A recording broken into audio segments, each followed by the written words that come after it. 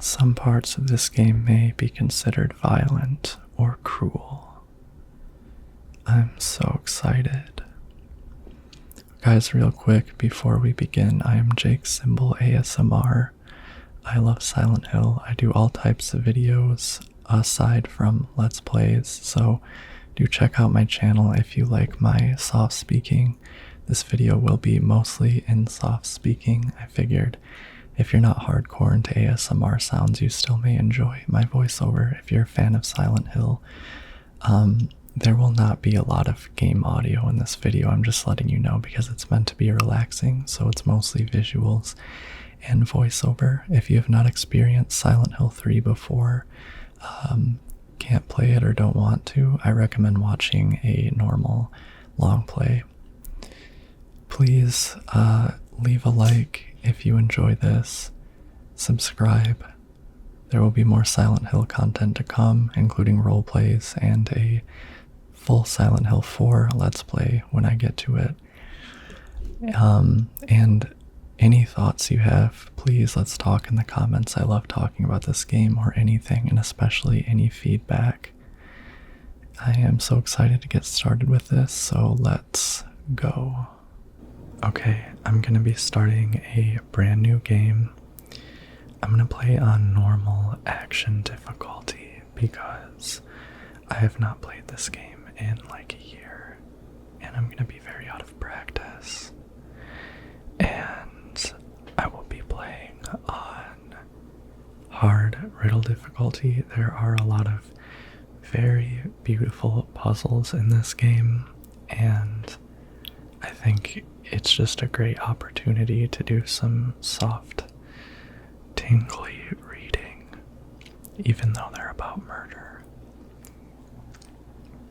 So I really love this opening sequence, how it starts out really disorienting, and there's this cut back and forth between this writhing, I think it's a carousel horse. It reminds me a lot of David Lynch's The Elephant Man. There's the movie begins with this shot of an elephant doing something violent, and it's disorienting and confusing, but you can just like see the violence in it inherently. And I know Silent Hill takes inspiration from David Lynch. So here is our protagonist, Heather, and she is in Lakeside Amusement Park, which if you've played the first one, you might remember. This game launches you right into the Otherworld from the beginning, and I think it's a really cool tone setter. Compared to the first two games, the first one where you sort of fall into the rabbit hole near the beginning, and then the second one that starts out very slow and moody. This one starts with a bang, and you're instantly just very tense and freaked out, and you are introduced to the beautiful sound design of the game, the very unique. It is really cool how Akira Yamaoka came back to this one and gave this one such an identity in terms of sound. Unfortunately, the sound will not be too prominent on this video, of course, because it's meant for relaxation. So, I have said to people, if you really want to experience this game for all of its horror, but you can't play it or you don't want to play it, do watch a normal Let's Play or playthrough that has all the sound in it. But yeah, I think that the fact that this game, there's like a dog and a closer, like I don't know, if you haven't played a Silent Hill before, it would just be very challenging and very, to immediately be faced with these fast moving monsters and all that. And I think that's part of the the identity of Silent Hill 3, like its unique character. I really want to appreciate the visuals of the Otherworld in this game.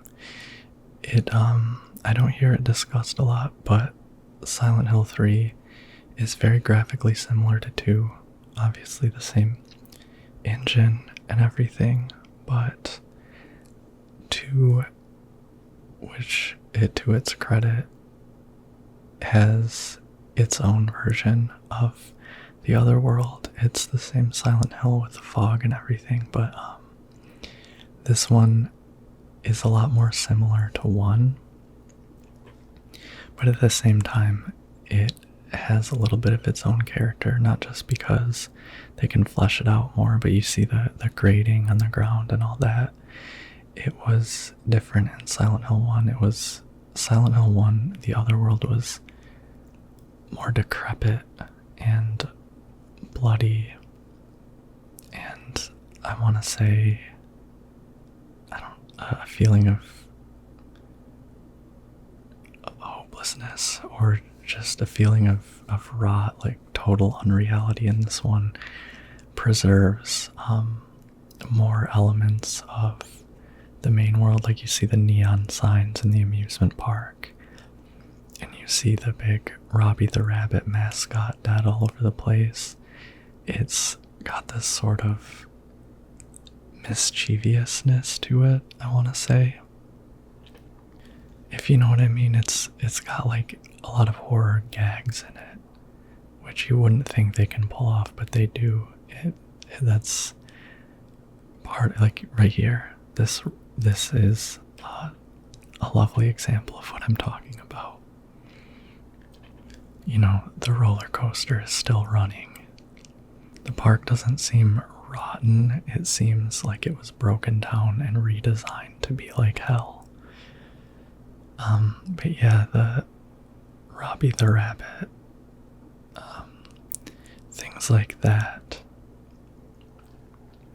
I'll point them out as we go through the game, what I'm talking about, but it's as if the game is like consciously trying to frighten you and let you know that it's trying to frighten you. It's consciously like putting tropes in, but in a way that doesn't undermine the mood or atmosphere, or your sense that the artists are intelligent people, if you get what I'm saying. Now, this is a really beautiful shot of Heather waking up in the hamburger shop. I am gonna be maybe annoying throughout this video and just point out what's happening and call it beautiful. Really, this is, though, the twilight and the way that the light is split by the blinds. It's got this warmth to it, like Heather waking up in the real world, but also the foreboding of the sunset. I don't know. One opportunity I'm taking when making this game is just to help us appreciate the game's beauty, which is a way to make it relaxing rather than tense, as this is an ASMR video.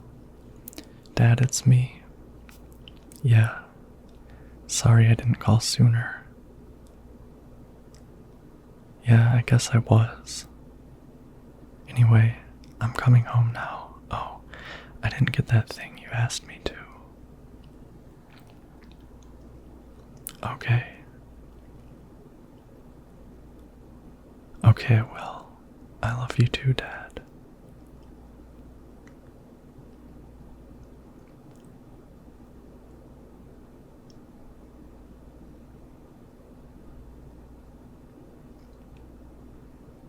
Heather, I need to speak with you. My name is Douglas Carland. I'm a detective. A detective, really? Well, nice talking to you.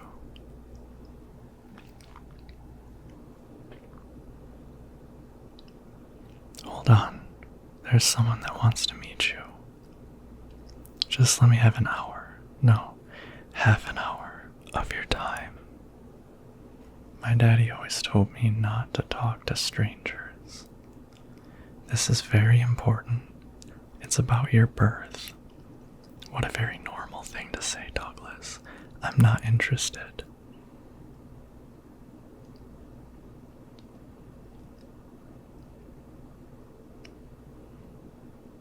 Are you still following me? Do I have to scream? Sorry. I'll wait here. Now, it is really creepy how Douglas is behaving. I think his demeanor and the way he talks makes him seem very safe and calming. The mark on this mirror, it looks so familiar somehow. What do I know it from? Where did I once see it? And why does my head hurt so much when I try to remember it?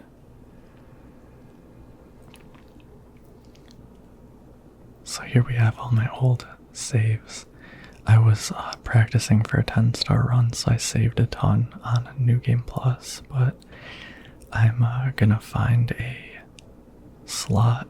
I'm just gonna save a bunch when I play this in case I have to re-record. I love how Heather gives commentary when she sees a save point, when you get to a save point throughout most of the game. It's just cool because the save point is given significance to the story. I adjust the brightness a few times throughout this. If it's not clear, I am recording this voiceover retroactively. This was not recorded while I was playing, and the reason is that it is just much easier to get a good sounding voiceover if I record it after the fact. Guess someone's in there. Just look at that lighting in the bathroom. It's the same thing as in the burger thing.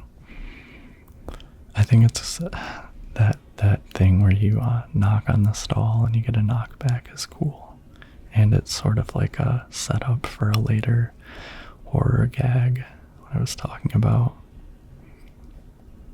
This twilight is so beautiful. Then the red light kind of playing the role of the fog here, obscuring what's far from view. Well, that's helpful. Maybe I should walk around it. What? There's a van parked there. Okay, now the fun begins. I just love Heather. She's a badass. She snuck out the bathroom window and she's going in a back door. She really doesn't care. It's a cool characterization of her. The when I think about it, the gameplay of this game, the path you take and everything, sort of reflects on Heather's character because she's self-sufficient and in this case willing to break rules for self-preservation. Shout out to the loading screens in these games, really cool, abstract, etc. And here we have a very spooky scene. I think this is the best getting your first gun scene in the series.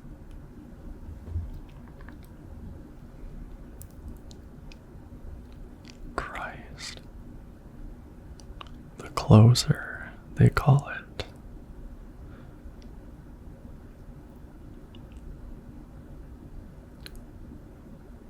Look at that menacing face. Stay back.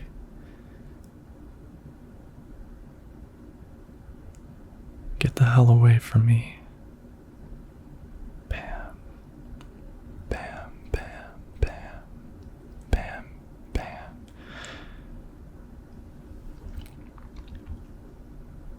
Gosh. My favorite part of the monster, not my favorite I guess, but just a really amazing part of the monster design is the twitching and the vibration. What the hell is this thing? Everything is having spasms. It's definitely not human. I've never heard of such an animal. in no way is it a costume. It sounds crazy when you say it, but monster is the only word. But I don't think I'm crazy.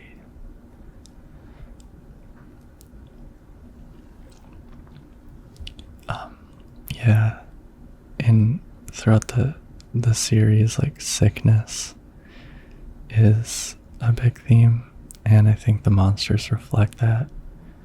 Just like I said, the way they shake and twist, and it looks like they're having a palsy or a spasm or something. The monsters just seem very sick and uncomfortable. And that's another great thing about the monsters in Silent Hill, is that they don't look like they're having a good time. Like, some of them are kind of like, predators. Like, I think the dogs, like the more animal looking ones, but the more human looking ones just always look like they're suffering and crying to you for help, but killing you in the process. And this monster right here is no exception. These little tadpole looking things with legs, I forget what they're called, but it looks like they're marching to you like they need a mommy or something. I don't know how else to say it. It's bread, but I'm not really hungry, so I guess I don't need to worry about it. It's bread. That is a meme among Silent Hill fans, if you weren't aware of it. Just Heather's commentary on the bread. Helen's Bakery sign. When you play an extra new game, like when you've already beaten it, if you read that sign, the bread is crossed out to say dead. It's interesting. Part of the replay value of the game is just they add in little like gags like that. It's cute. I don't know what exactly that contributes other than being menacing, but yeah. Those things, like, they just have the feeling of being babies. Like, they look fetal and, like I said, like tadpoles. I think this is the first dog that you encounter. And just once again, I want to call attention to the lighting with that like orange twilight daylight coming in through the window. It has a cool effect in that it's like you're trapped in the horror, and I'll comment on this later because it comes back, but it's still daylight out. Like, it's like there's, the windows and such are like a barrier, like prison bars or something between you and, the sunlight, where it's like a magic circle. I remember reading. I skipped through this too fast to read it. It's from the altar. Altar, what am I thinking? Like, she saw the save point there and started remembering what she's seeing, which is a cool touch. And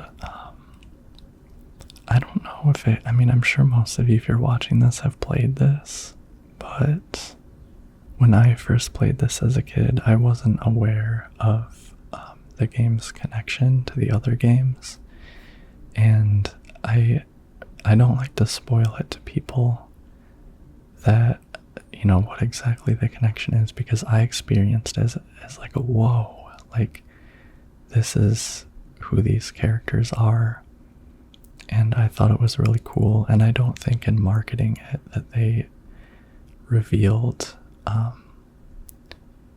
that this game was about who it was, which I think is really cool.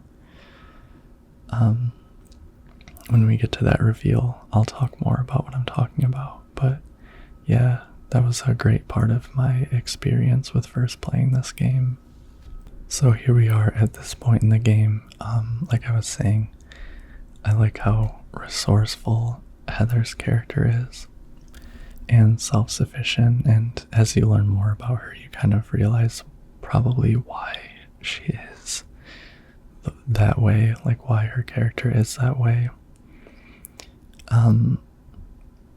I think that during the first half of the game, and I'll talk more about this as you go, because I really, really love the structure of the first half of this game, because you're playing as an adolescent, and it's different from the first two games because at least, you know, the cultural idea, the first two games you play as like grown men, and the cultural idea of grown men is that they're more,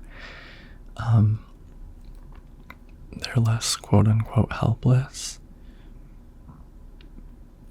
And, I mean, the cultural fact of being a grown man versus a teenage girl is that you just have more control over your life. And you're playing as someone who, you know, doesn't have, legally speaking, as well as, you know, in many other ways, including just the fact that you're a girl, doesn't have much control over her life. There are a lot of underlying social anxieties that make this game scary, and I will talk about that more because now we have to do the dreaded Shakespeare puzzle. In here is a tragedy, art thou player or audience? Be as it may, the end doth remain. All go on only toward death. The first words at thy left hand, a false lunacy, a madly dancing man, hearing unbearable words, drawn to a beloved's grave, and there, mayhap, true madness at last. As did this one, playing at death, find true death at the last, killing a nameless lover, she pierced a heart rent by sorrow. Doth lie invite truth, doth verity but wear the mask of falsehood? Ah, thou pitiful, thou miserable ones, still amidst lies, through the end cometh not, wherefore yearn for death? Wilt thou attend to thy beloved, truths and lies, life and death? A game of turning white to black and black to white. Is not a silence brimming with love more precious than flattery, a peaceful slumber preferred to a throne besmirched with blood? One vengeful man spilled blood for two youths shed tears for three witches disappeared thusly, and only the 4 keys remain. Ah, but verily, and here is a tragedy. Art thou player or audience? There is nothing which cannot become a puppet of fate or an onlooker peering into the cage. So yeah, this is an insane riddle to solve, and I do have to respect them for it. You kind of have to be familiar with Shakespeare plays in order to solve it. Like, when you examine the books, when you're trying to solve it, you don't really get much of a description of what they're about, and so you kind of have to be familiar with, for example, the witches in Macbeth, and Hamlet, which is, I think, the throne besmirched with blood. I think most people are familiar with Romeo and Juliet, but then on top of that, you have to read the riddle and figure out what exactly it's doing with, you know, what it's saying about the books. So here you can see I paused it. Now, riddles like this, I'm just gonna look them up online for the solution, because I just wanted to like get through the game. But I can explain, like, I'll read the riddles and explain how they're solved. But yeah, no, I've never solved that one on my own, but I have solved the other riddles. They are all insane on hard riddle difficulty, but I really love it. They're beautifully written, and they require so much thinking, much more so than in the first 2 games. We have, hey, wait, what's going on? Where is everybody? Those weird monsters? They've come to witness the beginning. the rebirth of paradise despoiled by mankind. What are you talking about? Don't you know your power is needed? How should I know? I am Claudia. So what? Remember me and your true self as well. Also that which you must become. The one who will lead us to paradise with blood-stained hands. Claudia, right? Did you do all this? It was the hand of God. Oh, and then Heather's getting her headache just like Harry did. James never had the headaches in 2, I don't believe. Wait.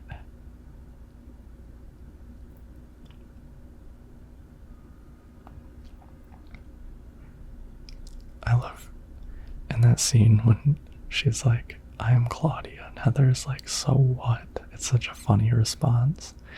I don't get it. What does she want me to remember? So Claudia in this game kind of plays the role of that Dahlia played in Silent Hill 1, where she's a manipulator and she says a bunch of cryptic things. I personally think Dahlia is just unbeatable though, but Claudia is an extremely interesting character and in my opinion much more sympathetic than Dahlia. And again, another thing, we'll put a pin in that and talk about it later because you learn a lot about Claudia's character, especially later in the second half of the game where you realize that she's not just this one-dimensional bigot, or not bigot, she's not like a one-dimensional character or zealot like I believe Dahlia is. Like Dahlia is a more cut and dry villain, but Claudia has complexity to her character and you can't help but sympathize with it. So here's our radio. Radio, what the hell is this doing falling down from the ceiling? Anyway, I guess that explains the static from before, but all it's picking up is static.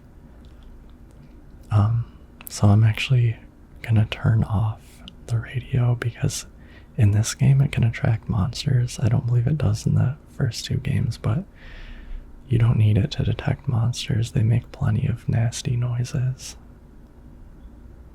This is such an awesome cinematic here. This is how you first transfer to the Otherworld. And it's gotta be a nightmare.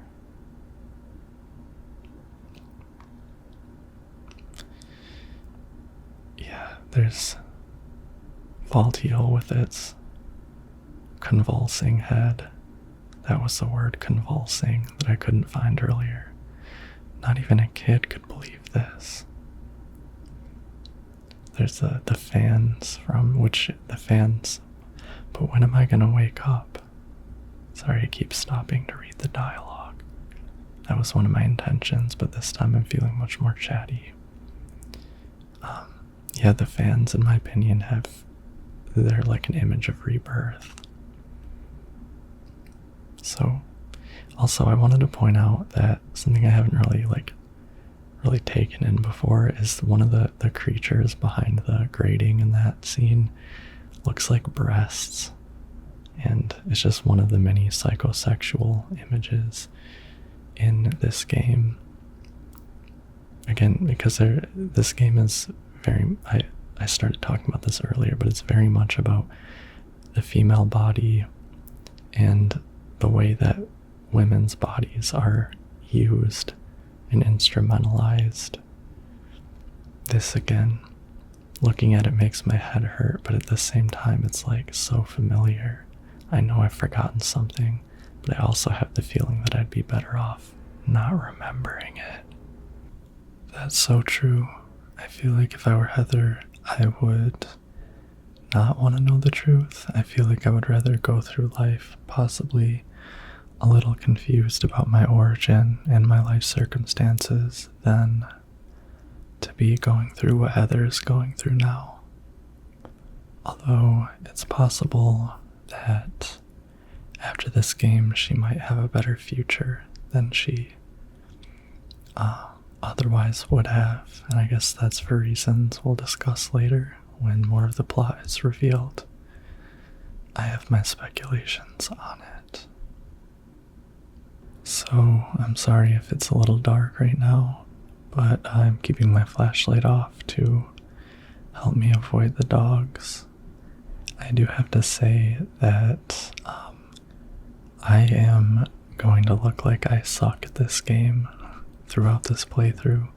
I'm really bad at the combat in this playthrough. Like, I get owned a lot, and I want to say in my defense that I hadn't played it for a year, and that the R2 button on my PS2 is broken, so I have to press a little bit hard.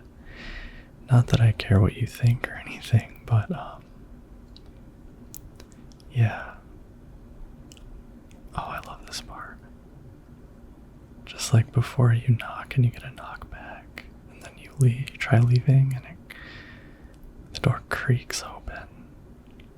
And at this point, I realize that I didn't get the flashlight yet. So, time for that, so I can actually see what happens in that room. This part's pretty cool. You turn the light off and you notice there's a flashlight. It's not quite as cool as in the second game when the flashlight is like on a mannequin. There we go, that looks wonderful. Did someone just respond, or is it me? See, there we go. It's full of filthy, muddy water. Will you remove the blockage? This is cute. Right here. Forget it, this is way too gross.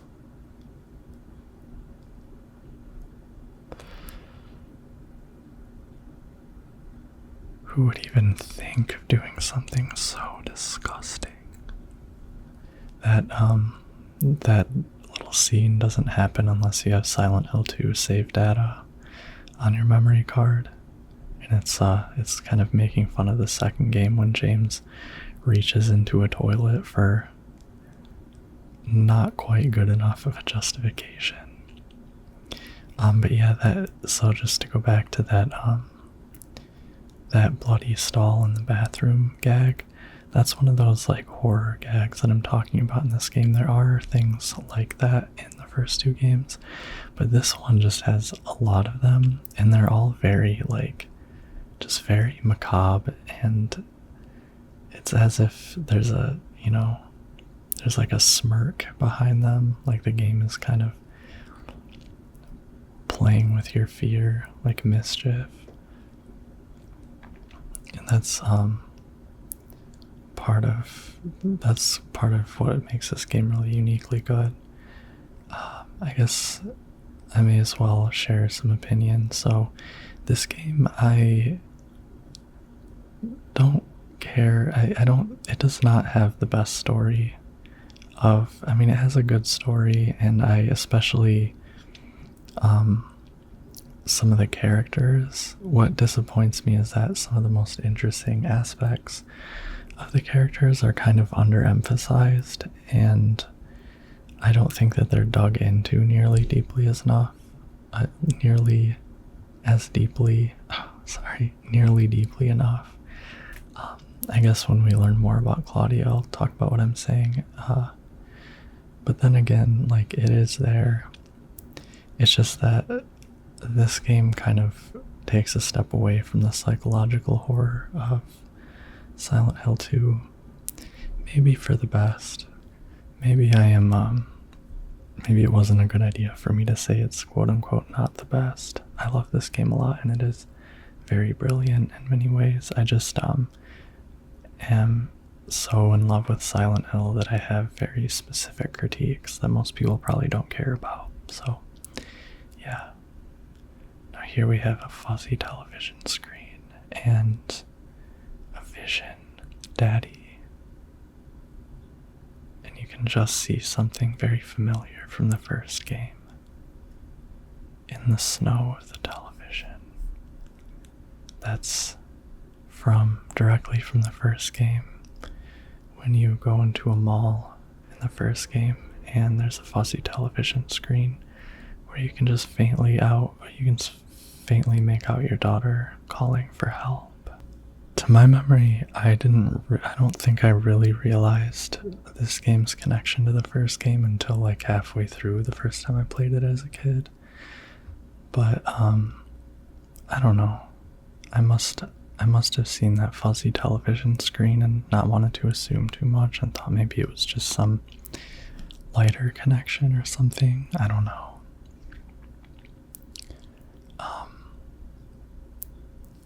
Oh, here we have another really cool gag coming up.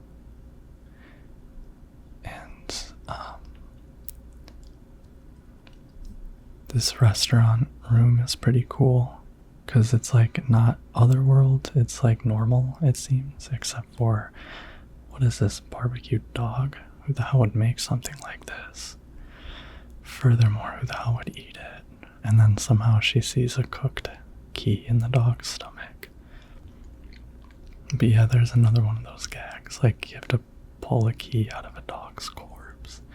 And also here you can see like it's still daylight, twilight outside, which I thought was really, really cool when I first played this, because I believe in the first two, when you're in the Otherworld, it's like dark in the whole town, but here again, it's like the sunlight is right there and you just need to get to it. Which makes me want to point out that I really like the mall Otherworld in this game. It was designed by Hiro Usuda.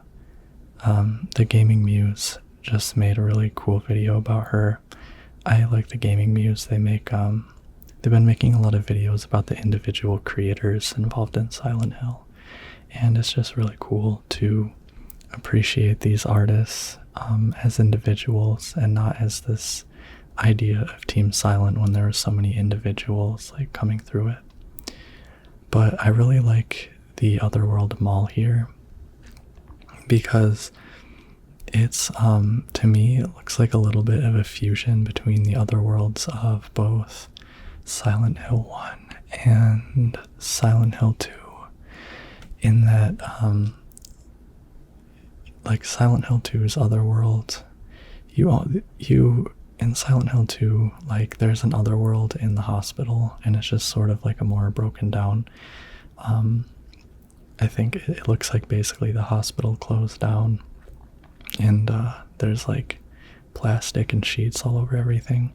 So Silent Hill 2 it's not totally decrepit in its Otherworld. There is a couple parts where you're running on grading, but Silent Hill 1, the Otherworld is very, like, it's all, like I've said already, the steel mesh and everything like that. This game has, the mall in particular has a little bit of both. It kind of does just like a grimy abandoned mall, but there's also like, you know, the ledges that you can fall off of and all of that. So, I mean, if you check out the walls here, so it's creepy and dangerous. I've always wondered what exactly these things are. Like, they're like bugs, I think. This is a cool puzzle. You have to combine the bleach and detergent to make like a poisonous gas and kill the bugs.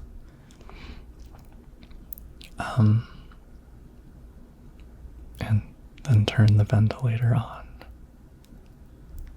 I really like the red behind the ventilator there on the left. That's so like menacing and crazy. It's like a transformed version of the orange daylight. But yeah, that butterfly swarm back there looks like the butterflies that the final boss sends after you in Silent Hill 2. It's pretty cool. Speaking of Hiro Suda, the lighting effects are attributed to her. She kind of figured out the way to make the lighting as amazing as it is in this game. Like the angles of the light and all of that, and how you could use the light to make the character models and everything appear more three-dimensional rather than flat.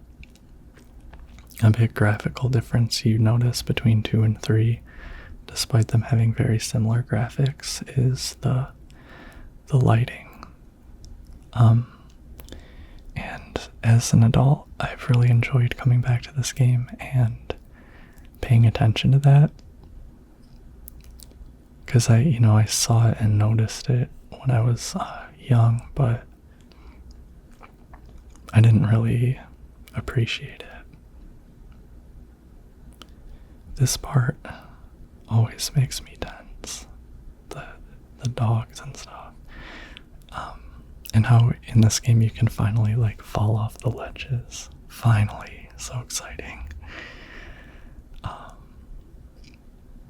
This pattern looks like it could have been drawn in blood. I bet it's some sort of cursed symbol. No wonder my head hurts. Some kind of cursed Jake symbol. Okay. If there has to be an actual symbol for Jake's symbol, which there isn't, this is the symbol. I think they call it the halo of the sun. Here's one of those things I really love in Silent Hill. It's just, and in a lot of survival horror games, but in Silent Hill, some of the puzzles are so impractical, and it just helps create that feeling of this being a dream. Is that there's a nutcracker, a vice on a table that isn't even parallel or perpendicular, and that you have to use it to crack a walnut that has a pearl inside. It's so beautiful and interesting. I love the nonsensical fairy tale touches there are sometimes. For example, those bug/bat things. There's no rationale for them, they're just there. And I guess that contributes to oh god, I hate those things. The pendulums are absolutely the worst monsters in the game. Okay, so this game has 2 of the very worst monsters of the entire series, those being the pendulums. Those rotating things in the air that we just saw, and the slurpers, which to this day I have not figured out how to successfully fight without getting wrecked. I can't wait till we get to the slurper area and you see me dealing with it. It's especially hard on hard mode, because I beat it a couple times on hard mode last year, because I was practicing for a 10-star run, which I still have not done. This is the last one I have to do.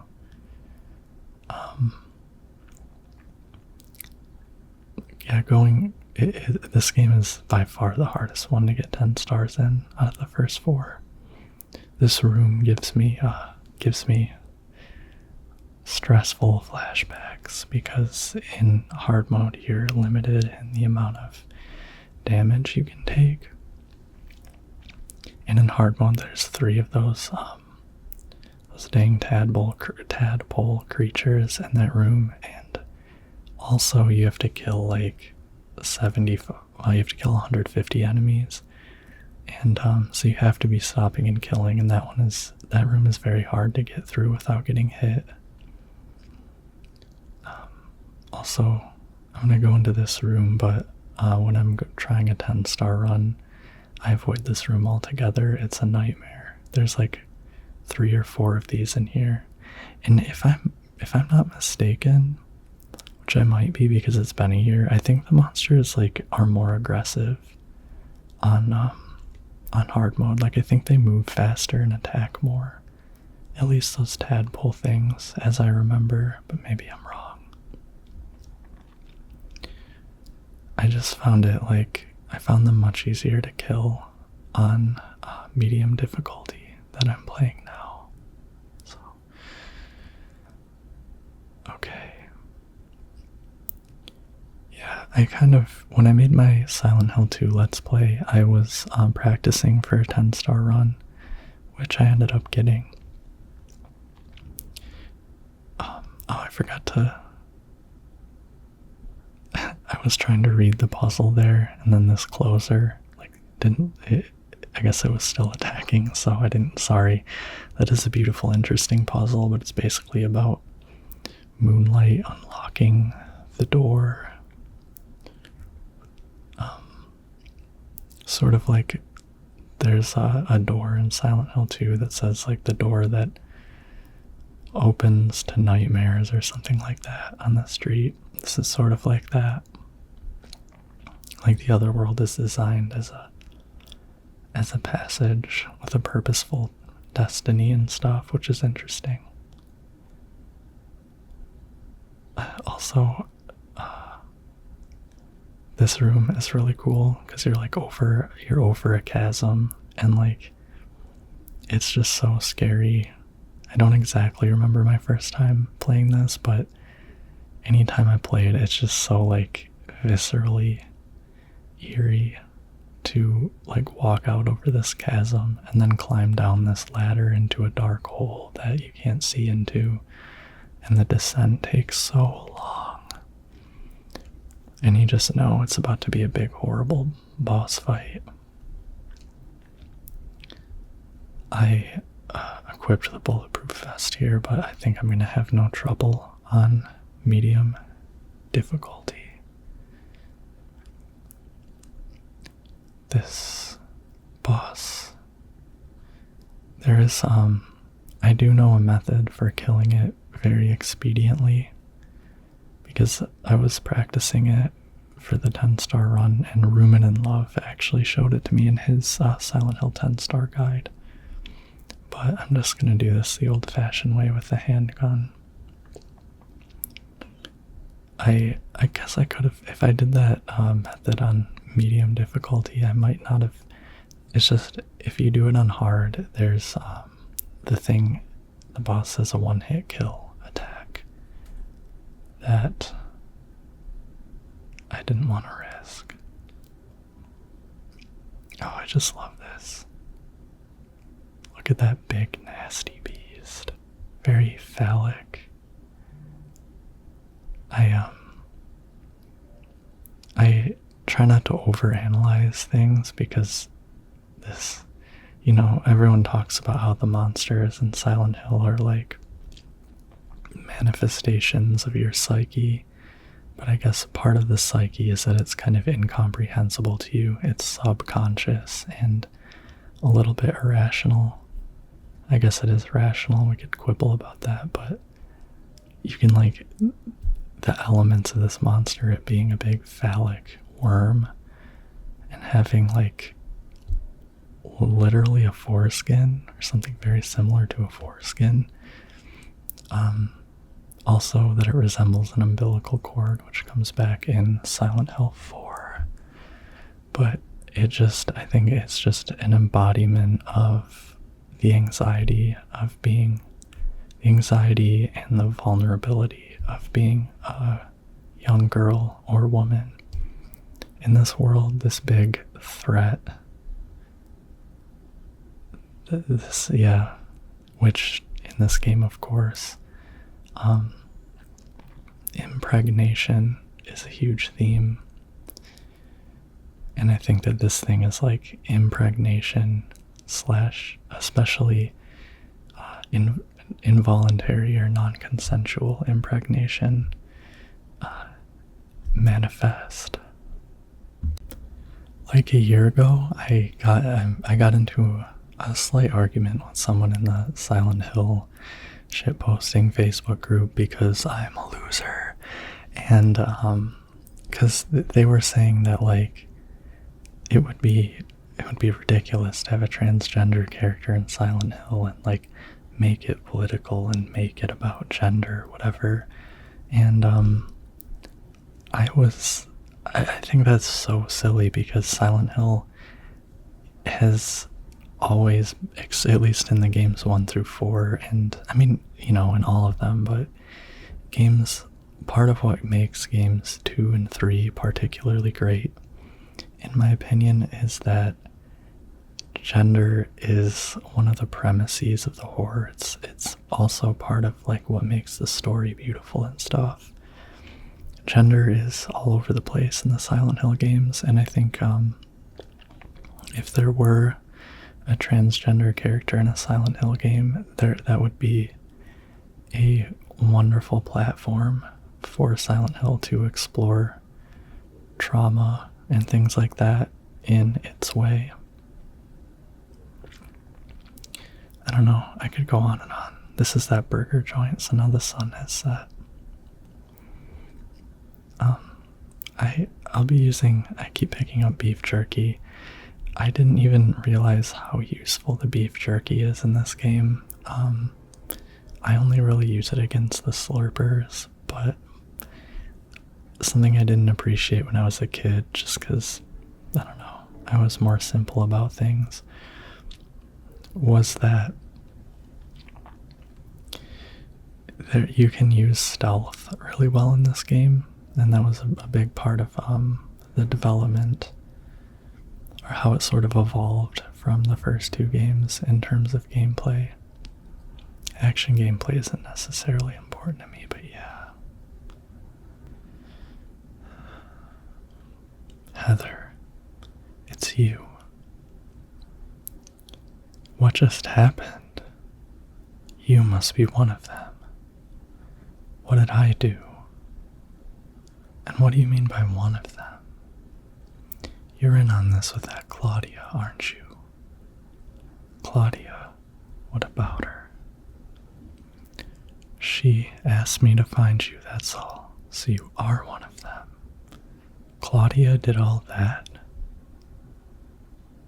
Look, I was just hired to find you.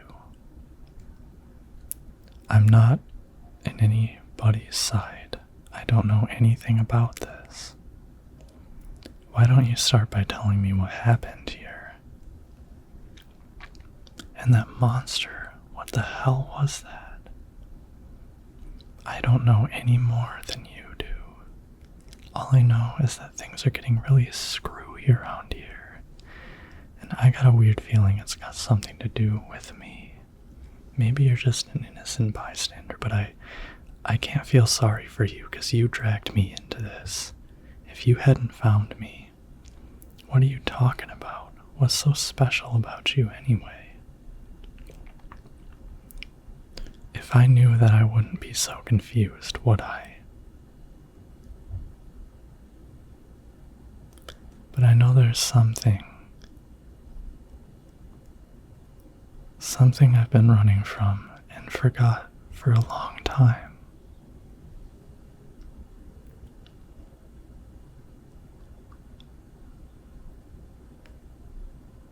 How did I remember that? What's wrong? Nothing. Where are you going? I'm taking the subway home. What should I do? Hell if I know. I love Heather's attitude. And now we are in the subway station. How exciting. So, the subway has some of the scariest parts in this game. I think if I were her, I would not make it very far into the subway station before I decided I'm not going through that again. It's one thing to be in a shopping mall and have this happen, but to go down into a dark, empty subway station by yourself and be in tunnels, it's just very claustrophobic. I feel like I would have spent more time bargaining with myself and Douglas, like, please stay with me, you know what I mean? But I'm not Heather, and I think her decision is rational enough, so. Yeah, so, okay, this file is really cool. There's a newspaper left on the ticket machine. Fatal accident at Hazel Street. At about 11 p.m. on the 4th, a man waiting on the platform at the Hazel Street station fell onto the tracks and was decapitated by the arriving St. Renata College-bound train. The victim died instantly. While police have not yet determined whether the death was an accident or suicide, witnesses report that the victim did not look inebriated and seemed to jump off the platform deliberately. The victim's identity is still unknown. He was approximately 40 years old, 5 feet 10 inches tall, and was wearing a black jacket. This newspaper is 4 months old. What is it doing here? Very spooky.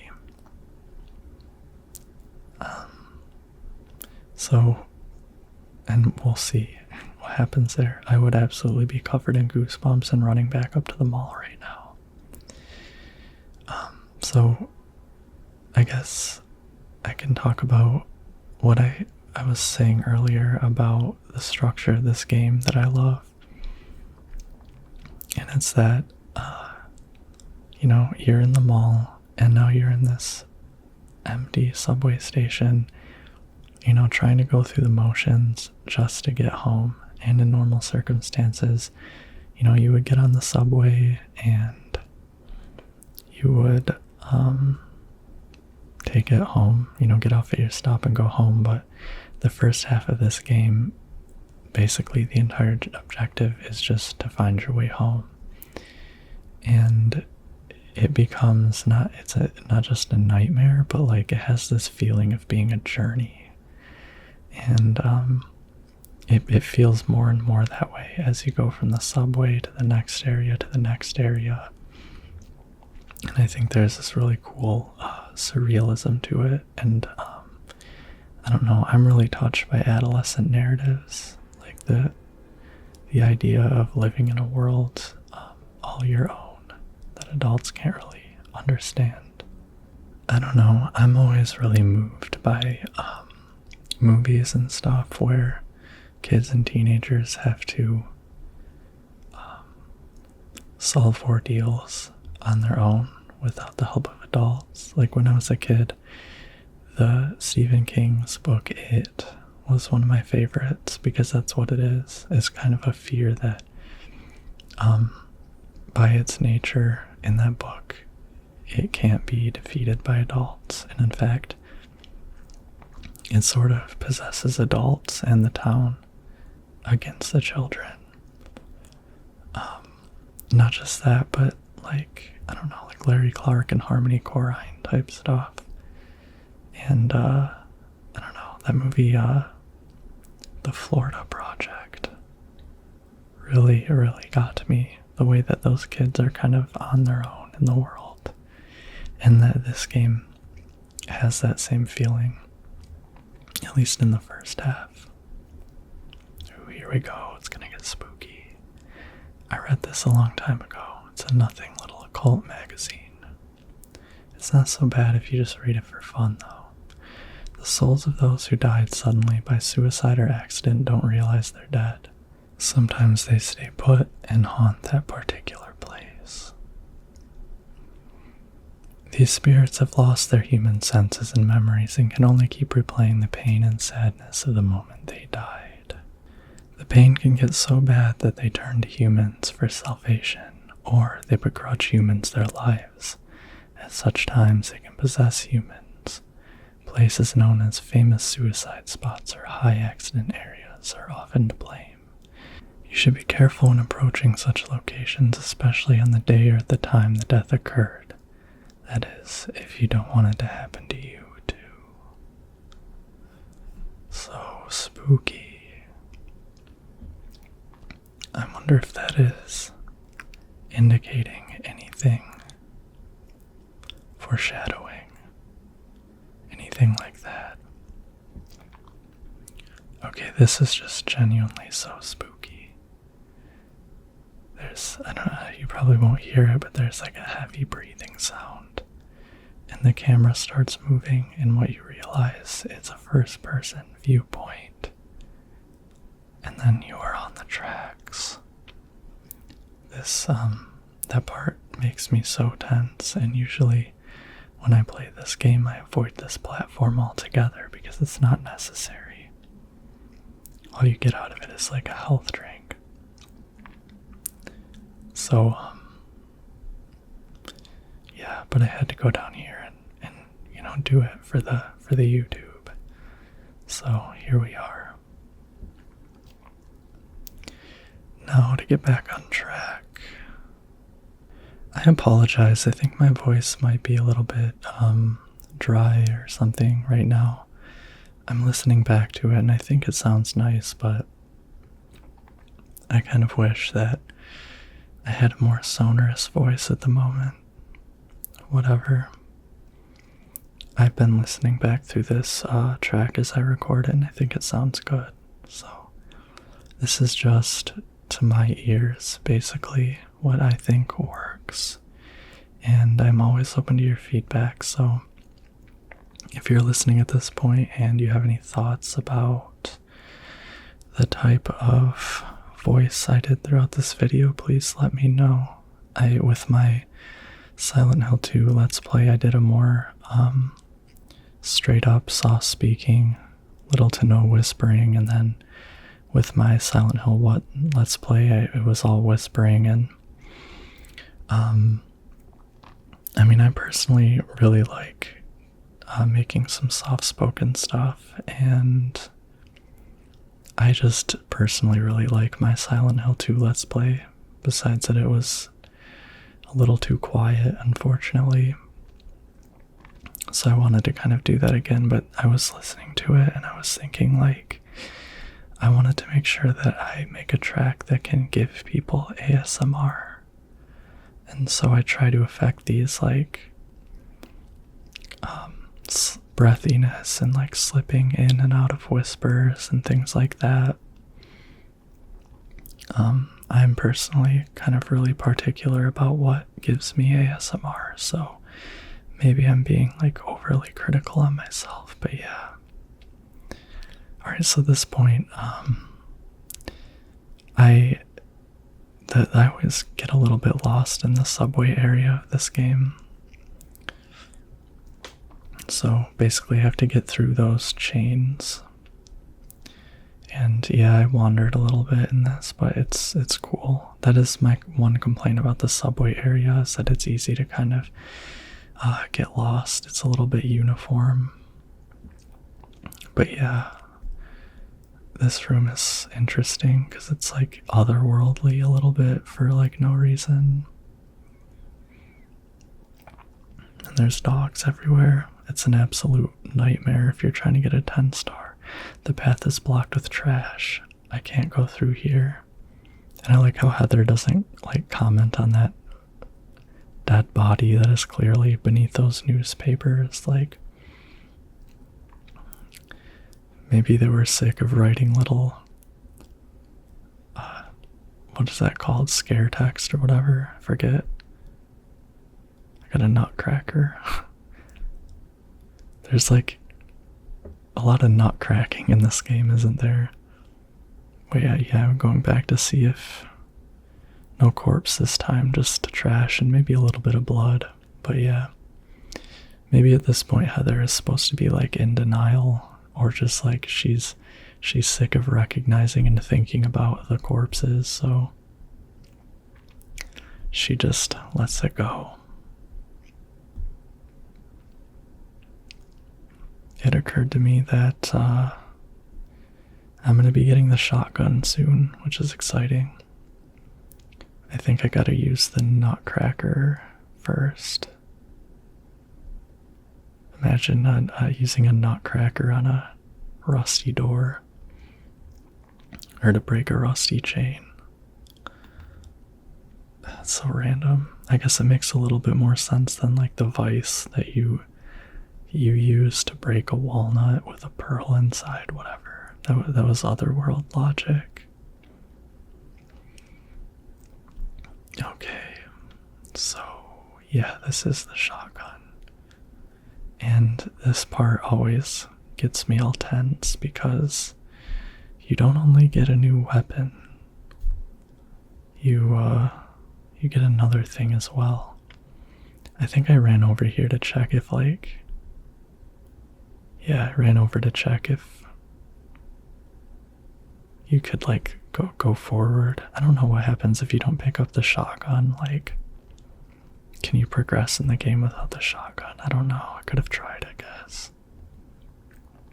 It's like there's yeah, that's interesting too. Why is it in a gift box? You know, so vague and menacing. Again, just a lot of things in this game where you're sort of like question mark and it's never going to be answered. Okay, so yeah, not only do you get a shotgun, you get a new monster, which I just ran past because I absolutely hate these monsters and I don't even want to see them. You will get a good view of some of them later in the game though, so don't be too sad. They're called the insane cancers, which is an insane name for a monster. It just sounds absolutely brutal and horrifying, but yeah. They're big and hulking, and they run into you, and they do tons of damage. And I don't want to fight it. Even if you're doing a 10-star run, you need to kill things. Like, it's a good idea a lot of the time to skip the insane cancers. The insane cancers and the pendulums. I think there's a few insane cancers you can safely kill, but yeah.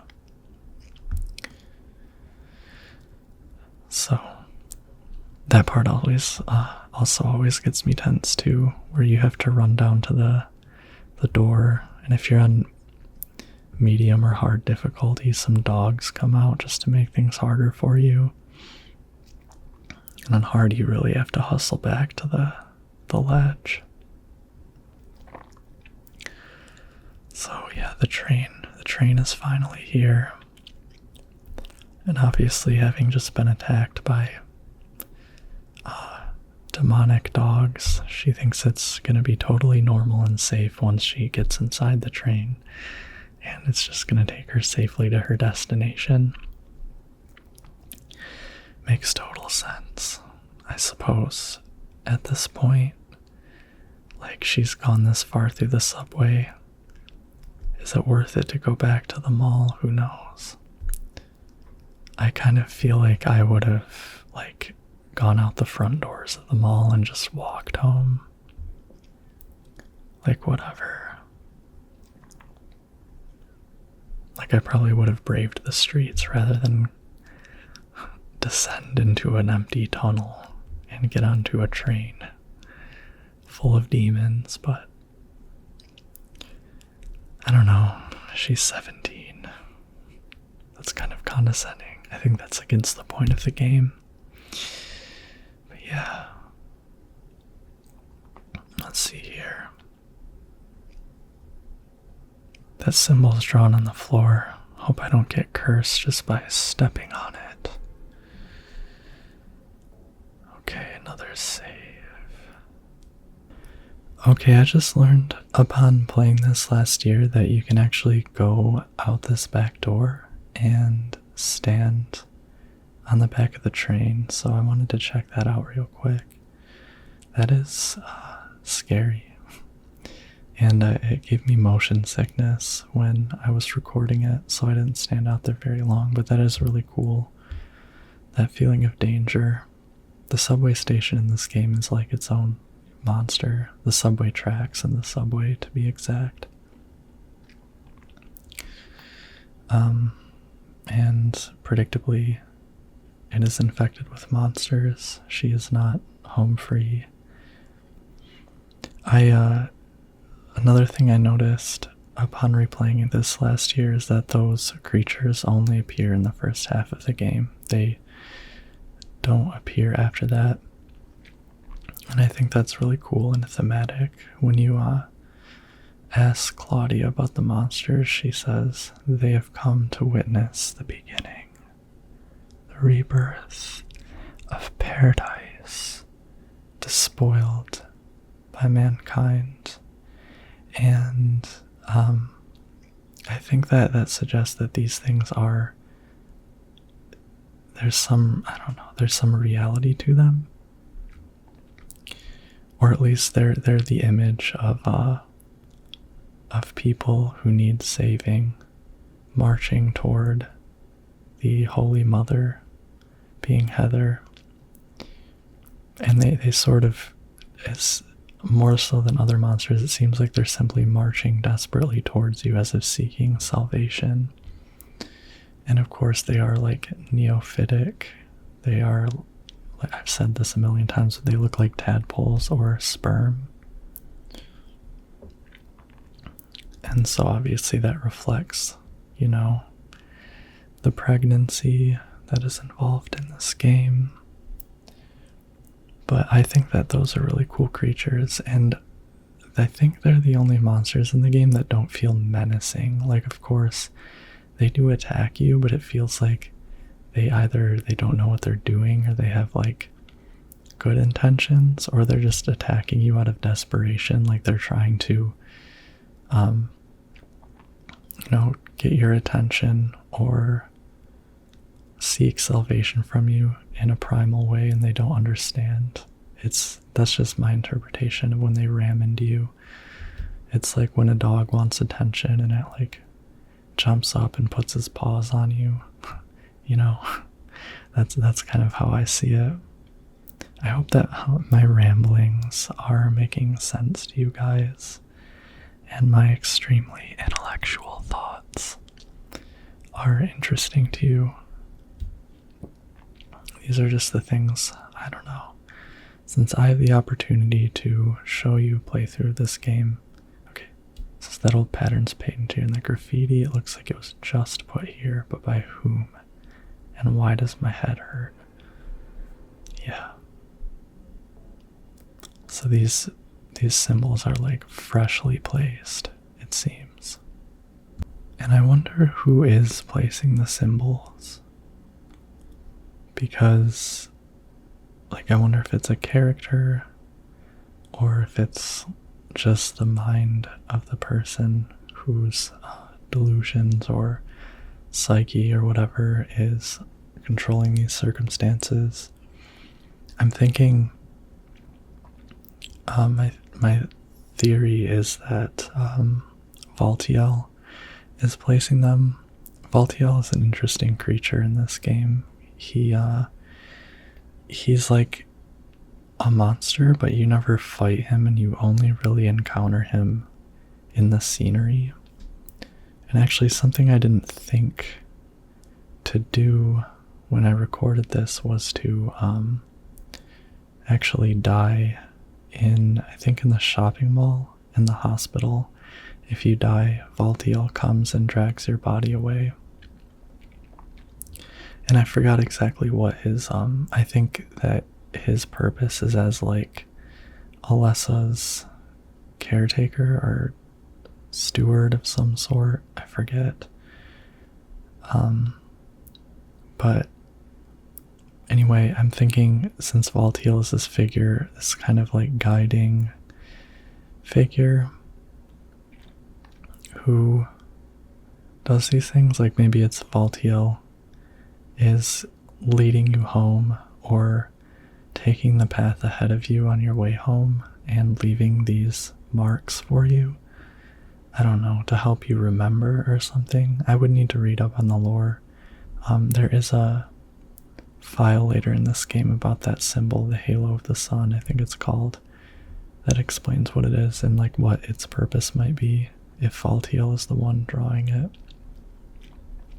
But then a big part of the first half of the game is for Heather to remember, and the symbol is probably the main thing that is tied to her memories that she has lost. So, yeah. Now, I was like prattling on about the significance of those creatures, and it makes me think that Claudia is probably responsible for the appearance of the Otherworld, at least in the first half of the game. She probably has some part in it, because I think because those things, those tadpole creatures don't appear in the second half, numb bodies, that's what they're called. Because the numb bodies don't appear in the second half of the game. And also because she herself has an explanation for what they're doing. They're coming to witness the rebirth. I think that those are her image of humanity and of the oppressed and suffering. And I really love that. And as I think about halfway through the game, and when we get to Silent Hill, there's more cutscenes about Claudia and her thinking and her past that make it easier to explain or illustrate what I'm talking about. If you've played this game but it's been a while or something like that. But yeah, I think that it's really interesting. That's my reading of the numb bodies, the tadpole creatures, is that they're Claudia's image of the humans, the people who need saving from God. And I think she earnestly believes that. And I think it is a compassionate but pitying version of people, perhaps simplified, and then it probably has, with their sort of childlikeness, I think it probably has a little bit of Claudia in it. And again, when we learn more about Claudia's character, I can kind of, explain better what I mean. Okay, so these tunnels are, I don't know, first of all, I kind of forgot the route through these tunnels, so I do kind of backtrack and circle around a little bit during my journey through these tunnels. But I think these are like waterworks or maintenance or something. But I was thinking when I played it how interesting it is in this area, how many long hallways with nothing in them there are, where you're doing nothing but running.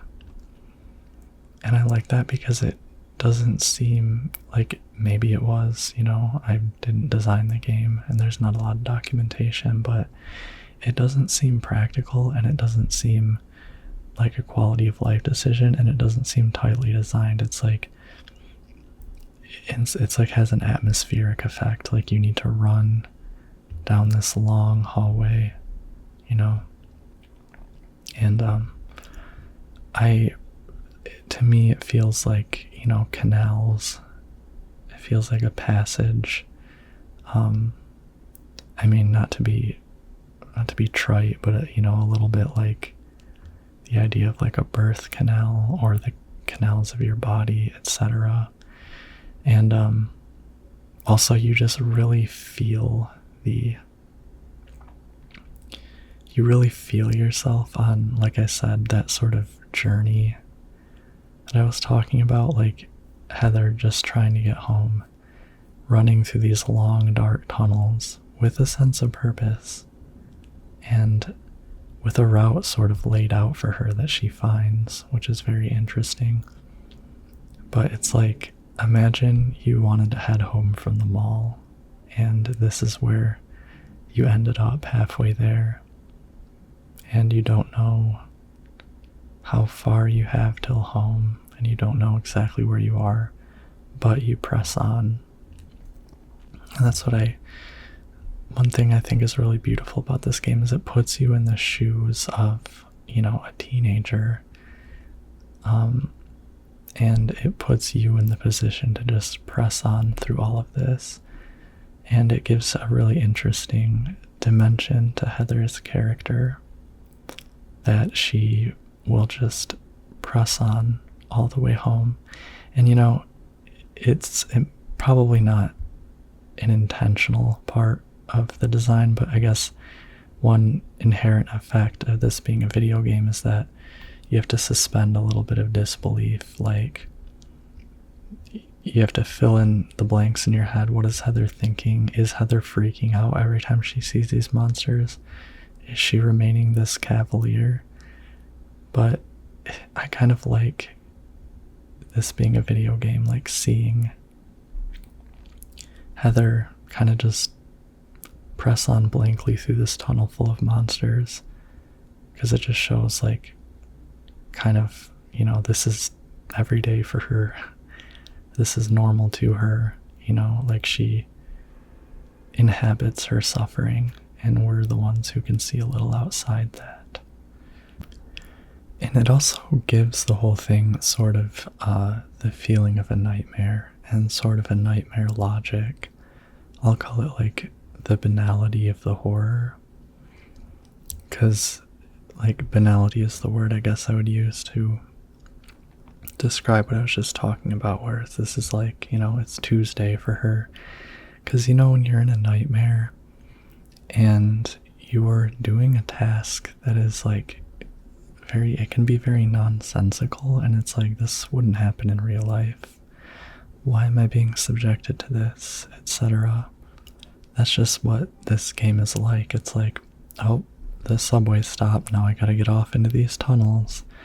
Now I gotta find my way into this tunnel, Now I gotta get oil for this machine and, drain this water out of this hole so I can climb down into this hole. It's just ridiculous, And I feel like I've had nightmares like that where, you're I don't know, it's a specific type of nightmare. I'm sure you guys have had one too. Or not necessarily a nightmare, but also just like stress dreams. Like, I have had dreams actually where I'm just trying to get home. And I'm sure you guys have too. Like, you've ever had those dreams where like you just need to get to someplace and it's such a long journey, and you find yourself like walking down the highway, or I don't know, getting mixed up in so much business. That's what this game feels like. And in fact, that's the basis of kind of my feeling of what I was describing that I haven't really articulated before, is that the first half of this game feels like one of those nightmares, one of those stress dreams where you're just trying to get home. And things are much more complicated than they need to be. And I think it's kind of deeply connected to the feeling of being an adolescent. So, sorry, I'm turning off my flashlight at points down here. I'm used to this area on hard mode. I think I would, there's that thing, but it's not going to hurt me because I'm down here. And I think I thought there were pendulums down here, but there aren't. Watching back through this, I'm actually really satisfied with how the graphics turned out. Granted, I am watching it on a small window right now, but so it might be more blurry if it were on a larger window, but yeah, I really like how this game and 2 look on the PS2. Also, look beneath the bridge. There's something in the water beneath the bridge. I love this part, the way they foreshadowed this thing. Now I got a hair dryer and an ampoule. Now that's a lot of garbage. Where the hell did it all come from? I guess this is all the stuff that gets tossed into the sewers. I need a screen cap of that. Now that's a lot of garbage. And oh, take a look. The thing is no longer under the bridge. It has escaped. It has left. It was alive the whole time. Uh-oh. I guess we'll see where it went eventually. Something about these tunnels is that I don't know whether they're like the Otherworld or not. Like, I don't know if they're regular Otherworld. If you play them on hard mode at the beginning of them, the walls get all like bloody and fuzzy in that really cool way that they do with the Otherworld in this game. Maybe I should have played on hard, but I didn't want to start a new game on hard. Should have just played on hard and wore the default outfit, honestly, but whatever. Okay, there's a note here. There's a monster in the water. The bastards killed 2 of my buddies. I should never have doubted that old urban legend about alligators in the sewers. That was no myth. But no one believes me. They were drunk and slipped. We're not that damn stupid. Even calling it a monster isn't quite right. This is something else. All I know is something's in there. I'm going in now to beat that thing's head in. If you find this note, consider it my will. Revenge is futile, or so you may think reading this, but Jose and Jamie were my best buddies. Wish I knew how to do the deed. Guns won't work underwater. Even my famous knife work won't do much. If only I had a hand grenade. I say that to myself all the time. I think that note is really cute and wholesome. First of all, because they were his best buddies, and he's going to avenge a flesh-eating monster. And also because this sewer worker has famous knife work. Knife play. Maybe he means like he's good with a knife at his job for like manual labor or something. There's a get out sign on the floor that fell off. But I still think the idea of him like being a sewer maintenance worker and then also being skilled in knife combat is really cute and funny. Okay, so here is that bridge. Oh my god, there's blood everywhere. There's something in the water. And I'm not going to walk across it. I'm going to instead plug in the hairdryer and throw it in the water. Because I didn't feel like reloading my game. I'm sorry. Yeah, that's that tentacle that would have come out of the water and grabbed Heather's feet and pulled her underneath if I had walked across without killing it. There's also a funny like Easter egg / extra in that room. If you're on New Game Plus, you can throw the lead pipe into the water, or steel pipe, whatever, and get back a gold and a silver pipe from a fairy, but you have to tell the fairy the truth.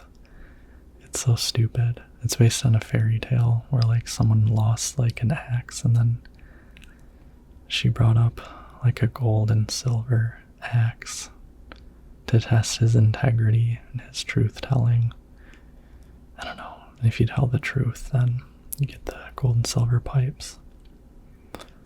Which is, I mean, it's just really goofy and silly, but it's also a fairy tale reference, and fairy tales are really a big part of the first game and somewhat of the third, because, you know, it's a child.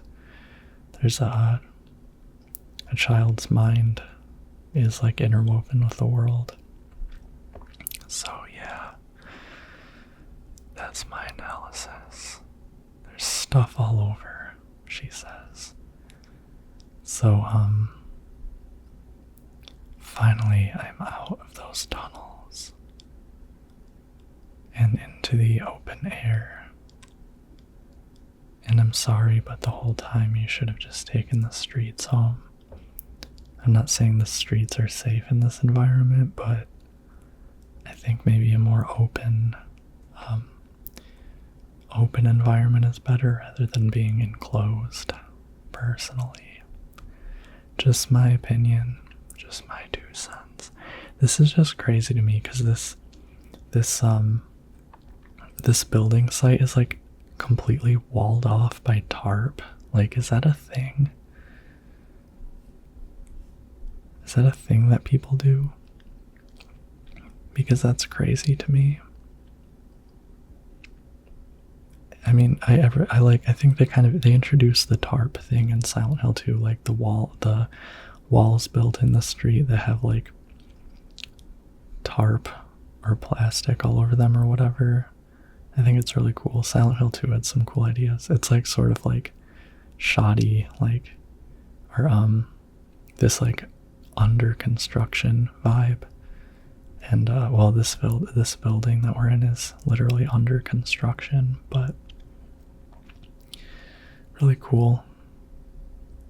The third level ceiling has crumbled. For safety's sake, entry is forbidden. So, no, I think this, yeah, the fourth level floor is crumbled. For safety's sake, entry is forbidden. So yeah, what is wrong with this building? Like, this can't be up to code. And the thing, I don't know, I guess I can't tell. It must be a new, I think it's a new, I mean, there's just construction going on. It's a toilet. Thought this building was still under construction there. She was just answering that. You know, it's occurring to me now to question what's up with this building. Because, like, even Heather says, I thought this building was under construction. But it's being used and broken. And it seems like there's definitely squatters living here, which is why there's a mattress on the floor. Okay, this part is very spooky. The wall color looks a little different here. The material is different, too. So, I'm going to use the maul, which is a really cool weapon. There are a lot of really cool weapons in this game to break open the wall. And then look at that, there's a freaking corpse embedded in the wall. Like they put a corpse in there and hid it behind plaster. That's crazy. And it makes me wonder, like, who did that? Was it the squatters? And if it was the squatters, like, did they like steal plaster or construction materials to hide the body? So you push the filthy mattress into the hole. So I guess now I understand better. This must have been like a building under construction, or a building that sort of a building that hadn't sold or something, because I think that happens sometimes, that people were squatting in. And I don't know, they must have partied so hard they broke the floor or something. I don't know. I am, like, earnestly though interested in the themes.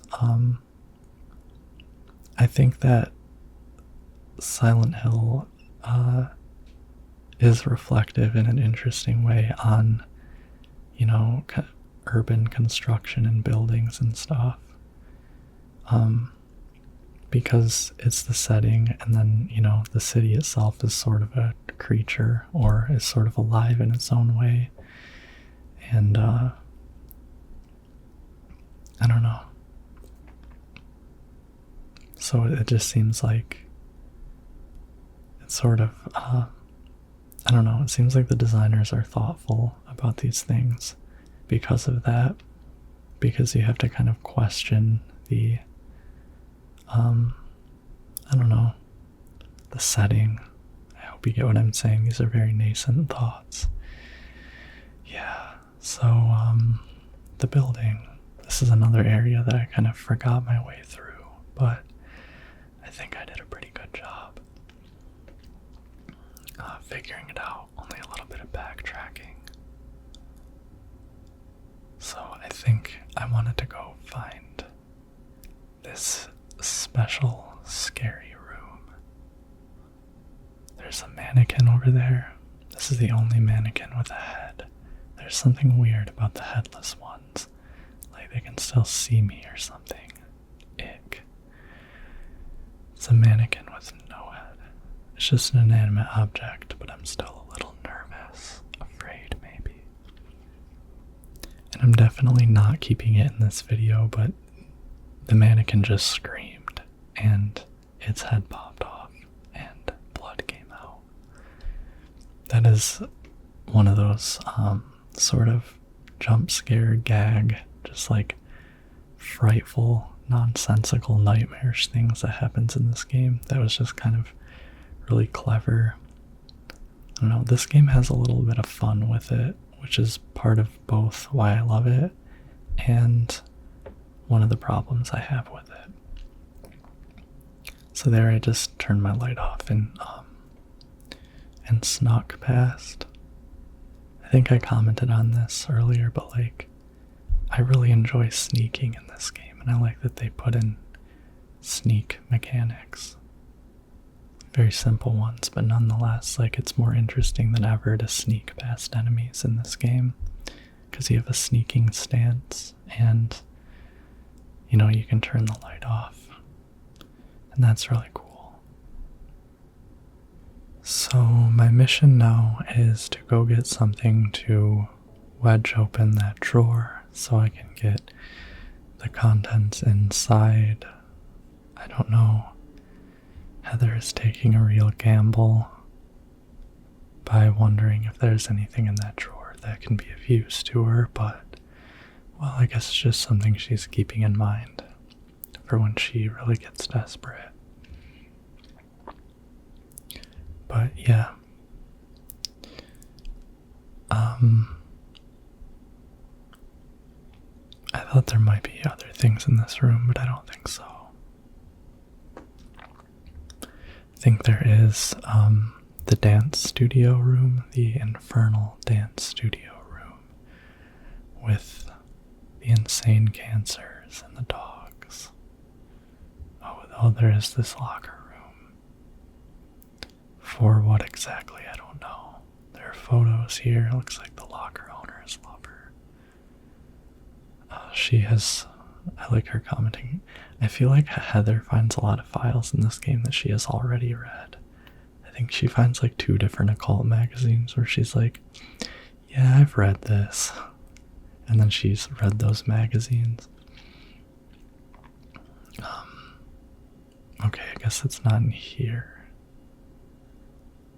that I go. So I apologize for, I don't know. I'm not going to call attention to it. I think it's fine. I usually just tend to notice. So here I am sneaking. It's cool. Those dogs didn't even notice me at first. If only sneaking could factor into, I mean, it does in some areas, but if only you could get a 10-star with just sneaking past all the enemies with your skill. There are parts where, like, to avoid damage, you have to sneak, so I guess that does play into it. Because you have the slurpers, like, you require sneaking if you don't want to get completely owned. So, I need to find that katana. Usually in this hallway on hard mode, I bust out the katana and I stab these numb bodies to death. Get those fighting kills, but yeah. These things are so easy to kill on normal mode.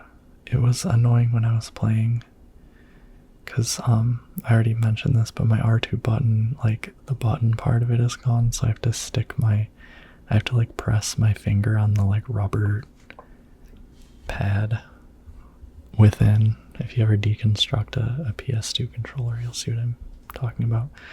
Oh, and so I walked into this room and just did a 180 and left, because that room is nothing but an insane cancer who will absolutely wreck you. And when you're playing on a new game, you don't have like the bullet adjust, so you have very little ammo. I would totally take that thing out with a shotgun if I had the resources, but I didn't. I apologize for the dearth of insane cancer combat in this playthrough. I hope you enjoy it nonetheless. So yeah, I need to find that katana. It's possible to miss the katana, which sucks. I think it's, oh, and one little remark I wanted to make is that I absolutely love the weaponry in this game. This game has the best weapons of the entire series, bar none.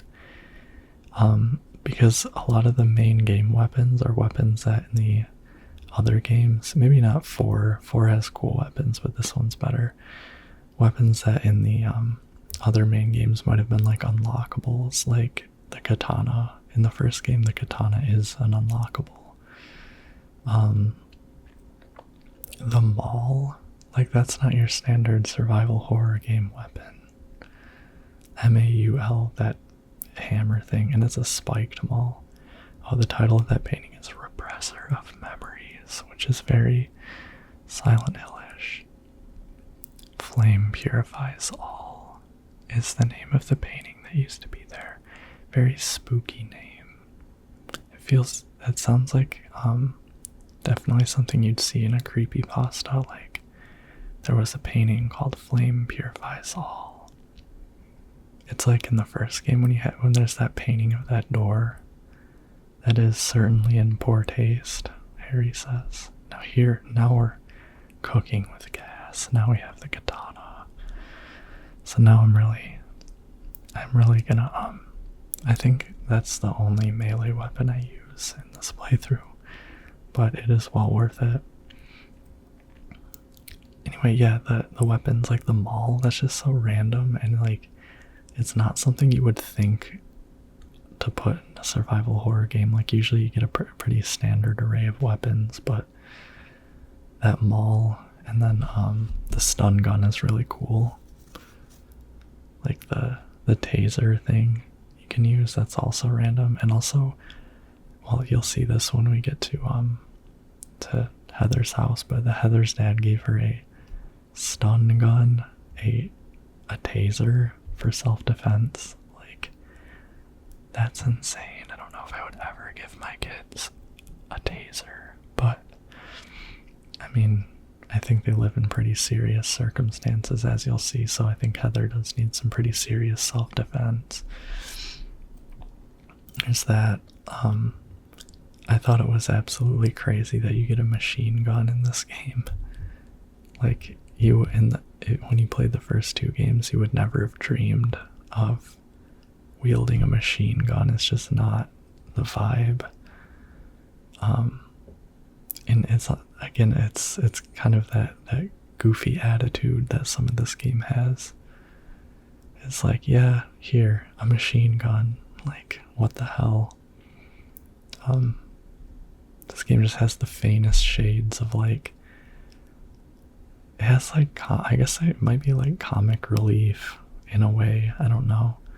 Very subtle, but like, okay, here's, I'm in hell, here's a machine gun, here's a katana. So random.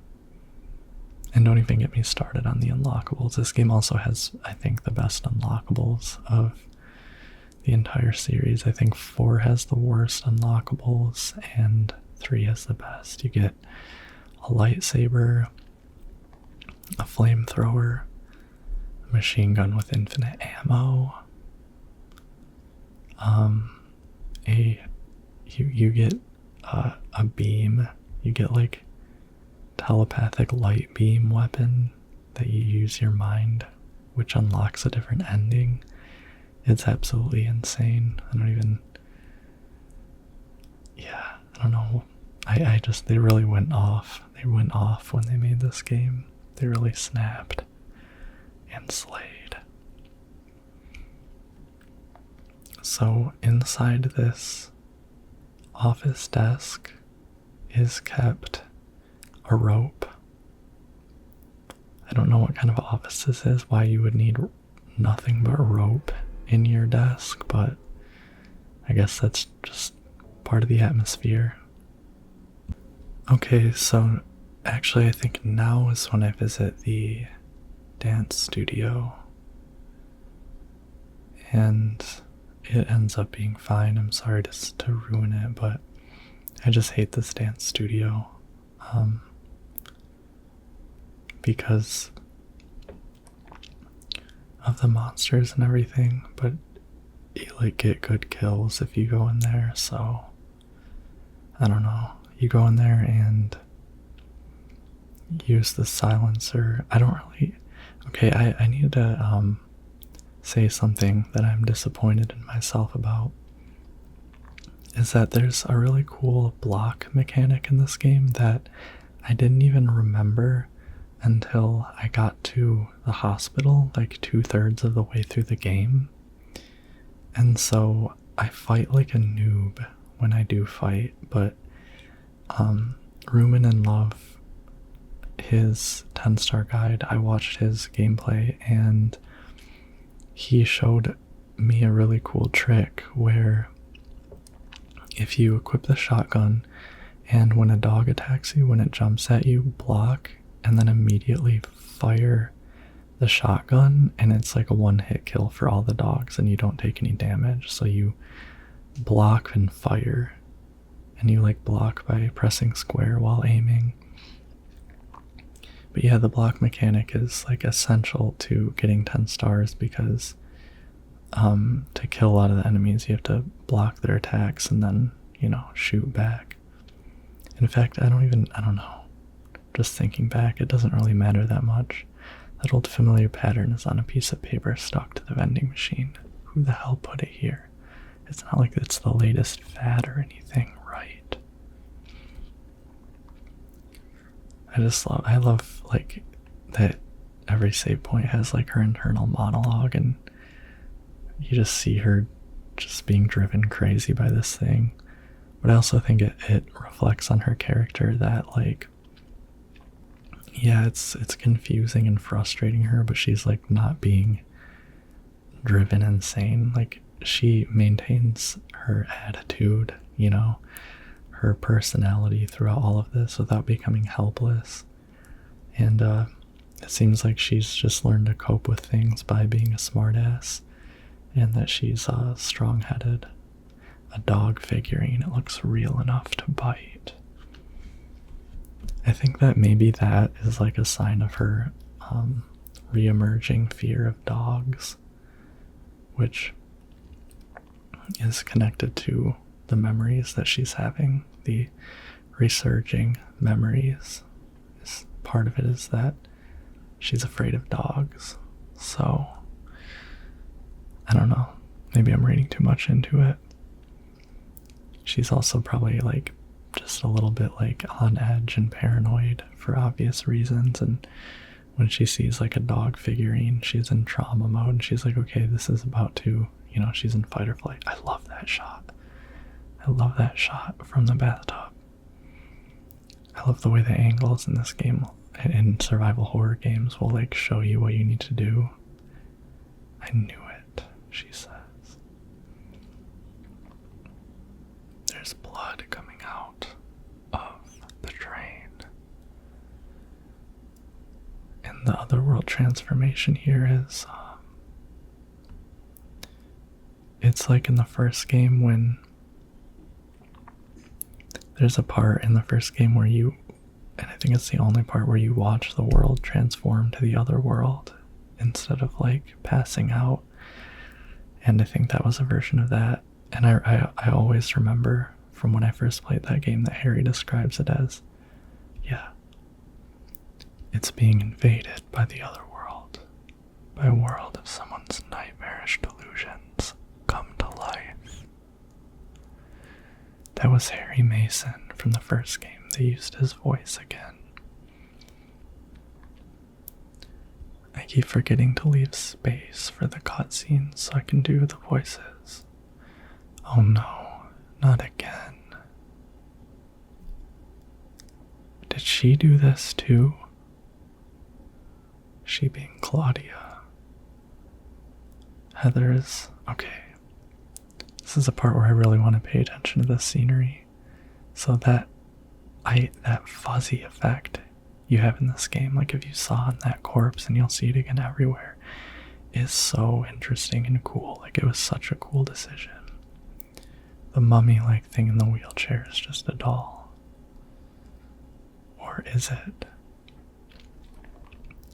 And then I think that's Valtiel. I don't, like, holding the doll above the abyss. Like it's like saving the doll. like, I don't think that's live VaultL, or maybe it is. Maybe that's how VaultL manifests. Interesting. I don't know, question, but that fuzzy effect. I wonder if that was Hiro Suda's work or idea. I don't know exactly who was responsible for what art in this game. This is also really awesome. Creepy thing. Find the Holy One. Kill her. And then it's a picture of Heather. It looks like it was taken in the mall or something. Very, very creepy. Like someone snuck a snapshot of her from honestly not that far away. Very creepy. There are just tons of lovely, creepy moments in this area. Too many to keep track of. Now here we have a cutscene. Really interesting one with a very interesting character.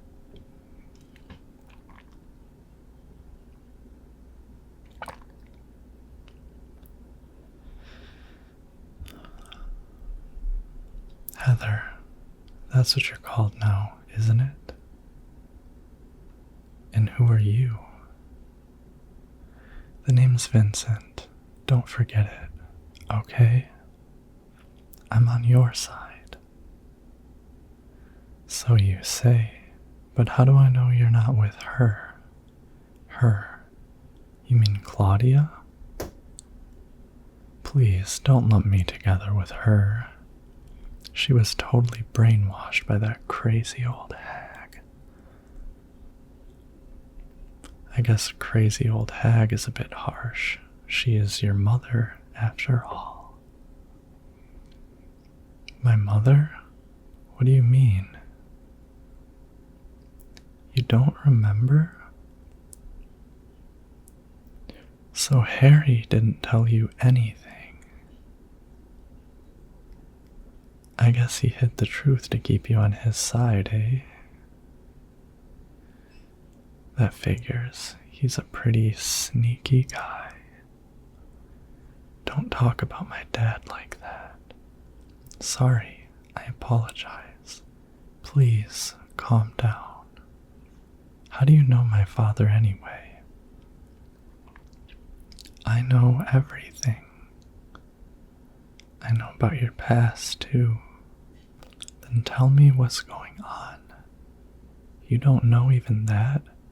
That's why I'm asking. If you know everything, then tell me how I can put an end to this. Not yet.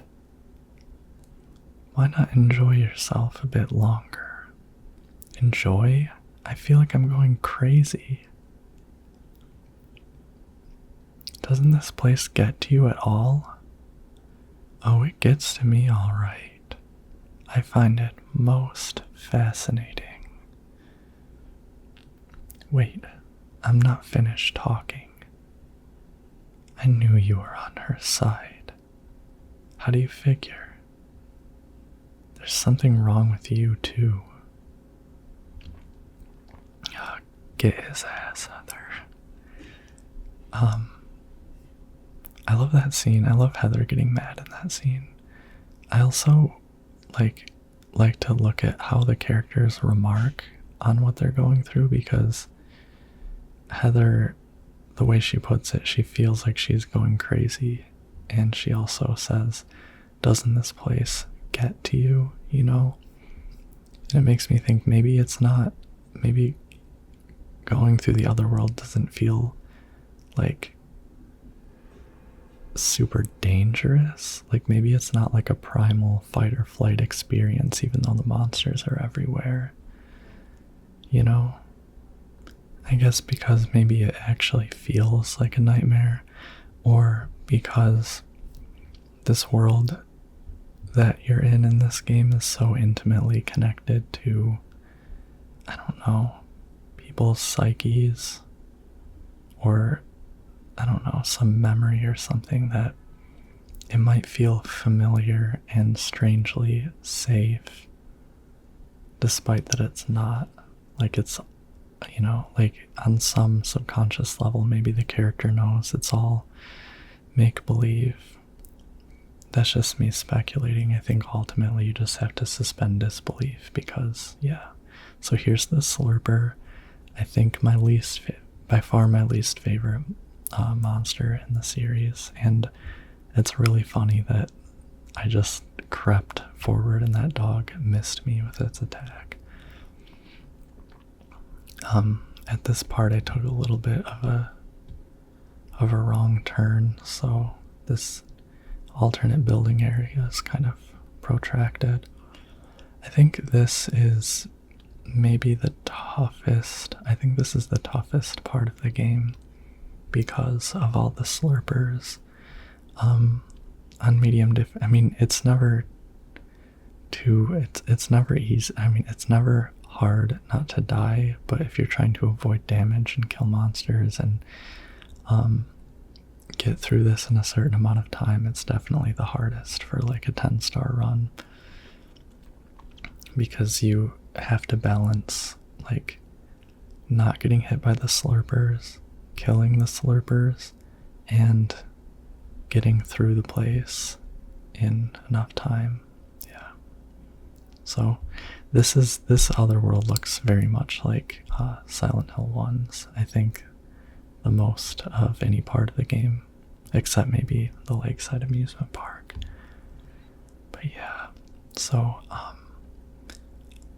there's slurpers all up and down these hallways, and it's cool. You can sneak past the slurpers.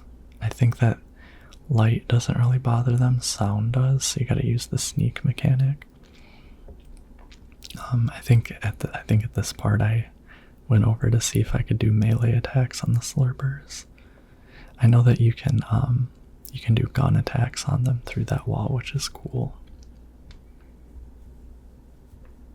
But when I used to play this game as a kid, I never used the beef jerky. You get a matchbook. I like this little "no more cigarettes for me, I quit for good." And a nice little interesting moment of insight into Heather's character, that she is not only a smoker but a former smoker, or at least a teenager who smokes and quit. Who knows how long she quit, but that's cool.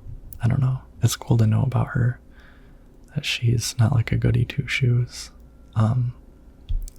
What I would really love to know about Heather is like her friends. Like, I don't think we hear anything about her social life or anything like that. It would be realistic, I guess, if she didn't have friends or many friends, because of like her kind of moving around all her life.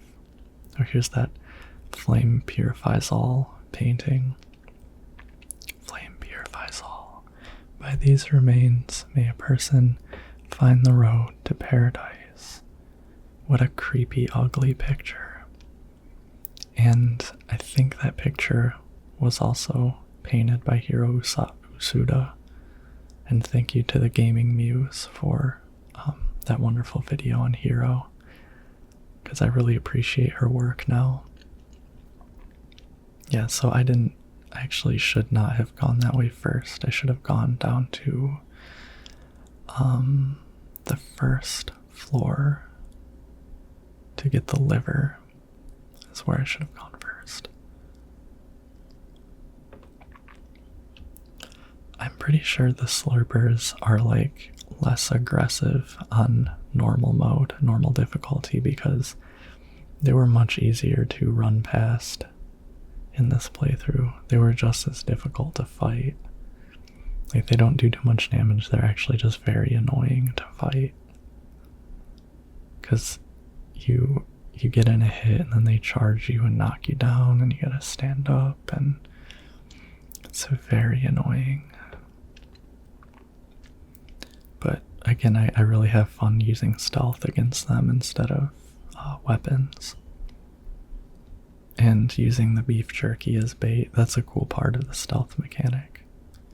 What the hell? I don't want to get too close, but I don't think it'll attack me. It's the ground floor too, so there's this like freaky creature caged up and writhing. You know, I think if you check that thing again, maybe I check it again later. I think if you check that monster again, she says something. No, that's in the hospital. I should have checked it again though, because if you check more than once, you get like more text and stuff, like dialogue to exhaust. So there's an insane cancer there. I love, again, like the nonsensicalness of survival horror puzzles, but you know, in Silent Hill in particular, like it occurs to Heather to take a beef liver out of a bloody fridge, and you know that might be of use, and then spoiler alert, you use the beef liver as like material for a fire, like you soak it in chemicals and burn it. Just insane. And just has that like absurd / surreal vibe to it, which is yeah. I like that in Silent Hill, that you can, a lot of things that would be like, oh, just video game nonsense, video game logic, is that they make it plausibly, instead of that, like it's plausibly just dream logic or just surreality. You know, not to attribute too much brilliance to the game, but that's my experience with it, so I wanted to know that. I'm honestly like getting so happy just rewatching this playthrough. Something to appreciate is just how happy like the Silent Hill games make me. And for the small fraction of you who are like in the Silent Hill fan base, I don't know, I've noticed that like replaying these games always makes me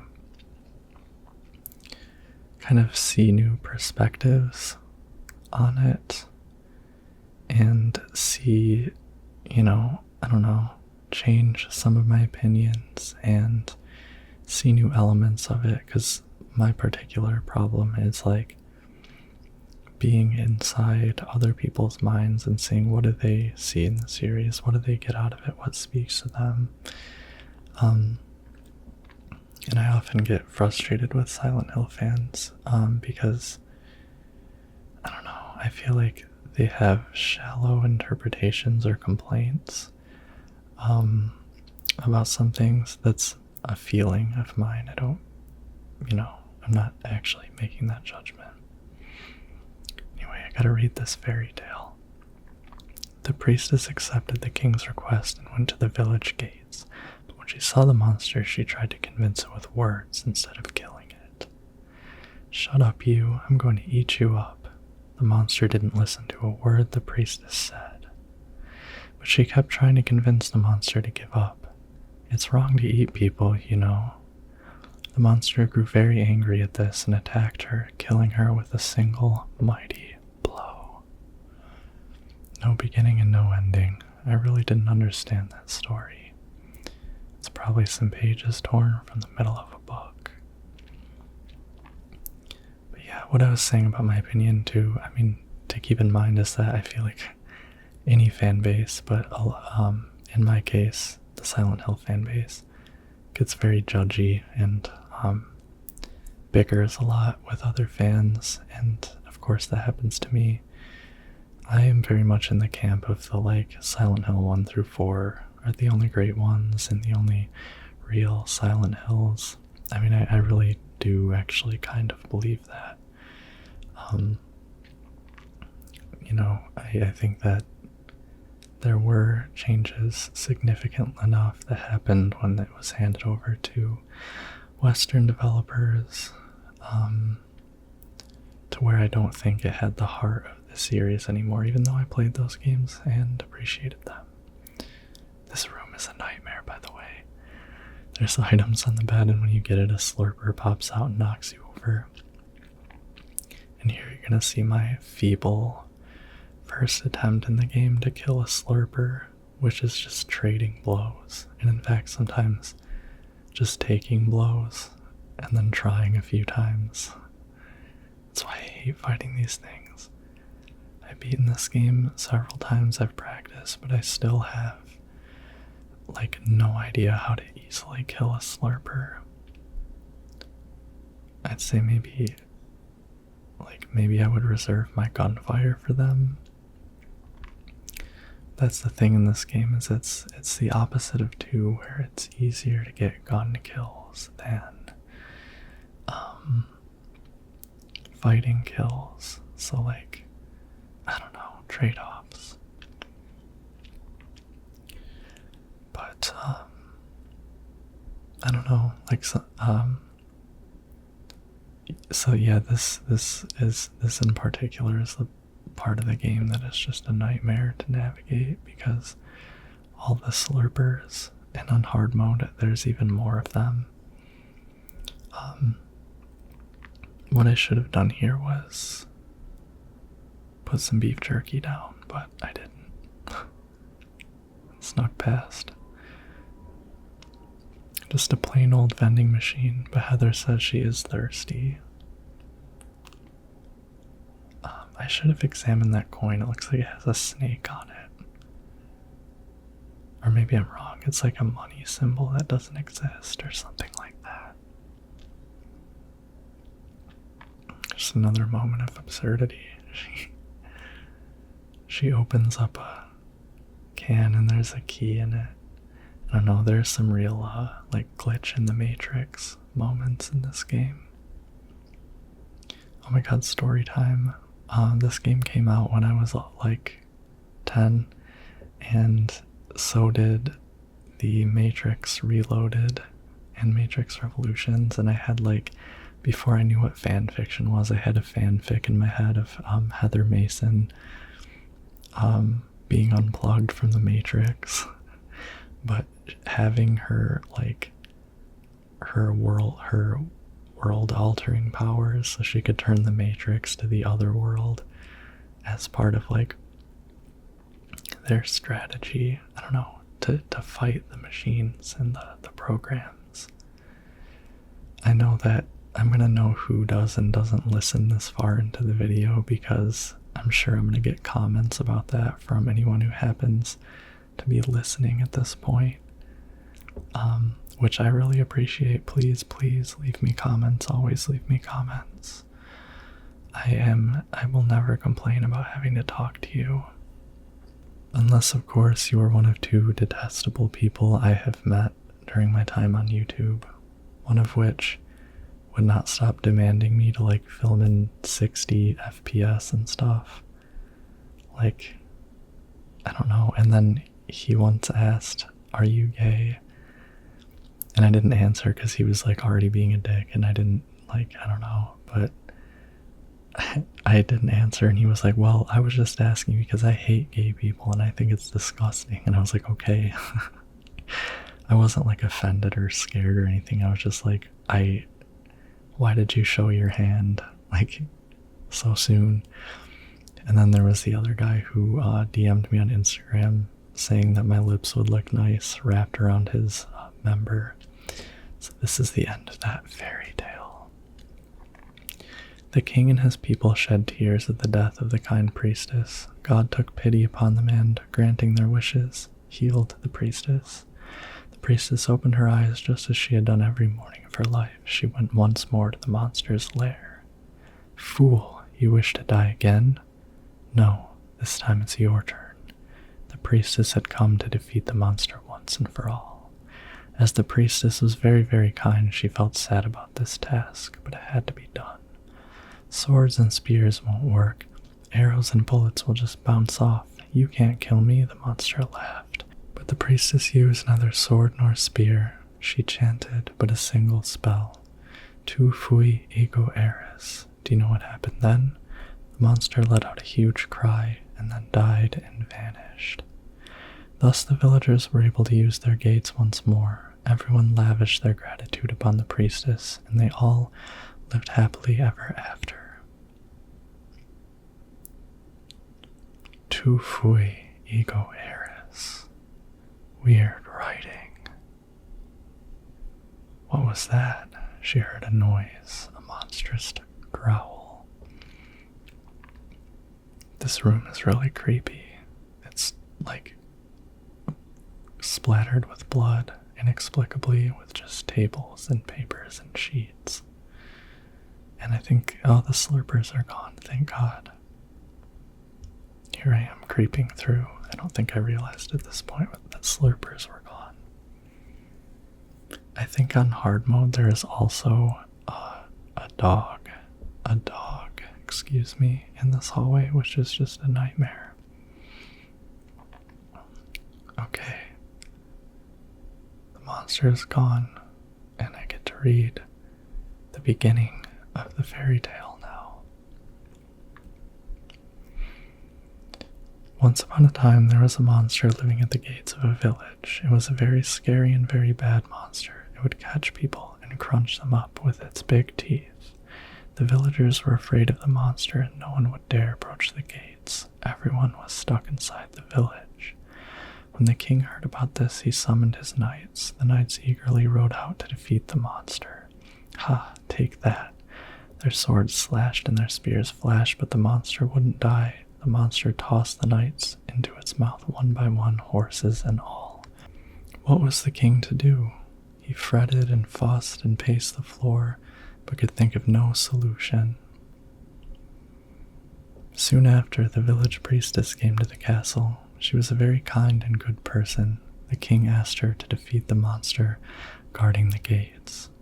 This first part, I'm sure I've read it before, but I feel like that's the first time I've ever read that ending. I just want to get home already. So yeah, I'm pretty sure that fairy tale was written by the cult, because God is referred to as a woman and all this stuff. I mean, the cult refers to God as a woman. So you go out the door and you're back in the real world, and there's again those white tarped walls, which are, I guess, real life. I just love that was their solution to blocking off the area. I think I stopped to look at the cars here. They're kind of junkers. I'm not 100% sure what year this game is supposed to take place in. But yeah. I like, before I, go to my destination, I love taking a trip around here and looking at, like, the city where Heather lives, wondering, like, what her life is like there. It looks kind of cute, like the building across the street. I don't know. It looks normal, and I would guess it's probably like a bigger city. There being the subway and all, or like a suburb close to a city because, there's the subway and everything. Daisy Villa apartment is the apartment where Heather lives. Daisy Villa apartment. I sound kind of weird. That's not my place, she says. It's just a dust chute. I sound kind of weird, like, I really like these characters and this game. And, I just take a lot of interest in, like, imagining what life is like. I used to do that when I was a kid playing this game as well. What's this doing here? That really pisses me off. It's like having someone spit on your sacred place. Looking at that makes my head hurt. What does it mean? I like that she's angry that the symbol has appeared in her apartment complex. So we have a lot of pretty serious cutscenes coming up that I am pretty excited to watch and read. Because when I recorded this, I kind of just distracted myself and did other things while the cutscenes were going on. This is the stairway, I don't need that, she says. I went ahead and, like, explored, this floor of the apartment complex while I was here. It looks like probably a pretty cheap, affordable place.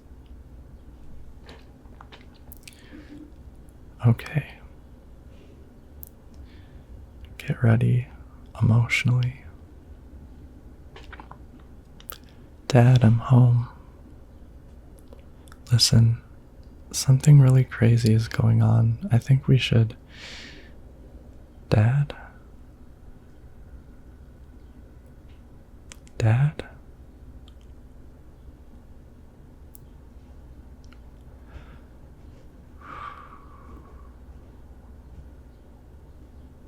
Harry Mason.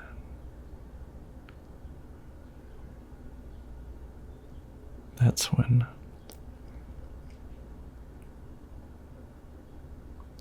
the way she just breaks down and cries at his lap. It is really insane that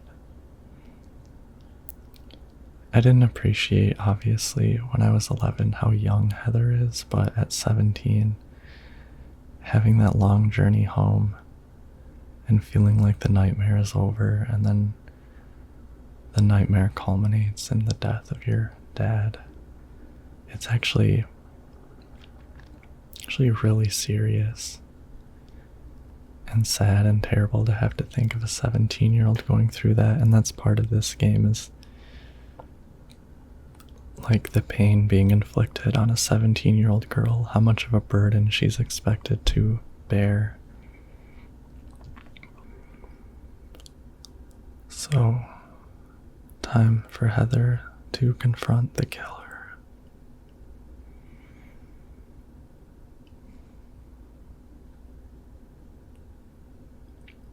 Did you do this?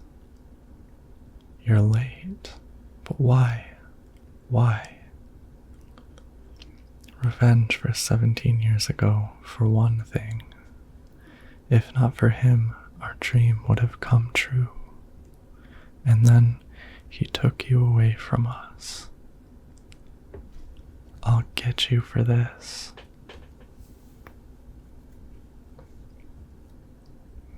There is another reason to fill your heart with hatred. It must be this way. One day you will understand why. No, I'll never understand. You must try to remember me and your true self as well. You will birth a god and build an eternal paradise. If I were Heather, I would have shot already. He is the one who killed your father. I merely gave the order. So what will you do? I would still kill Claudia.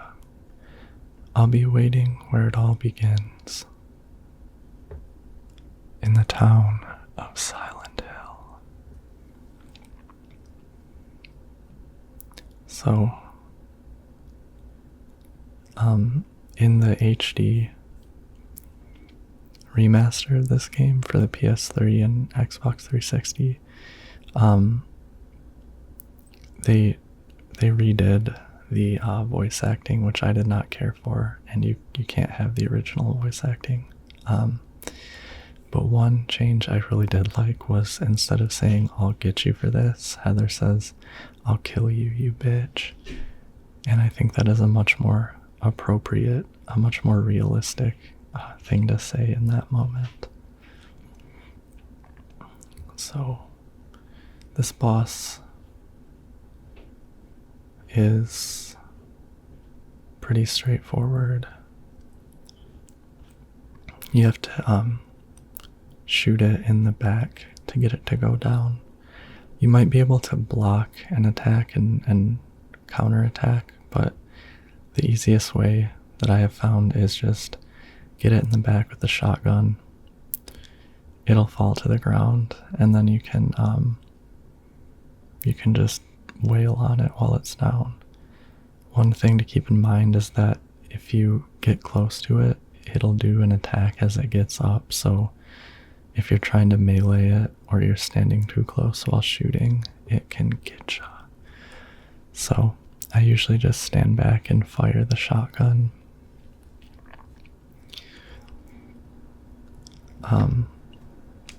I got really good complete times on this playthrough because I'm on normal mode, but I think I defeated all the bosses within the required time to get the full stars out of it. So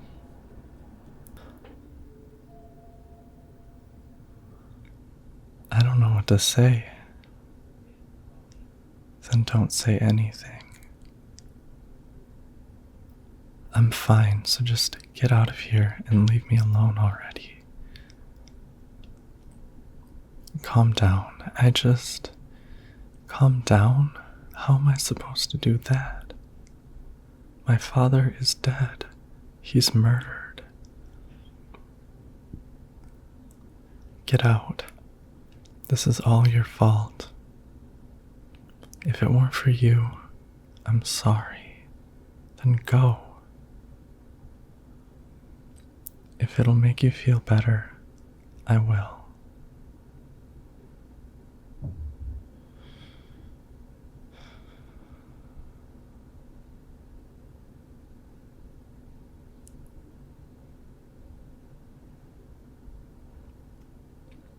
Is he okay like this? What else can I do? There's no one here to give him a decent burial.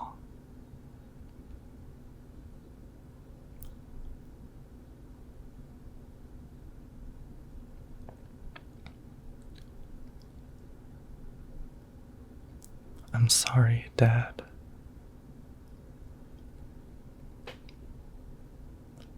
What'll you do now? I'm going to Silent Hill. What's in Silent Hill? I don't know. Do you think it's safe? Of course it isn't. I don't know what kind of hell is waiting for me there, but I've got no other choice. I don't care about God or paradise. If that's what she believes, then fine. But she won't get away with what she did.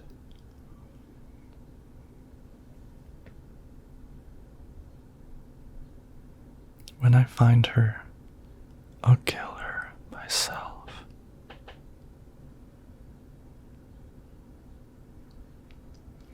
Revenge doesn't solve anything.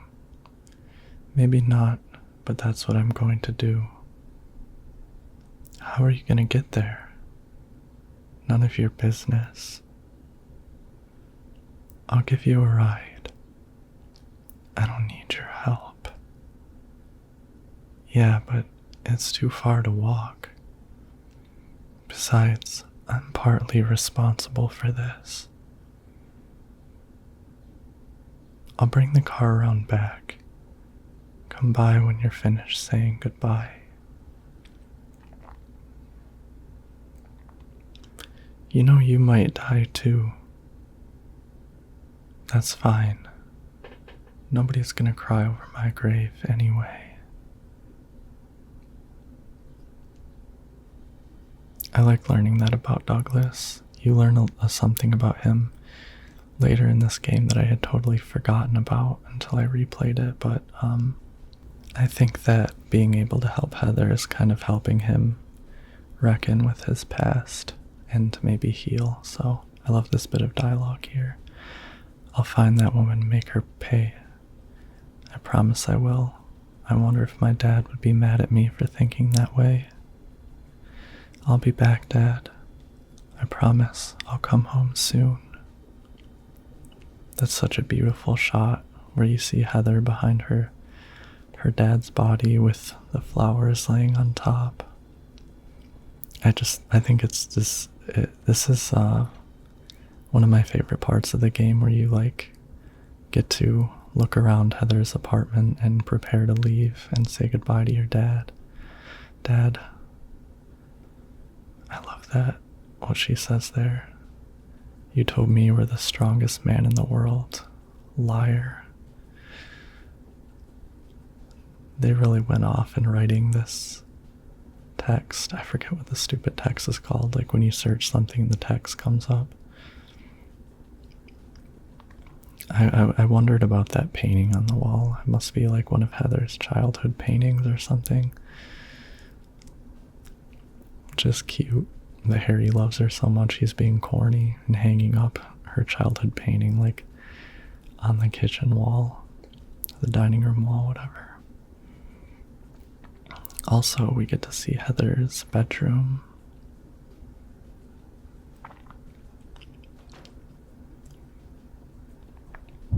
What is that? That poster, is that French? A nut. Morning always comes. It's corny, but it's true. But if your eyes are closed, it always feels like night. That's the hero's line from the movie she likes. She always liked it, but now it seems stupid. Now here's Heather's stun gun. This is my dresser. I don't need to change. I'll leave it alone.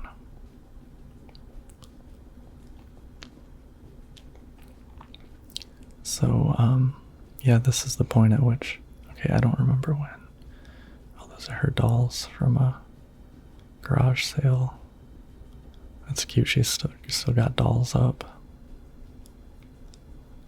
I like the decor in this apartment. It looks like I said, like kind of a cheap apartment. The walls and floors aren't the most beautiful, but I think that they were kind of living on the run and that they're hiding their identity here. My worry, or her dad gave it to me. She doesn't usually carry it with her, she says. That's funny though, her dad's a worrywart. He gave her a damn taser. The phone lines are down. I wondered, so they're just driving through the abandoned Silent Hill world on the way to Silent Hill, huh? Okay. Coming up is another very beautiful scene that I love.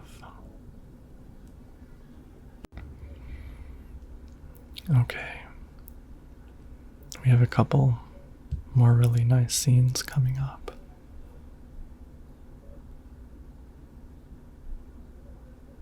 These are very good scenes.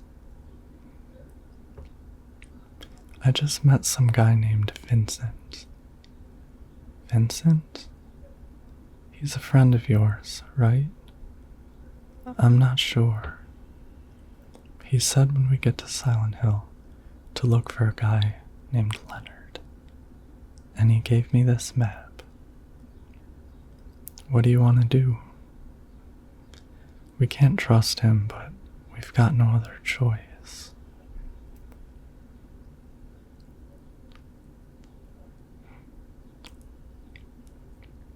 Here, take this too. What's this? Your father was holding it. To my dear daughter, it says. That is actually a file you can read in your inventory, and it's a really beautiful, cool file. I'm gonna wait until the end of the game to read it. That's just when I thought it would be best to do so. I really love this scene. This is a really beautiful scene. I love it's just rainy and moody. It started raining. Are you sleeping? I'm awake. You cold? What's the deal with Silent Hill anyway? It used to be a nice, quiet little town, but now... You've been there? Once, on a missing persons case. I never did find him. I tell you, that's one screwed up town. In my line of work, you hear a lot of nasty rumors. I was born and raised there. Sorry, I didn't mean to offend you. No offense taken.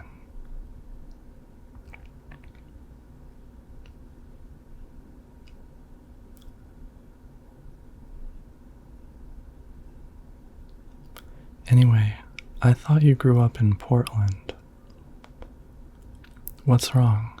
You feeling sick? My head's pounding, like the worst hangover ever. Oh, she drinks too. Maybe you're car sick. No, I'm just trying to remember my childhood. Something terrible happened in Silent Hill 17 years ago. A woman named Dahlia, she tried to summon the ancient god of the town.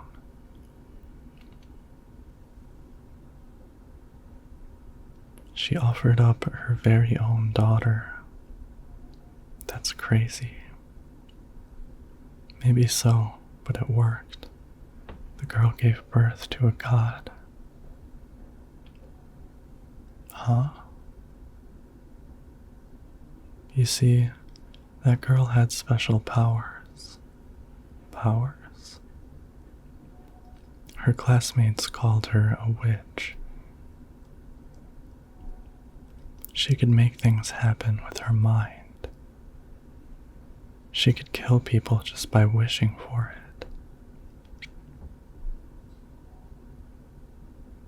But in the end, that god was killed by a single person. My father, Harry Mason. I guess it wasn't much of a god if it could be killed by a human being.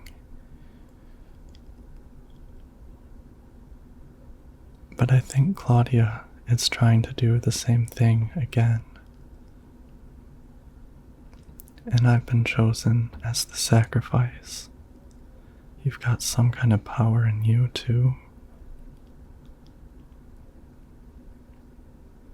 After the god was killed, the girl reappeared. She was holding a baby in her arms.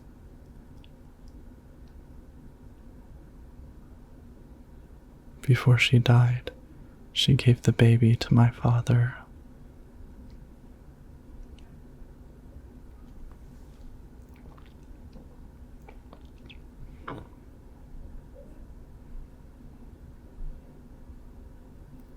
He loved me just like I was his very own daughter. Even though he didn't know who or what I was.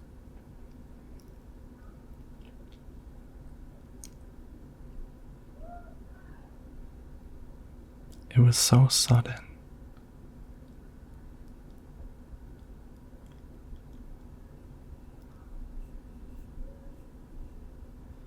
I never had a chance to tell you.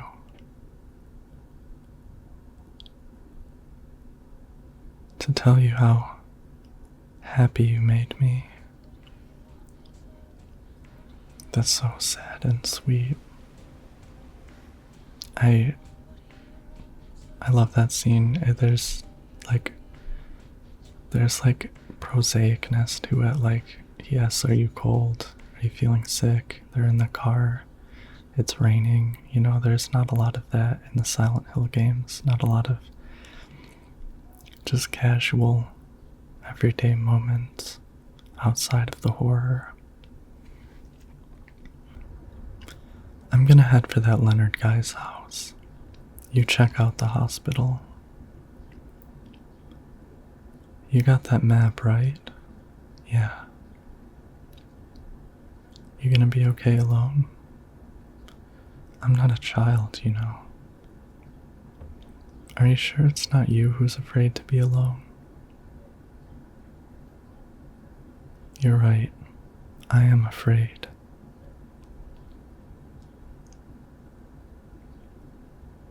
I'm 50-something years old, and I never seen nothing like this. I still feel like I'm dreaming. More like a nightmare, I'd say.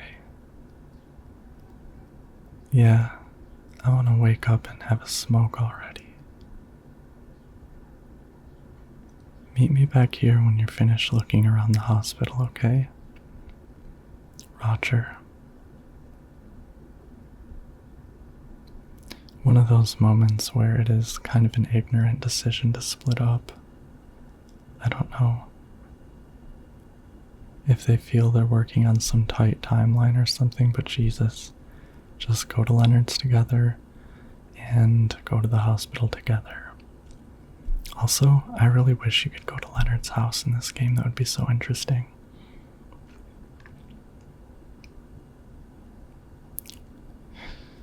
That's gotta be a coincidence, but still, that's pretty weird. Who could have done this? Drawn the halo of the sun on a piece of paper in their hotel room, that is. Okay, now off to one of the scariest locations in the game. Probably the scariest location in the game. The Brookhaven Hospital.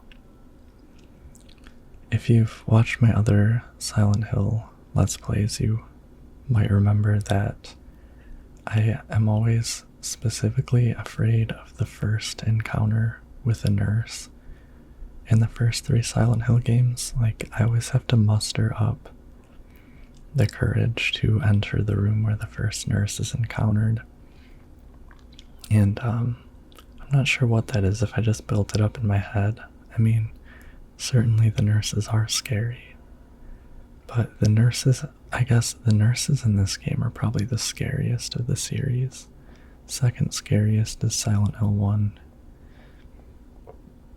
And least scariest, but still scary to me, is the Silent Hill 2 nurses. We'll talk about that in a minute when I get there. Yeah, I did a lot of meandering, wandering around, checking things out during this playthrough. Just because I wanted everyone to take in the physical environments. I think it is interesting coming back to... I think it is pretty interesting coming back to the same section of Silent Hill that you were in Silent Hill 2. I'm sure a big part of that decision is, reusing assets, saving energy and money and time, but nonetheless, I really like this area of Silent Hill, although if they wanted to go the extra mile, I think it would have been really cool if the outdoor area of Silent Hill that you visit were either a whole new area or were a graphically updated version of old Silent Hill where you are in Silent Hill 1. I don't think you can go to the bowling alley, but I should have headed over up that way and seen what is there. That would have been cool, but you do get to visit the nightclub Heaven's Night from the second game, which is really cool, and see it from a non-outsider's perspective.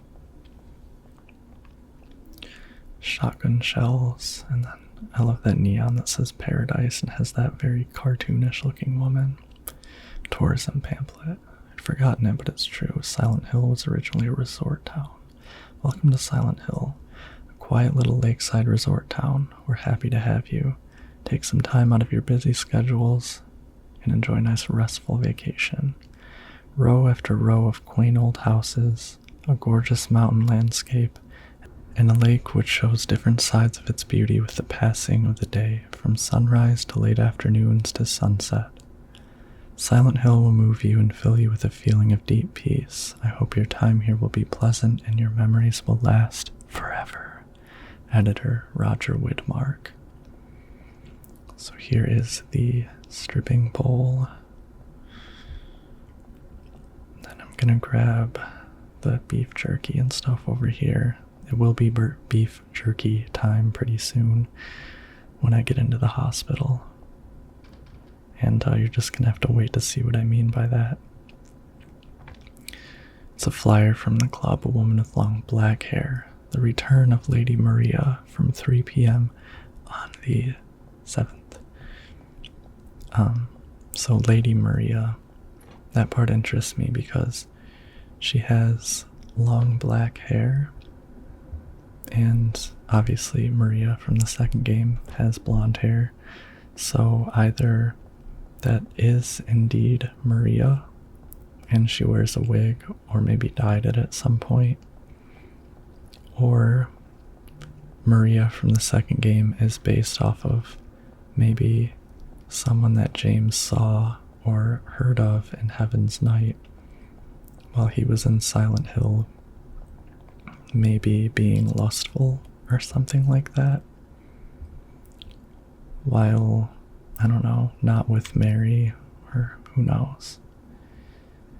So here we are in the hospital, and for the sake of your relaxation, I don't have the audio on, but as soon as you walk in here, you hear a loud, fierce breathing from a woman, and it's so like hyperventilation, and that's the sound the nurses make, and it is so scary. It gets my heart rate up so quickly. You don't get as intimate of a look into the hospital in this game as in the second. It's you're kind of seeing it from a different perspective. There's still some cool insights though. The second game's hospital is really awesome. I really love it. It's like sad. It's a very sad environment, and you read a lot of files about people and their depression and sadness and mental illness, but it is very, very well written and well considered. Okay, it's hard to see, but I turned the light off for some reason to help me not attract more nurses, but here I am fighting a nurse with a katana. My katana is my weapon of choice against the nurses. Again, I'm sorry about the darkness on the screen. I just want to, I don't know. I don't want to fight more than one nurse at once. Alright, here we are. Here we meet the deranged. This day has finally come. That's right, the day when you and I will meet. I was always thinking of you here in this gloomy cell. I never even knew your name or face until today. But now I know you're the one I've been waiting for. And haven't you been waiting for me too? That's why you came to rescue me. Oh, how I love you, Heather. I want to give you my prize doll I made to commemorate our meeting. The start of this everlasting love. Ah, I can already see your smiling face, Stanley Coleman. Disgusting. I won't touch that with a 10-foot pole. Yeah, Stanley Coleman is really blood-chilling, actually, because, you find these diaries and it's like, when did he put this here? When did he see me? You know, where was he watching? Name or face. It's like, where did he see my face? Was he creeping in the shadows somewhere? Okay. After I take care of this nurse, nurses hit hard, and again, like I was saying earlier, one mistake I made was not using block, because it's kind of essential when you're fighting nurses and other enemies. Like, you need to use block, because you hit them, they're gonna hit you before you can get another hit in. I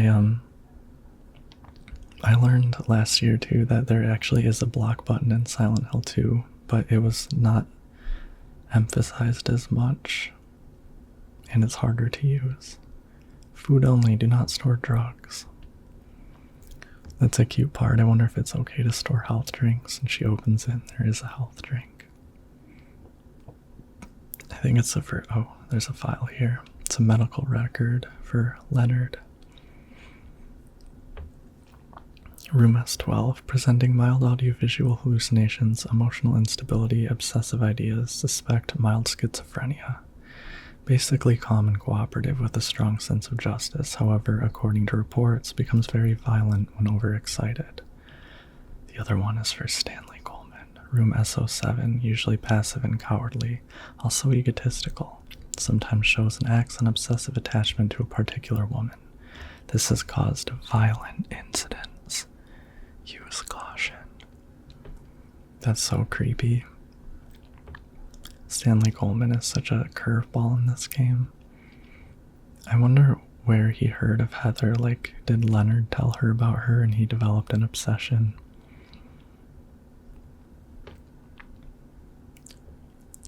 I guess this game is, and forgive me for sounding like a woke scold, but I'm not scolding or judging. I'm just saying I think this game is a bit more stigmatizing of mental health and uses it as like a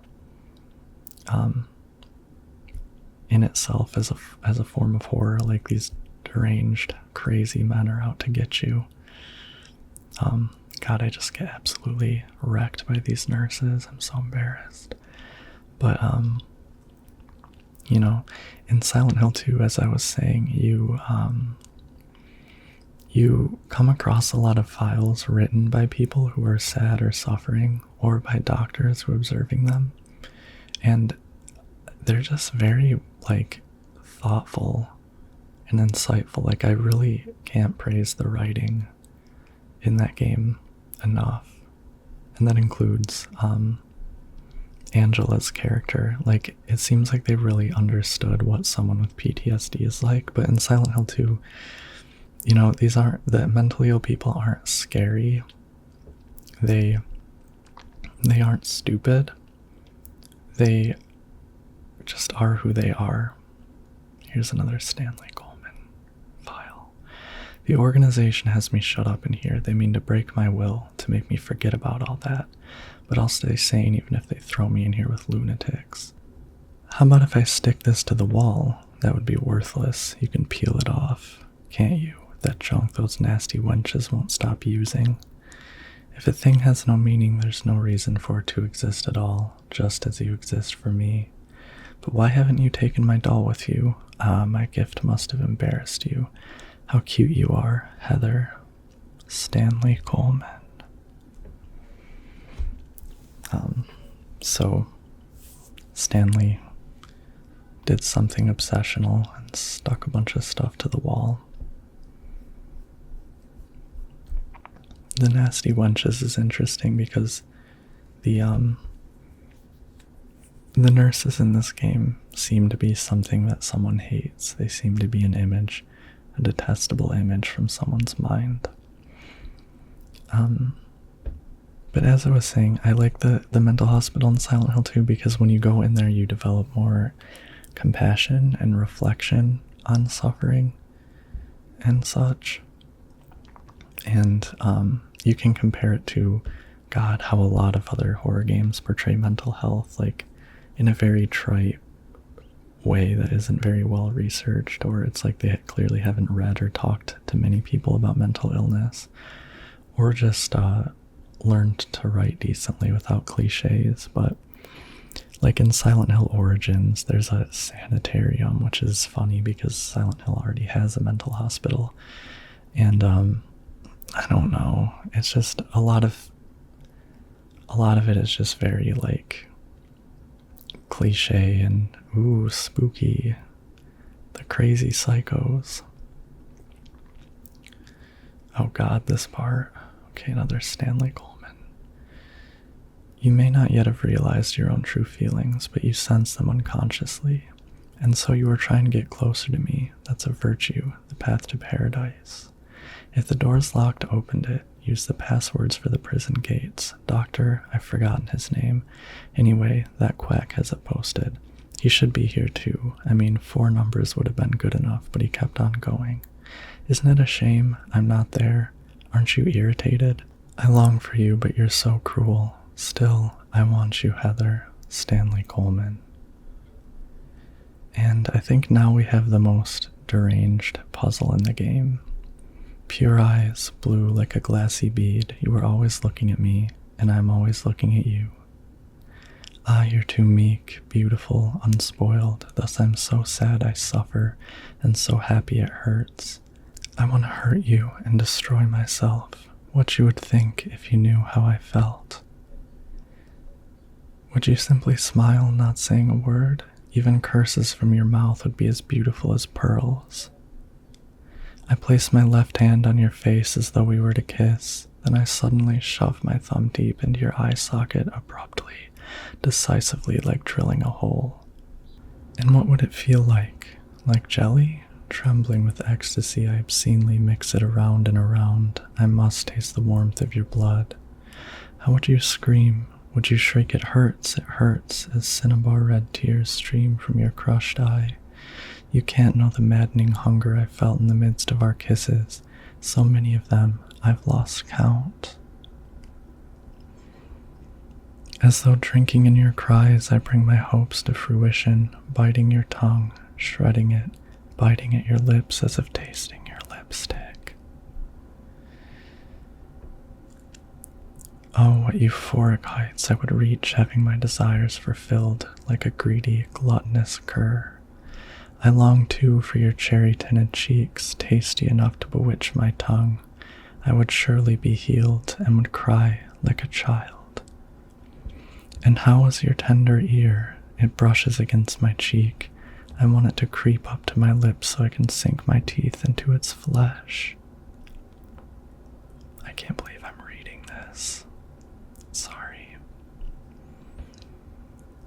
Your left ear, always hearing words whispered sweet as pie. I want it to hear my true feelings. I never lied, no, but I did have my secrets. But what must you think of me? Do you hate me? Are you afraid?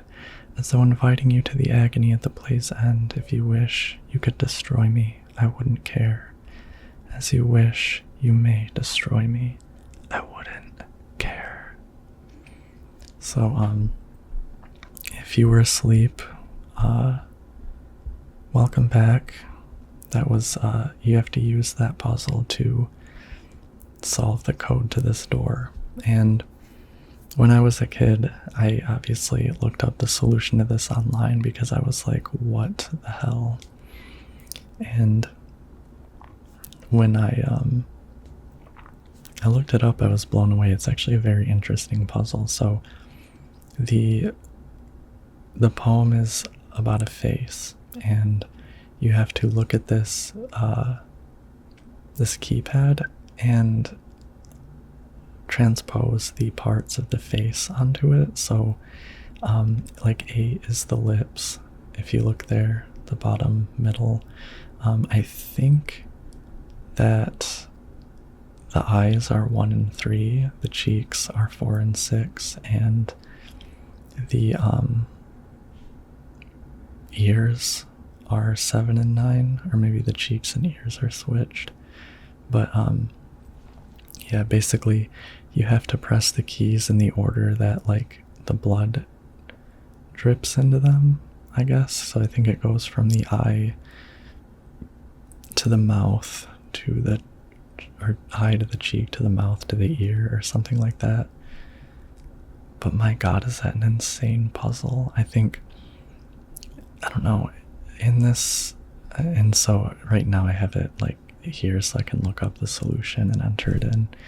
But I think that the way the hospital fits in thematically to the game is just that Heather is suddenly like subject to all of these male predators who are like creeping on her and sexualizing her and idealizing her and stalking her. And that puzzle isn't about Heather, but it's about a man having that kind of obsession with a woman. A woman who, it seems, he has had some level of romantic involvement with in the past, because he's talking about their kisses and things that they've done together in the past. And I don't think a lot of people like really understand the extent of like how abuse works. But most abuse in our society is, most romantic partner abuse is a man against a woman. I just read a book called Why Does He Do That? A very good book about abusive relationships that I definitely recommend anyone read, because I was very naive before I read it. But no, like, the one thing I think people don't understand about abusive relationships, besides that they're very hard to escape and it's very hard to actually get on your own, is that it's after you escape that things can get really dangerous. So what you saw there, at least what I'm thinking it might be, is like this post-separation abuse mentality. It seems like in post-separation abuse is when you separate, but the man, usually a man, doesn't relinquish control, and it seems like he feels very like entitled to that woman's body, and he's very turned on by the idea of harming her. And I don't know exactly what the circumstances are, but this might be his way of coping with a very, very unhealthy and dangerous way of coping, but he might be in denial of the rejection, and he might think, he might be fantasizing about doing these violent things out of both anger, or maybe the anger has mixed with desire, and he's in denial that it's over and that she doesn't want anything to do with him, or at least that she doesn't want him in that way. And that's very disturbing. But that kind of, abuse and stalking and things are often, in the case of stalking and abuse, it's often couched in language of desire and attraction and romance. And the abuser or the stalker often believes that they are being romantic, that they are being persistent, as people are taught to be, as men are often taught to be. And there also tends to be a mindset in stalkers. And I, for one, have a friend who is a man that was stalked by a woman. I don't want any men coming at me just for talking about facts, but it just so happens that he was stalked by a woman, so there you go. Calm down. But he was stalked by a woman, and she thought that all of his rejections of her advancements were, he was just afraid to admit his feelings, or he was just shy. She was delusional. She genuinely thought that he wanted her, but was denying it to himself. And she was just trying to get him to come out of his shell and to release his insecurity and his, the burden of his, and just go ahead and get what he wants, And it's very creepy, but it is, abuse and basically in our society we're taught that abuse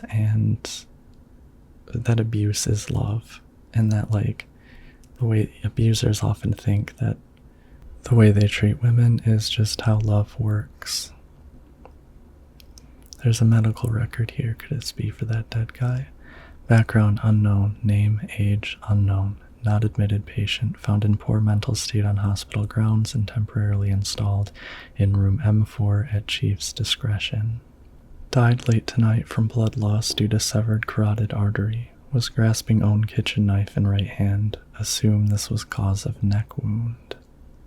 Possible suicide, but wound angle suspicious. Sent to second floor treatment room for further investigation. Have received no proof or corroboration of event from patient residing in same room. Have not notified police, however, for future necessity leave victim's bed and effects intact. Room M4. That's interesting. I forgot if one of the two predatory men is in room M4. Okay, now it is time to descend into the basement. Oh no. For real though, the basement of this hospital is so scary. It also is in Silent Hill 2. Okay, submachine gun bullets. This is such a scary. There's a wheelchair that was just knocked over, and then a trail of blood leading over here with bullet holes all over the wall. What the hell could they have been shooting at? And then the blood trail continues into the elevator. So creepy. And no explanation what it is, just pure scary creepiness, which is, again, sort of one of the things in this game. And then there's streaks of blood going back onto the wall. It's just like, why is all this murder happening in this hospital right now? Also, it's really crazy that when you enter the hospital basement, you walk past the room where the basement's basement was in Silent Hill 2, which is a really scary concept. I think it's like a little sub-basement under the basement that I think that they like confine people in there. It's blocked off by a bookshelf. Really scary. Like they do have solitary in this place, but then there's the basement, which must be for some other type of vindictive purpose. But to continue what I was saying about abuse, just because I think it's relevant specifically to this part of the game. That book, Why Does He Do That? Wait, I'll read Stanley's creepy note, and then I also like the rooftop. It makes me want to fly. You too? Stanley Coleman. That's creepy. You have to have been purposefully creepy in order to write something like that. It makes me want to fly. Like, I think he knows that's a vague, cryptic, spooky sentence, and he's just doing it to creep Heather out because he probably gets off on her fear. I mean, let's be real. Like, and then you'll talk to him later, and he's definitely just being creepy because he gets off on it. That's my interpretation. But anyway, that book, Why Does He Do That? By Lundy Bancroft, who is, he's a therapist who has worked with abusive men. I think like hundreds or thousands. I don't know, a lot of abusive men, so he's talking about his expertise, but he mentioned specifically like age gaps and how,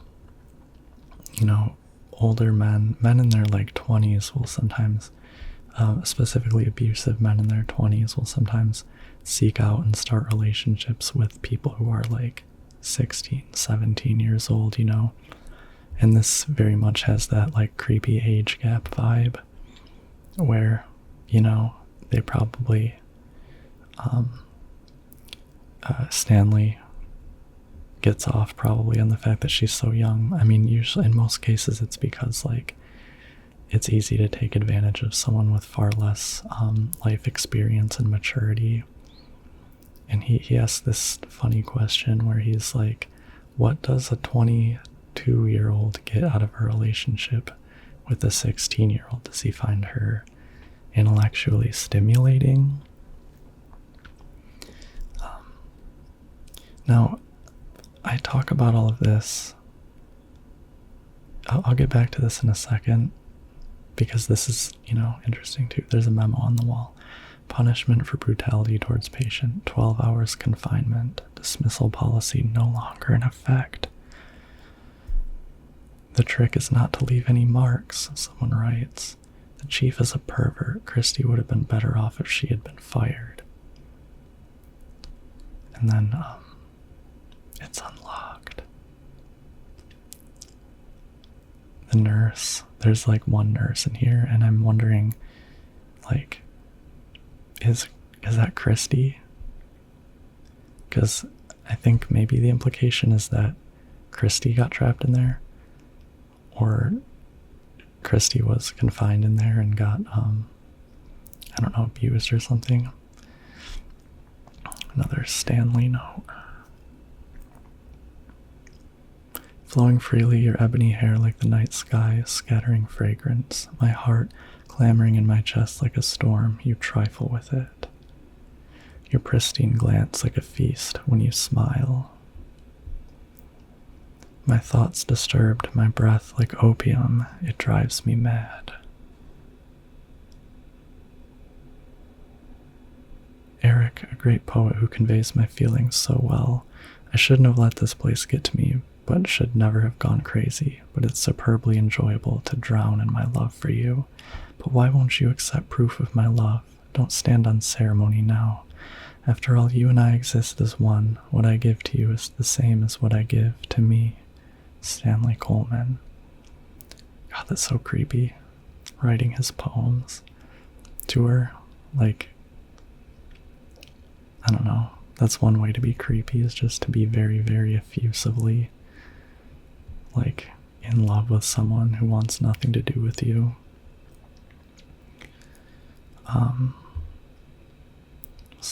There aren't very many stun gun batteries in this game, so I appreciate that.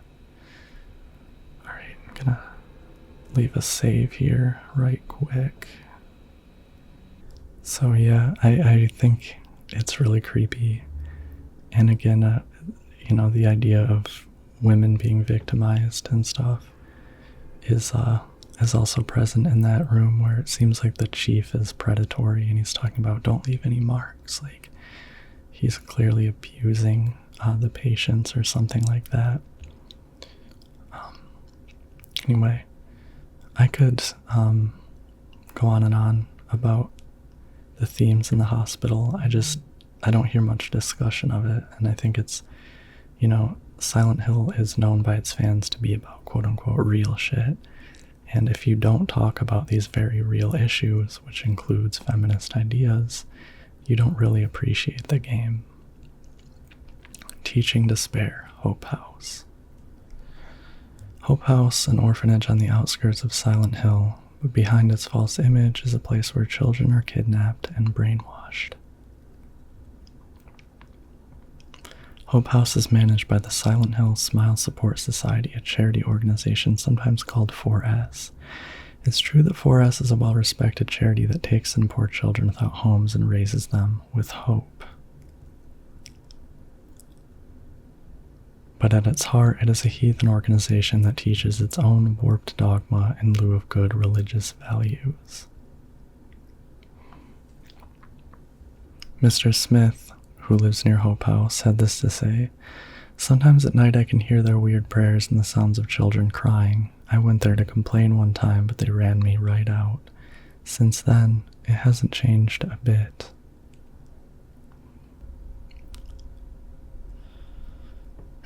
In fact, this reporter was refused admission when he attempted to take photographs in the facility. What exactly do the folks at Hope House have to hide? During my investigations, I was able to discover, however, a suspicious-looking round concrete tower, which appears to be part of their facilities. Unfortunately, no one was willing to tell us what the tower was used for, but it seems unlikely that it has anything to do with the business of raising orphans. It may in fact be a prison or a secret place of worship.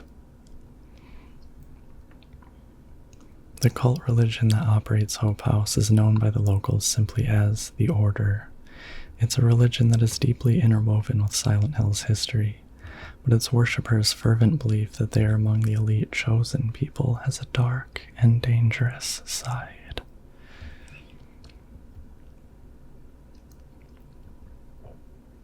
I intend to continue my investigation of Hope House and the cult behind it. I've always believed that telling the whole truth and showing the children the true path is our most important duty. Joseph Schreiber, Hope House. I feel like I've heard that name before. Isn't Joseph Schreiber a character in 4, or am I making that up?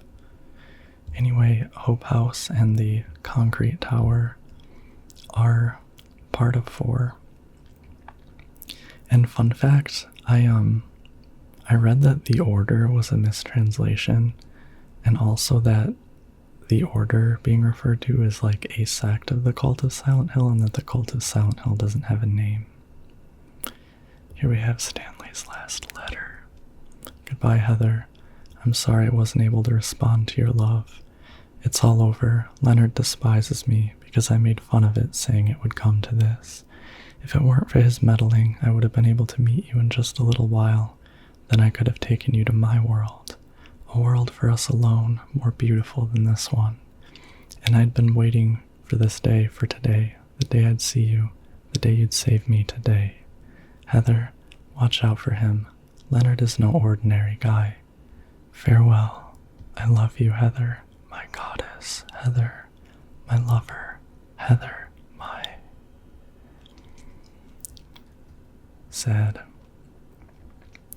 I like how he got emotional and broke his doll. Very sad. I mean, not really. I'm glad we never had to meet Stanley, but yeah.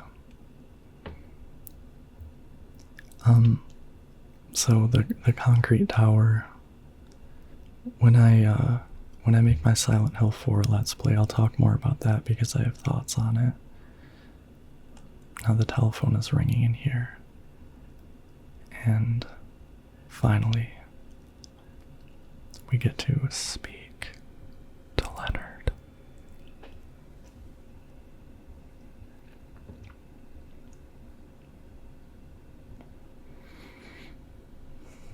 Hello?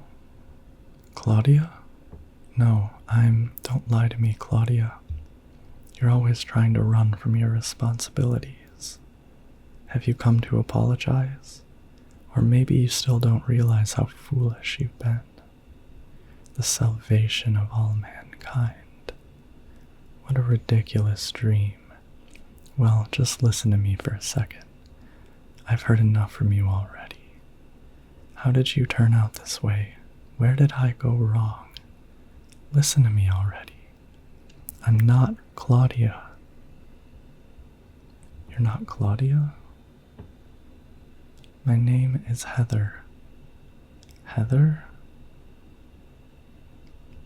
Who are you? Leonard Wolf. I'm sorry, I thought you were my daughter.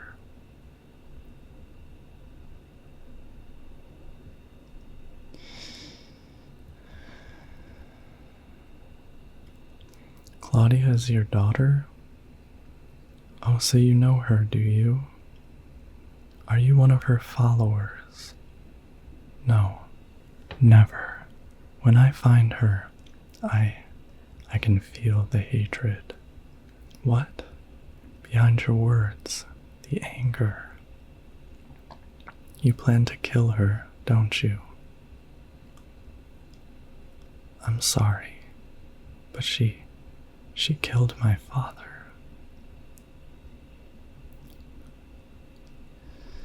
She's a fool, but she's still my daughter. I was going to forgive her if she changed her ways, but I see it's too late. Heather, will you help me? Help you? I'm locked up in here, and I must stop Claudia. Where are you now?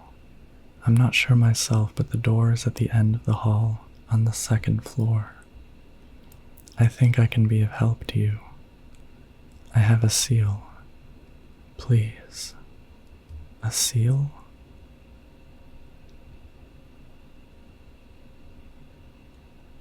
He has a pet seal in the Otherworld that he needs us to rescue. The end of the hall on the second floor. And now we're off to rescue Leonard's seal from the monsters who would. These nurses are gonna club it for its pelt. Maybe that's not a funny joke. Yeah. Now, I think that conversation was a good,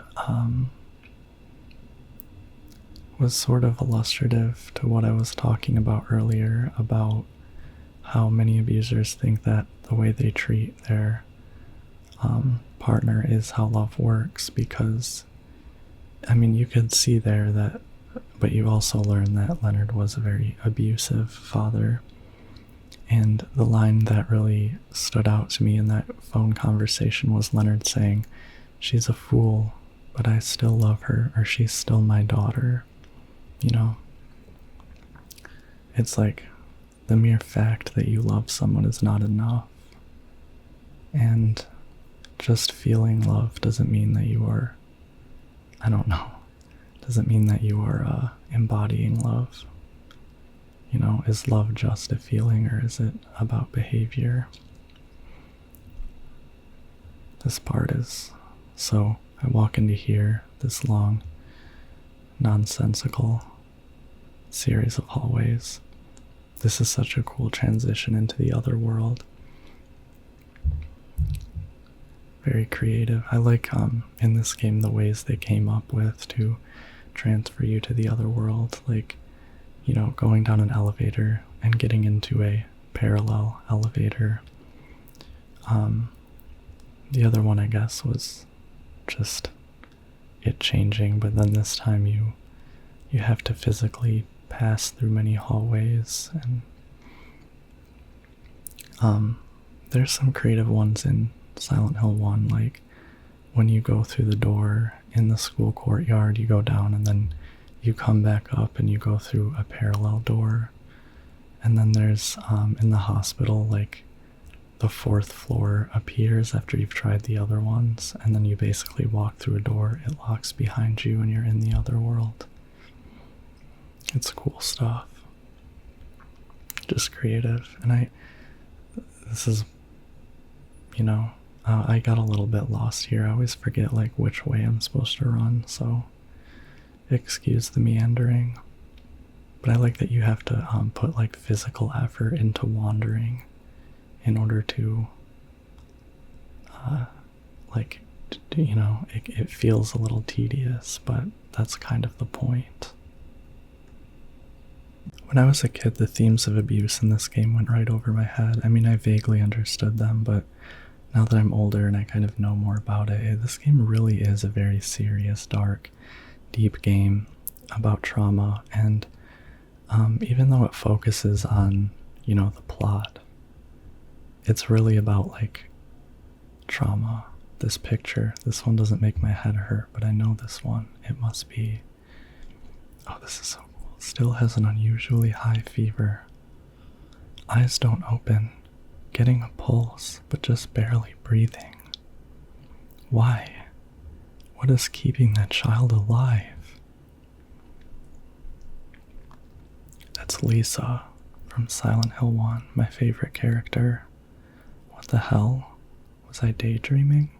No, it was more like watching a video in a dark room. But that nurse, Lisa, who was so heavenly toward me in that hellish hospital room, she did get a little weird though. So now Heather is like confidently remembering. Fun fact, they did not ask Thessaly learners permission to reuse that voice clip in this game, which I'm very much in favor of. I think that you should get royalties for that. And she sued Konami and got a small settlement, and that's cool. I think that Silent Hill fans these days would all love to sue Konami.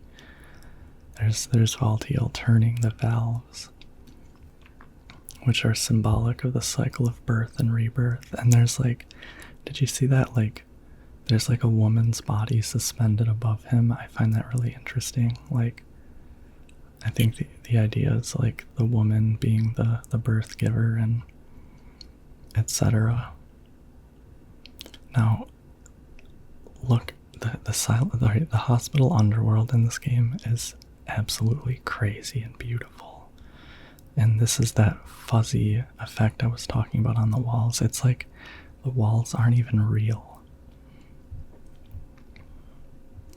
The hand outside the window. That's so creepy. One of those gags, like you stand there and you wonder if it's gonna move. It's like you're in a haunted house at Halloween. That's actually a great way to describe what I'm talking about with these quote-unquote gags, is like this game is like very well-made Halloween haunted house. And in fact, it culminates in actually walking through an amusement park Halloween haunted house, which is extremely scary. I can't wait to get to it. I remember finding that part of the game to be like the scariest in the game. the Borley Haunted Manor. So, yeah, the Otherworld Hospital. It's a little annoying because you can't, like, really see the doors that you want to go into. But, it's also really cool for that same reason. It's like a damaged film or something. Like a nightmare overload.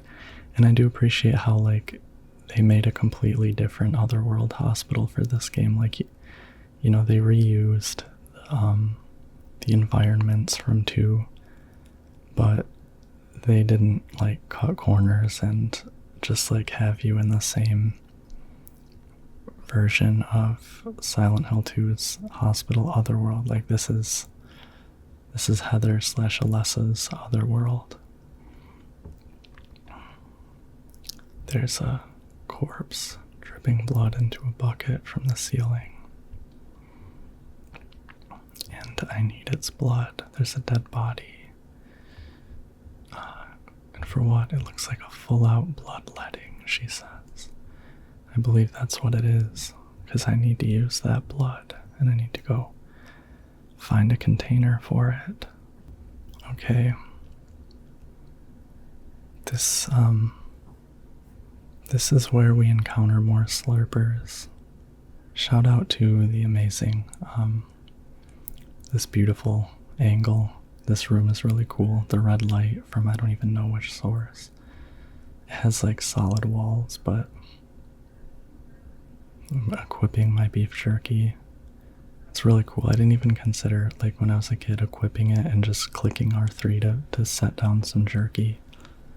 It really helps with the slurpers. So again, I'm keeping the light off to avoid slurpers. And I'm going to place beef jerky, which causes the slurpers to come over and distract themselves with slurping up the beef jerky. And I'm going to make my way to the hospital basement. The basement has a really cool puzzle in it, which I'm excited to read. Of course, I looked up the answer. I just didn't want there to be a bunch of, like, recorded time of me, like, standing there trying to solve a puzzle. It would have been interesting to try and solve the puzzles on my own, but I just didn't, I don't know, want to spend that time on this Let's Play, and also just, have it be boring. But maybe you would like to listen to it. So I don't know, I took a look at the keypad, so we're in, like, the morgue, I suppose. Burn the one who knows no death, pure, adored by those above, no prayers within, just simple love. And now the pining hunter, the flames longing for his rebirth, a distant breath within the earth. Burn up that heavy body of his, make it wind, dancing in the sky, that bottomless gut, now a cloud, now a sigh. The sweet blood on his laughing lips now calls him to the gates of hell. There burns evermore that soulless shell. 4 bodies return to ashes, thus the door is opened. Thus the door is opened. And so to solve this, you have to read these. Who killed Cock Robin, the sparrow, they said, he wants them all dead. To him, honey sweet is their sobbing. The grass the thrush so loved to eat gave him sweet happiness. He sank ever deeper and finally fell to destruction and fatal distress. He seeks out her soul by his own black ambition, frightening her out of her wits, whispering love songs into her ear. What cruel linnet wants, he gets.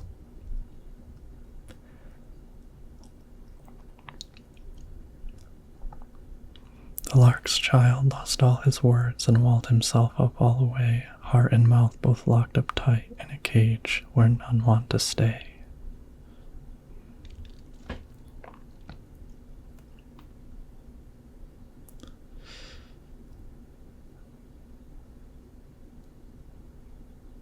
Black Rook is the praying sword who hears the gods in the skies. His whispered petitions go on without end, and glassy and dim are his eyes.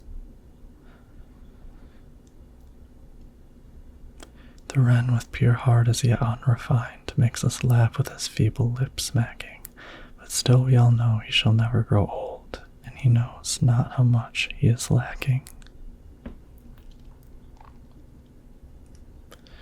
The kite, hot, crazy, and panting mad, sweet shackles that tease and excite, death itself will drive him wild, red blood that turns milky white. The dove's hope died, he chose his path, his flapping wings fell still, drenched in scarlet here they lay, his cheeks pale white and chill.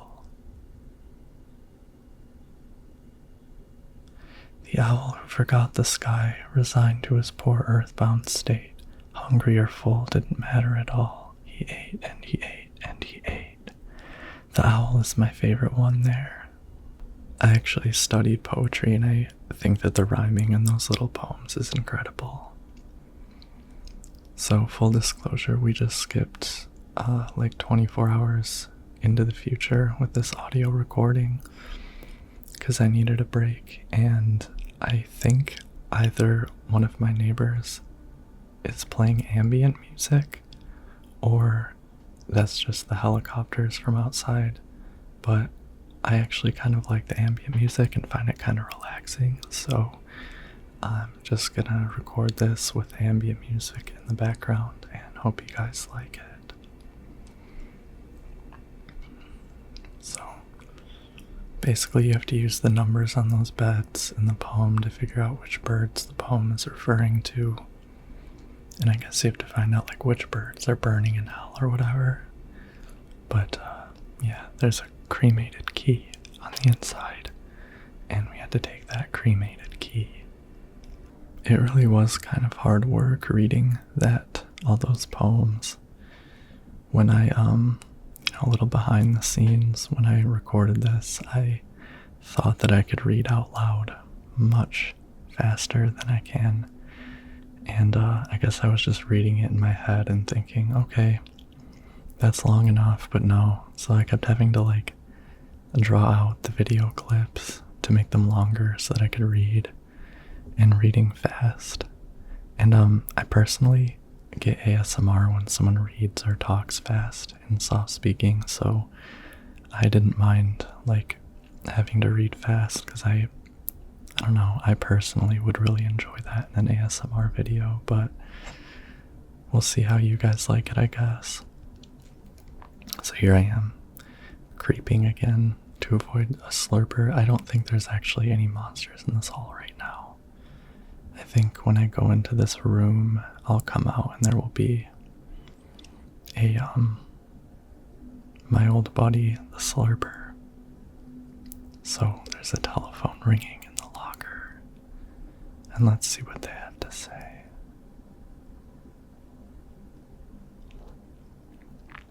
This is a creepy.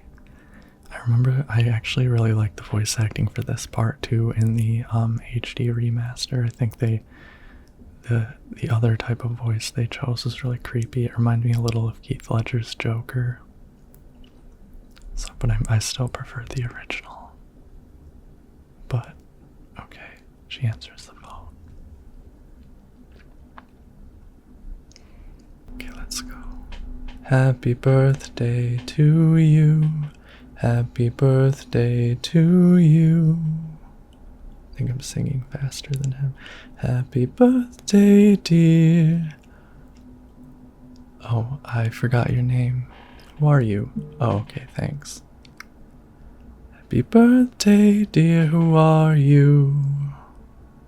Happy birthday to you. Happy 31st birthday. Is this Leonard? That's the murderer's name, not my name. I'm not your beloved Stanley either. He's underground now. His new name is Number 7.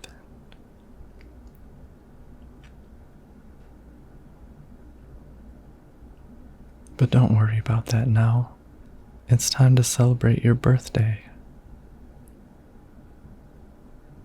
You've got me mistaken for someone else. I'm not mistaken, today is your 24th birthday. And I have a present for you. Which do you prefer, to give pain or to receive it? Creepy ass question. You can have the one you hate the most.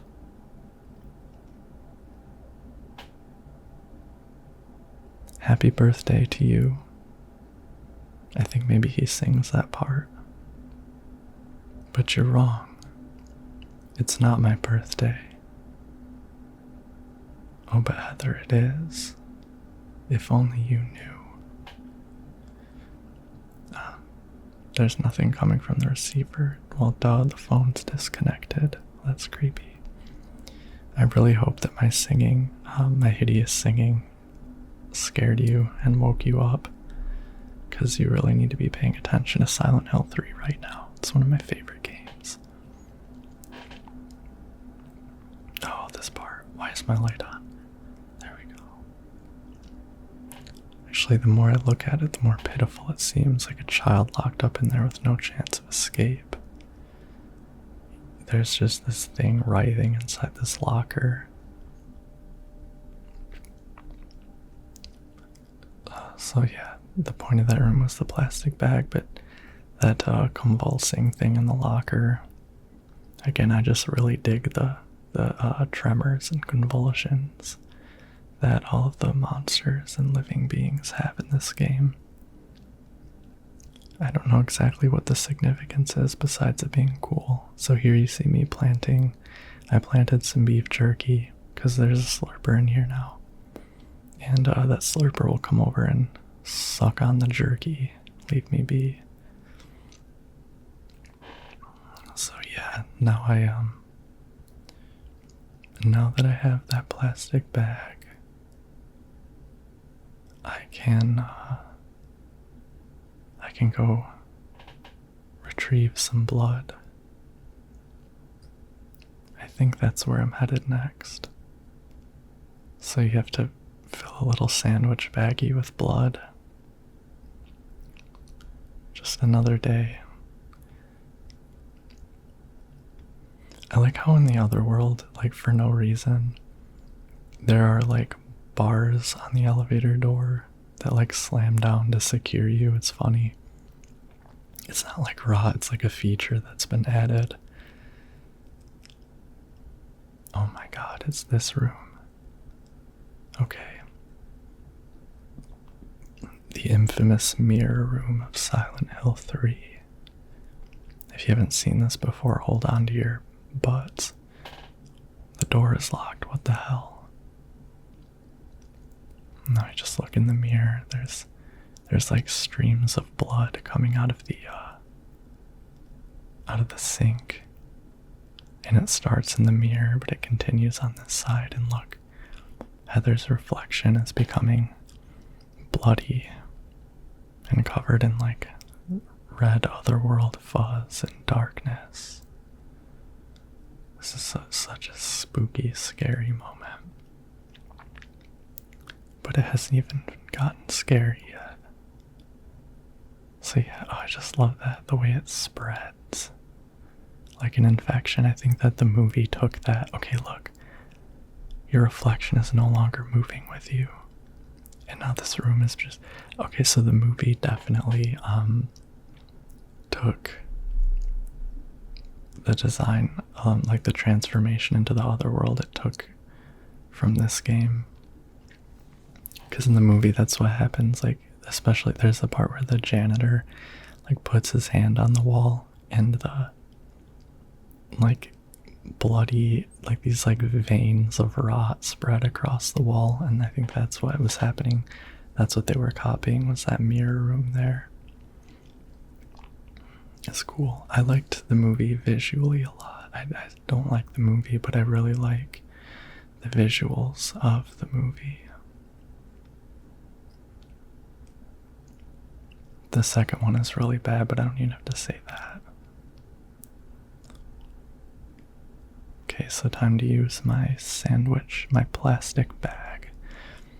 Fill it with blood for who knows why.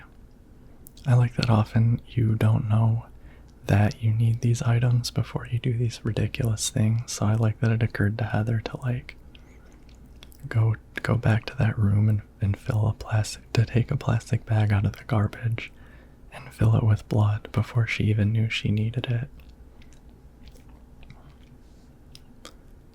I will give her a break because I know she's going insane and she's in hell right now. Random, but I've been watching, I'm going to bring up the gaming muse again because I've been watching a lot of his videos these past few days, and one of his main things that he's been doing with Silent Hill is telling the stories of the individual creators who worked on the games, and the names of the team members who worked on the games and sort of how the game design was structured, and it's really interesting and it really helps you appreciate especially how much technical work is involved in making a game. Gamers see the final product, and especially in the case of Silent Hill, they see this, what they consider to be a piece of art, and it's the truth is, compared to most art, video games have a huge team. I guess it's comparable to filmmaking, but in filmmaking you always have the auteur, while the director is sort of like, these days, considered the artist behind the film.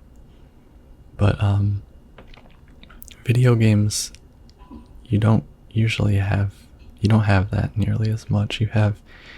There are two game directors I know of who are known as auteurs, which is Hideo Kojima and Miyazaki, who makes the Soulsborne games, in From Software. But it is really cool to like see who the creative team was, and especially what their contribution was, because the making of the Silent Hill games had a lot of technical feats that they had to innovate in order to deal with.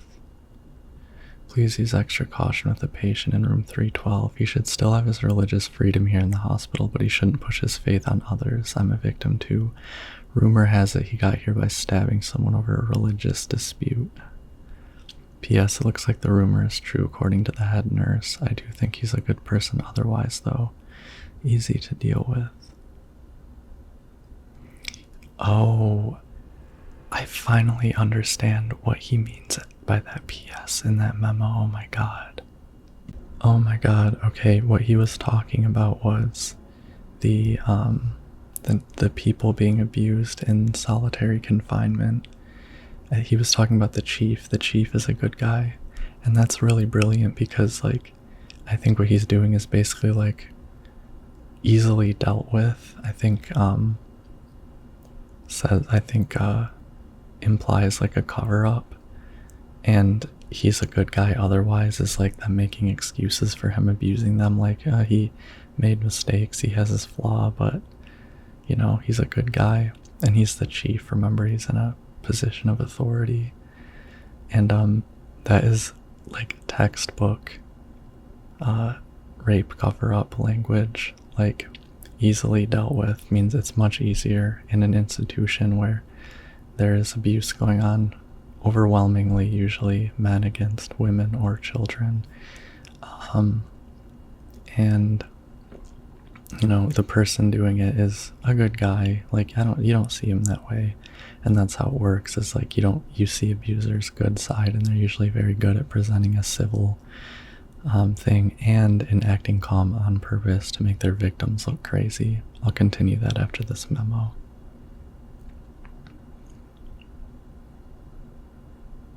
The world is teeming with unnecessary people. It's God's decision that I fight as a knight of honor, as a protector of the seal. I sacrifice myself to the blood of criminals. Who wrote this? Some twisted individual, eh? There's a nurse on the other side of this wall I'm about to shoot. No, but to continue what I was saying, and I didn't mean for this video to be like a lesson on feminism and abuse and stuff, but the reason I'm talking about it is that it's in this game. The writers in this game were talking about something that actually happens. And that's it. And I think I'm entitled to talk about this stuff because the creators knew about it and they did it on purpose. So, and they care about it, obviously. There's some moral statement on the person doing that. But anyway, yeah, he's a good guy, so just logically it's much easier to quote unquote deal with or handle the victim in this situation who is speaking out and causing a disruption than to try to deal with either your friend who you could never, believe would do that, or a person in a position of authority. And so what often happens is there's a cover-up. They will defame the victim, or they will fire the victim, or intimidate the victim. I am so compelled to talk about this because I went through a cover-up like this in an organization I was in, and I get angry about it still. And so I just really thought that was, first of all, very bone-chilling, and the horror, I don't know, the subtlety. It says happy first birthday on the wall. Okay, so I made the brilliant decision of placing beef jerky but then standing right in the slurper's way. As I tried to get to the beef jerky, I'm lucky I didn't get hit. And I'm trying to sneak past this nurse.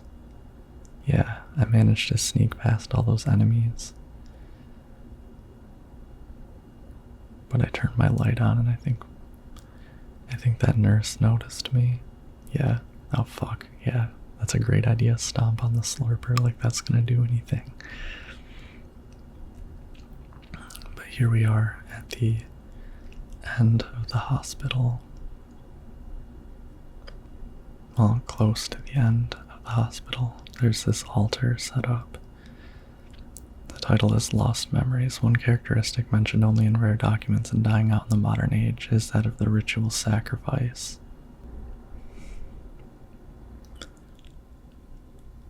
Offering prayers, pierce the man's chest with a copper stake, drench the altar in the blood which spouts red from the heart to praise and to show loyalty unto God. In another sacrificial rite mentioned in the same book, the victim is burned alive. This was a more dignified ceremony in which prisoners and sinners were not allowed to participate. Only the clergy could be sacrificed. Similar to burning at the stake, no comparable rite can be found in religions practiced nearby. It may have some connection with the main deity being a sun god. Even though this religion extols redemption, it brings to mind a dark and cultish history. So that was Lost Memories. I believe you can find that book in Silent Hill 2. Did they worship that picture? There's like a picture above. So there's an altar set up on a stretcher. This is such a cool, this is just a metal, badass scenery here. A stretcher in a hospital set up to be an altar for a cult. That is a metal album cover. I love this scene too. It's kind of Lynchian. It's like the way it is, you put the blood on the altar and then the camera pans and suddenly there's a big hole in the floor blocking you from leaving and a ladder leading down. I really love how they didn't show any transformation or anything. It just suddenly was that way once the rite was altered. It seems like it was drawn a long time ago. I found this interesting. Did Leonard draw that since he's been trapped in the Otherworld or something? Okay, and now it is time for another boss fight, and I'm gonna let you know ahead of time that I totally whoop Leonard's ass. He doesn't even get to stand up. Sorry to spoil it. This upcoming scene is actually not my favorite. It's a little bit like, I don't know, sci-fi channel-ish. I don't know.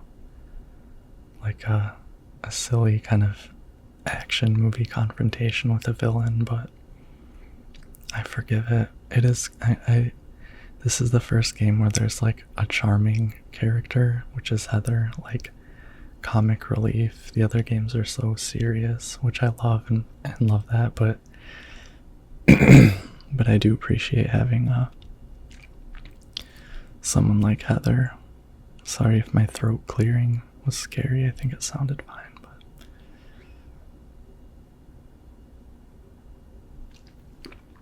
so I guess I just called him Leather. Leonard just lives in this pool with this like dangerous churning machinery in the background. Weird. What a sad life.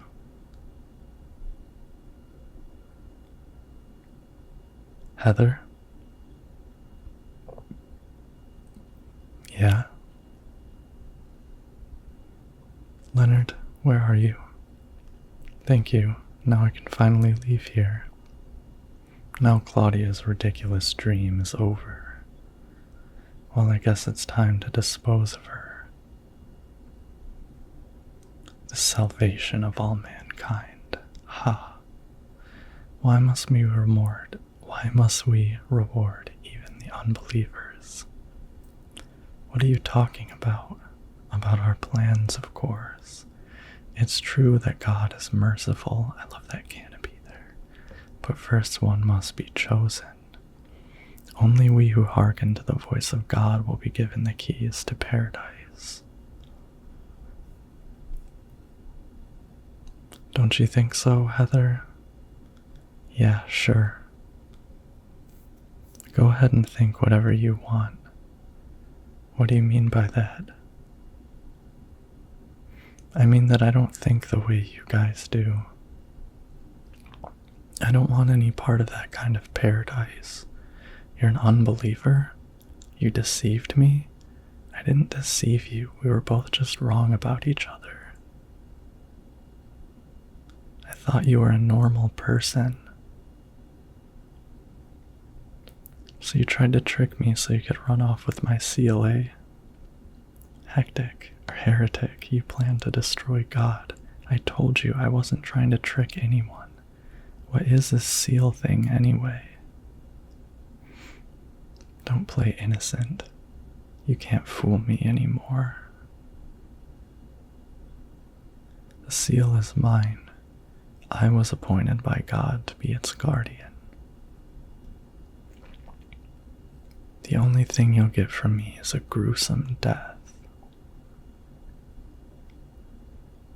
Actually, I really love that scene, and I'll say why in a second. Look, Leonard, is that you? Death to all who turn their backs on God. Is every person here a mental case? See, I think that's the line, but it's funny. Well, I guess you're not a person anyway. Heather is pretty savage in that conversation. I love when she's just like, I thought you were a normal person. Okay, here's the trick to owning Leonard is immediately blast him with a shotgun. He'll fall over, take a step back, and just continue blasting. If you're on hard difficulty, you may want to, instead of auto reloading, you may want to count your shots and then go into your inventory and manually reload so there's no gap, because the gap gives him time to crawl around. So yeah, that was a pretty savage that scene. I like that scene actually now when I think about it, because one, it just shows the culty mindset, the delusional mindset of these people. Like, he just, I guess, kind of assumed that, no, Heather's one of us. She's Alessa, for God's sake. Like, she's, she has our beliefs, whatever. And that just shows it's part of their, like, entitlement. you know, one of the aspects of their feeling of entitlement over Heather and her body, which obviously goes to the extreme of Heather giving birth to God. What's this?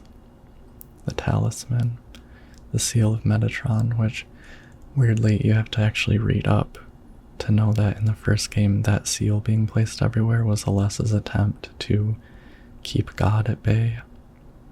And Dahlia kind of lies to you and calls it the mark of Samael,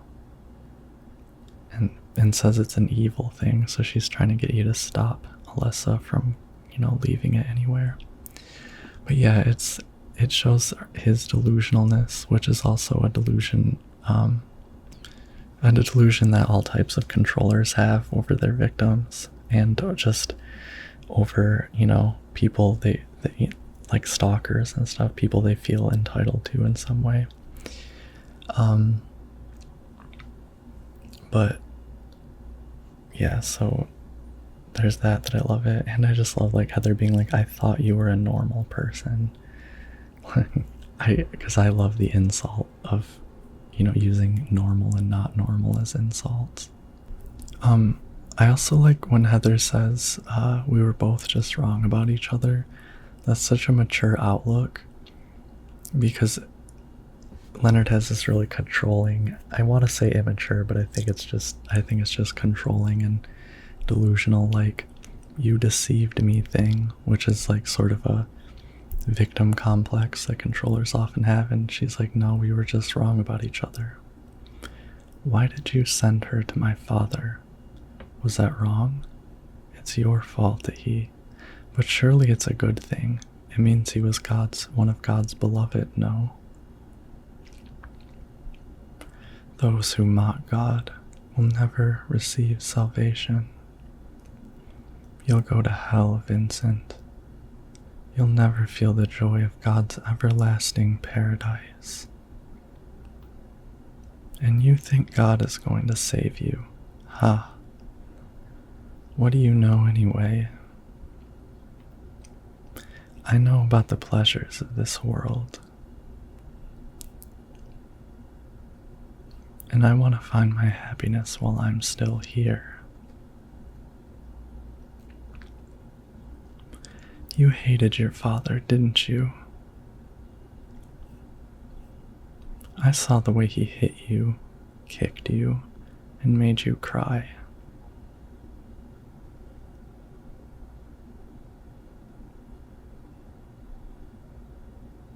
The memory of his cruelty is forever burned into my mind.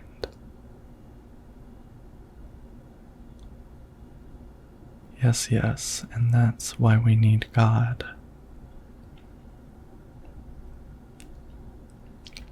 What you call faith is nothing more than a child crying out for love.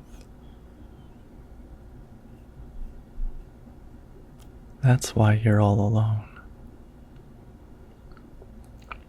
You don't understand. None of you do. Okay, I think now that's enough insight into Claudia's character that I can start kind of talking about what I love about her. She is a victim of childhood abuse, and that is a big part of explaining why she's obsessed with ending all this suffering in the world. And clearly she is a very empathetic person. I think that her own suffering partly makes her want to, save others, protect others from that suffering. And I think, although it probably has, or it does definitely have an egoistic aspect to it, it is so empathetic, and that's why I can't see, it's one reason why I can't see Claudia as just evil. What occurs to me, and I'll talk about this again later when we read her diary, is that she grew up in this cult, and I think her big blind spot in this life mission she's taken on was that she never questioned the cult itself or the religion as being an abusive organization, an evil organization that tortures and kills kids. She very much, despite that the beliefs were abused into her, she still really probably had no frame of reference other than those beliefs. And I mean, she was controlled from birth and isolated, and you can't exactly blame her for having nowhere to turn but this God that she believes in. And I'll continue after this scene.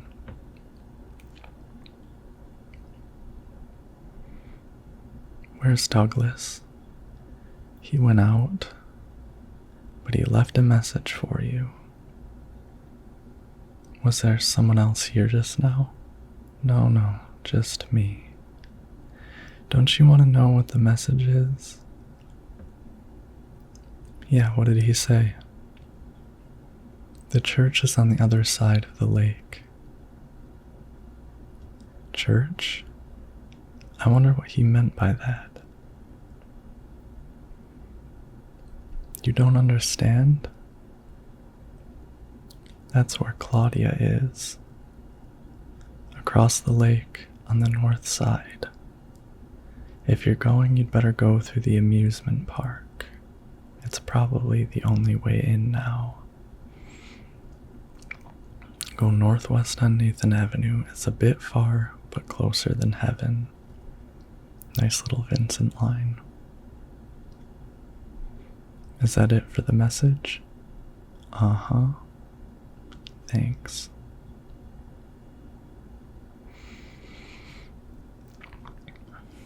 Douglas really said that? What's wrong? You don't trust me? If I were Heather, I would have just said no. So to continue what I was saying about Dahlia, another thing that I noticed, she is, I think Vincent calls her a zealot in this game, and that's a great way to describe her. But I'm a person who fixates on things and obsesses and becomes very determined to do things. And, I've talked before about how I'm autistic, and also my way of dealing with problems, struggles, or issues I've seen in my life has been to fixate and focus and have these big ambitions and want to change things and want to make some goal come true. And to be honest, most of those times I think I have been mistaken or misled or misguided, I should say. But there is always a good part to it. And I see that exact trait in Claudia. And I think that what I'll call the, it sounds corny, but I want to call it workaholism. Like, she's just absolutely obsessed with this goal. Is, firstly, I think that in itself is a way of coping with trauma. I think for me and for many people, they become hyper-focused, hyper-fixated on goals and ideals as a way of dealing with their trauma. And I think that's just like mentally what happened with her. But also, I think it speaks a lot to her character that here we're seeing another one of those transformations of the Otherworld. I noticed something is that her head hurts, but her womb hurts when the Otherworld is changing. With Harry, it was his head, but here she's clutching her womb. Anyway, now we're back in the amusement park that we were in at the beginning. But at the same time, I find that to be a very laudable trait of Claudia's, because many people who grew up with extreme trauma, they're not like that. Many people lash out and self-destruct because of their trauma. And of course, I'm sure part of this is an elaborate way of lashing out, but I mean, and I'll bring this back up later, but later when you read Claudia's journal, she's not only obsessed with her own suffering, like she was reading books about refugees and sex trafficking. And so clearly she's not narcissistic, she's not self-absorbed, and she also isn't self-pitying. You don't hear her speaking spitefully of her dad or anything. You just hear nothing but conviction in her voice. I am going to end suffering. I'm going to bring about paradise. And honestly, if she didn't grow up in a cult, she might have done something more effective and worldly with her morals. And I think she is a deeply empathetic and moral person. I remember, sorry to be a corny, but I remember having this discussion with someone in the Silent Hill Fog posting Facebook group, because I posted my opinion about this and a lot of people were like, yeah, they were ridiculing me, like, yeah, of course, she's great, what, and I'm like, no, she does very evil things in this game, like very, very evil things. But I was just like, I think she was designed to be sympathetic, and it shows the sort of community responsibility for evil. If we want to tackle evil in this world, we have to really think about people's motivations and the effects that other people have had on them. We are social beings. We live in communities and economies, and we have to think it is really important for us to determine why someone has done something that they have done. And I do believe, there is personal responsibility in every case of evil, and it's also, people can be so stuck in a certain attitude that they are effectively an evil person, but nonetheless, so it's not an excuse, but it is an explanation. And I think that's something that we can learn from this game. And that's another one of those things to consider, is if you want your video game to be considered art, you have to be willing to think beyond simplistic narratives. The narrative is just not a vehicle for the gameplay. It can be the other way around, not that one has to be subsumed to the other. And you have to be willing to look for the moral complexity in a video game story and gameplay, because usually, or in many cases, you're making choices. Anyway, this part is funny to me because, and also, what the hell is that metal mountain thing? I know why I looked over. I really like the background scenery on this thing, but the funny thing is that the difference between this and the dream is that in the real world, you grabbed a key to the roller coaster and you turned the roller coaster off just now before coming in here. So, presumably that avoids the roller coaster coming to hit you, but the roller coaster turns on. And so I'm wondering, like, what exactly is the difference between this and the dream? Like, this time the roller coaster was still on. I don't know. Did her dream make her more alert that, like, this is what's about to happen? That's my guess. Like, she knew it was coming, so she was ready to jump. She was more on edge, more on alert. I hired you to find the girl, and you performed serviceably. What is it now? You lied to me about Heather, lady. I don't like being used. Lie? What lie? That Heather was kidnapped from you.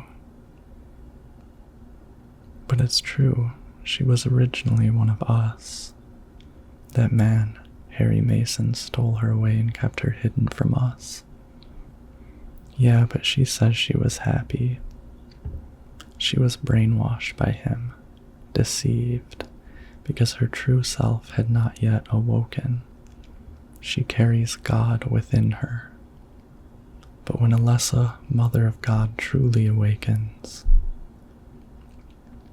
yeah, what's gonna happen? She will usher in the eternal paradise. What kind of place is that? A place with no pain, no hunger, no sickness, no old age. There will be no greed or war, and all will live by God's grace alone. No this, no that, no nothing. A paradise for castrated sheep, maybe. Sounds pretty boring.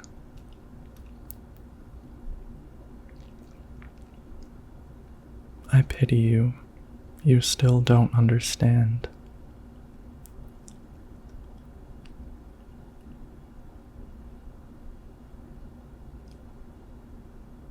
You're going to kill me. Is it really so easy for you? I've done it before. Then I truly do pity you. That's crazy. What does Claudia even mean by that? Then I truly do pity you because he's an evildoer or something. I don't know. I also wanted to mention, because we were talking about like how Claudia said something again there where she was one of us, but she was stolen. You know, they don't see Heather as someone with autonomy. I would say she was rescued. I think that's the most reasonable way to say it, but you know, the cultic mentality makes them feel entitled to her. And just to bring up more feminist stuff, because it pertains here, because I don't know why I have this, I really want to like, I love this game and I really want it to be clear like how much gender matters in this game, but in cults, women are uniquely oppressed. Like, they are often basically slaves. And you know, if you look up Nexium, you know how for many of the women it became a sex cult, like they were trafficked, and the leader of the cult was using it to all but enslave women and, you know, manipulate them and get them into a position of total subservience. And that's the case with many other cults. There was this one yoga type cult I watched a documentary about. In this case, the exploitation of women is reproductive. Heather and Alessa are being forced to carry children against their will. Welcome to Borley Haunted Mansion. We're so glad you came. Please come inside and take a look around. When you feel you're ready, then go through the door. This is one of the scariest parts of the game, and it's so cool because it's like supposed to be a cheesy haunted house. Help! Help! Do you hear those voices? A family of 4 was sliced into bloody pieces in this room. Ah, the cries of the children. The murderer was caught. Do you know why he said he killed his family? Because I felt I had to. Anyway, I'm lying. It's all just a joke. I wanted to scare you, that's all. The truth is, only one person died by suicide. That body outside the window is so small, it must be like a doll or something.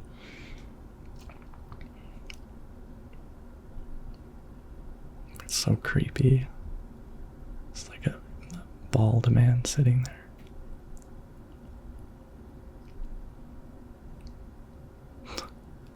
There's a woman scream.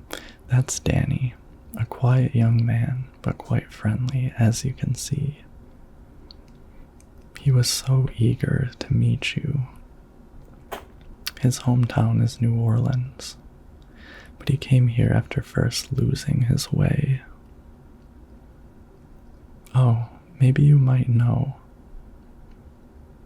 Where is the path to heaven? That is so. I think it's interesting how you I'll talk about it in a minute. This mansion is quite old, so please watch your step. Sometimes the floor suddenly gives way, and beneath the floor, there's nothing. I'm so sorry. This place is just falling apart. The mechanism is broken, you see. It wasn't supposed to stop there, I assure you. There's the exit. I hope you enjoyed your tour. Please come back anytime.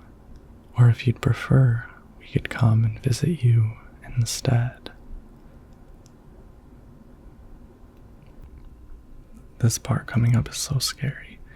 The scary thing about this is that, like, when you hear, like, the path to heaven part, it feels like there's a crack in reality and, like, the themes of, like, you know, the paradise thing, like Silent Hill actually is still happening. This isn't just purely an amusement park. And the narrator, or the voice guy, like, when you walk, he's like, we're sorry, whatever, and then this red light is chasing you. And honestly, to this day, I have no idea what that red light is. Like, that's what makes it scary, is that mysterious red light is just coming to kill you. And the guy is like, he's like, just kidding, I am the town of Silent Hill and I am going to kill you.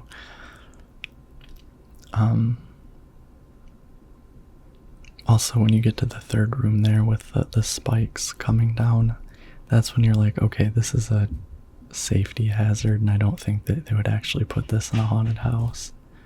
And I just love how Silent Hill manifested in a spooky attraction in this scenario.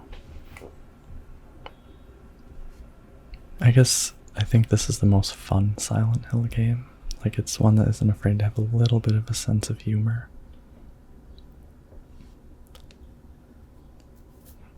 I do apologize if you wanted to see more combat.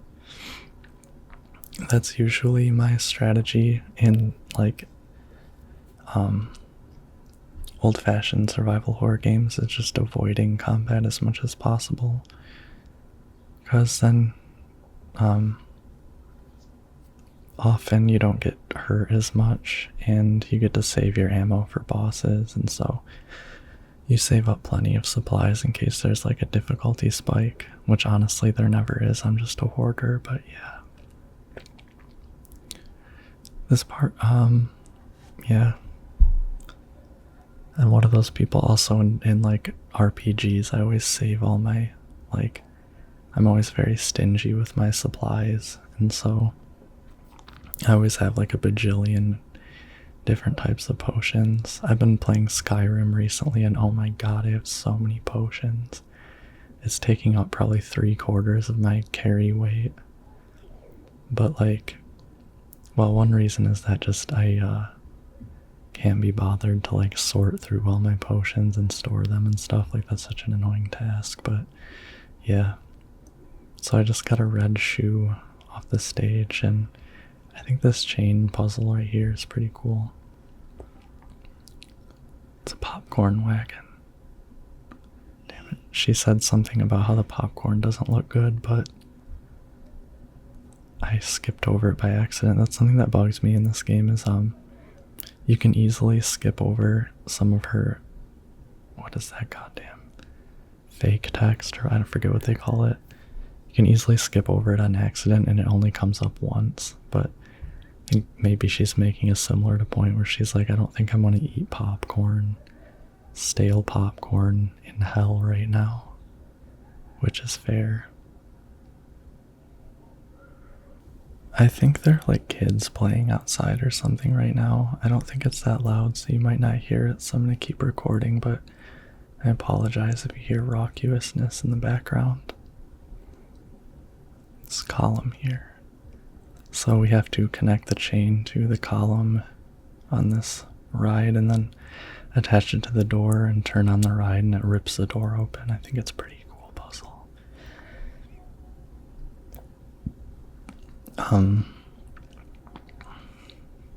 Yeah, I personally sometimes like it helps me get ASMR when I hear faint noises in the background in a video. I don't know why. I guess it feels like I'm in a lived space and not like a artificial, sound engineering container.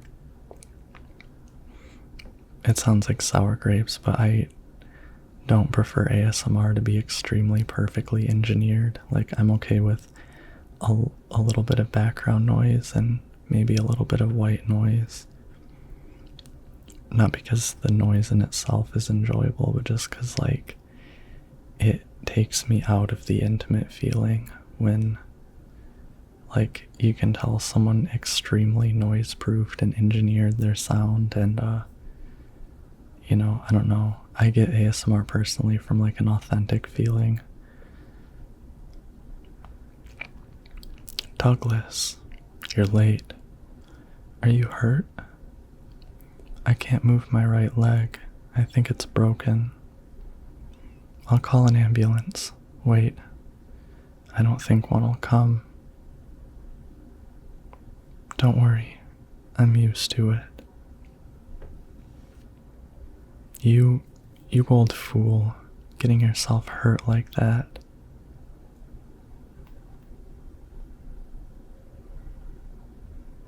Sorry.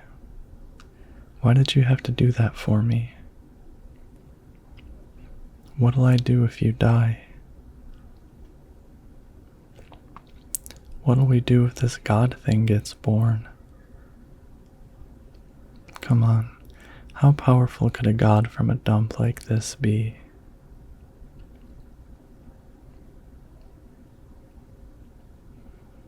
I'm sure it'll be no big deal.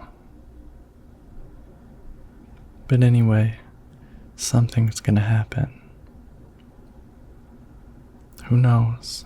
Maybe we'd all be better if it did. But if this is how a God of mercy acts, I don't want to see any more of him. That's a pretty good reason to risk my life, don't you think? Plus, I'm just an old fool, right? You think you're Superman or something? I always wanted to be him. Besides, yeah, I want to help you out. You don't have to feel responsible. I know it's not your fault. You remind me of my son. You said nobody was gonna cry for you. Dead people don't cry. Stupid kid got himself shot robbing a bank. But why? Maybe because his pop was a penniless good-for-nothing. Who knows? Anyway, now I guess I'll never find out. Sorry, I shouldn't have said you reminded me of a guy like him. Well, maybe if you compared me to your daughter. That's sweet. Listen, I'll take care of the rest. You stay here, and I'll be back when it's over. You'll be okay by yourself? Hey, no problem.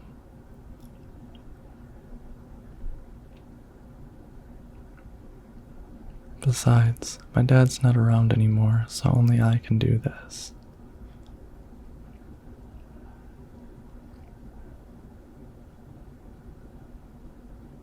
Uh-oh, what's he doing?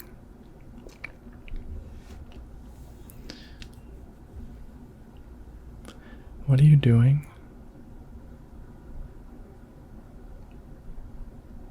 Maybe killing you here is the only way to end this nightmare. Sorry, that's a creepy way to act. Yeah, you might be right. And then she just keeps going. I love that. You might be right. She's so strong. Like, she's clearly very capable of handling difficult circumstances and facing death, which is pretty cool.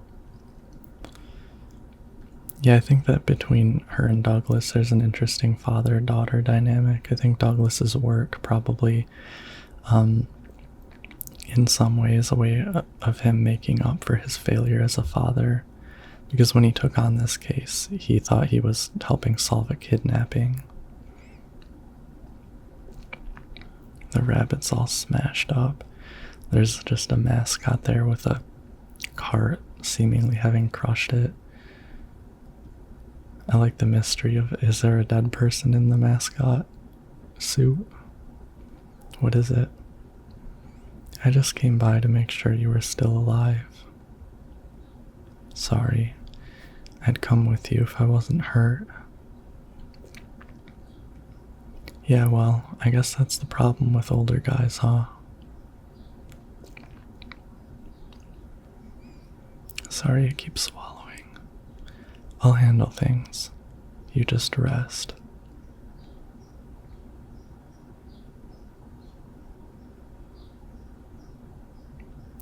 I think there's a bird in the background. I don't know if you can hear that. I think bird chirping is really peaceful. Don't die on me, okay? Yeah, and then Heather says that thing about, like, maybe if you'd compared me to your daughter. Saying she kind of looks up to him, or is just willing to fulfill that role for him or something, you know, be an important part in his life, or vice versa. At least be something to him, you know, a surrogate child. The symbol usually looks unnatural, but here it seems to fit.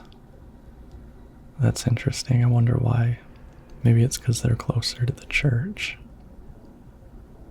This video is going to be like 5 hours long, I just noticed. That's insane. It's going to be a bit of a pain to export it and upload it, being so long. I don't know, my internet is pretty fast with uploads, though. Oh, Douglas's journal. This is a really cool document. Client Claudia Wolf requests searching for then infant Alyssa Gillespie, kidnapped by man named Harry Mason. No word from police. Kidnap location unknown. Old Silent Hill newspaper article. Alyssa Gillespie 7 dead in fire. Links to current case to be investigated. Priority low. Using alias Heather. Neighbors do not know real name. What is she hiding? I thought in that journal you find out that Harry had killed a man. I know they adapted that in the terrible second movie, but Harry, I thought that like a cult member had found them and Harry had killed in self-defense. But in any case, they're kind of in hiding from the cult, so yeah. I wonder why does Snow White have a doll's head? I don't know the original fairy tale, but this is cool because Cinderella and Snow White, it's in the first game, there's a lot of like fairy tale and children's book references because it's a children's world, and this is kind of harkens back to that. And then in the second game, there's a puzzle with music, with fairy tale princess music boxes, and I know that Snow White and Cinderella are in there, and you have to kind of solve a puzzle, and it requires you to know the Brothers Grimm version of the fairy tales, which is slightly, it's not as complicated as the Shakespeare puzzle in this game, my god, but it's interesting because you have to have like a little bit of literary knowledge. I actually have no idea if those fairy tales are well known in Japan, but it's an interesting puzzle for someone who doesn't, like, if you're a non-English speaker and you don't really study Shakespeare. God, that puzzle sucks. How many gamers are that intimately familiar with Shakespeare? I mean, everyone probably reads a little Shakespeare in school, but Jesus. It's a ticket booth. I have to go this way, I can feel it. It's interesting. I read there's the Book of Lost Memories, which is a document that the creative team put out, and it turns out, like, the cult has its headquarters beneath the amusement park. This is where it starts to lose me and become unrealistic, even in the real world. Like, how do they get a carousel to be a secret passage to their lair? How do they build a whole lair underground? And then you see the layout of the place, and I don't know, it's crazy. I like to believe that it's just the Otherworld version of things. It's sort of the nowhere thing, because the last area certainly feels a lot like the nowhere, where space and time become distorted, like at the end of the first and second games, and pretty much the entirety of the fourth game. I'm kind of excited to do this for the fourth game, but I also had forgotten how much work it is, so I might take a break and do some other videos in the meantime. It's alive. So these carousel horses, she observes, are like made of flesh. This part is really creepy too. Again, the sounds are not very relaxing, so I'm leaving them out, but the horses, like, the way that they like make noises of pain, and then when you kill them, they make this distorted neighing sound. They breathe gas, and there's this calliope music playing. Very creepy. And I guess I've never died in this part, but I guess that, like, if you take too long, the horses will kill you, which is crazy to me. This horse isn't moving, there's a nail deep in its head.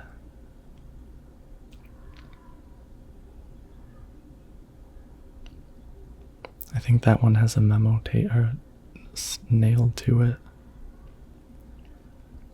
which I don't remember if I read, but it basically just tells you the secret of the puzzle, like, kill them all before something with the number 13, which I don't know exactly what it means. Like, I don't know how much time you have to finish this or what.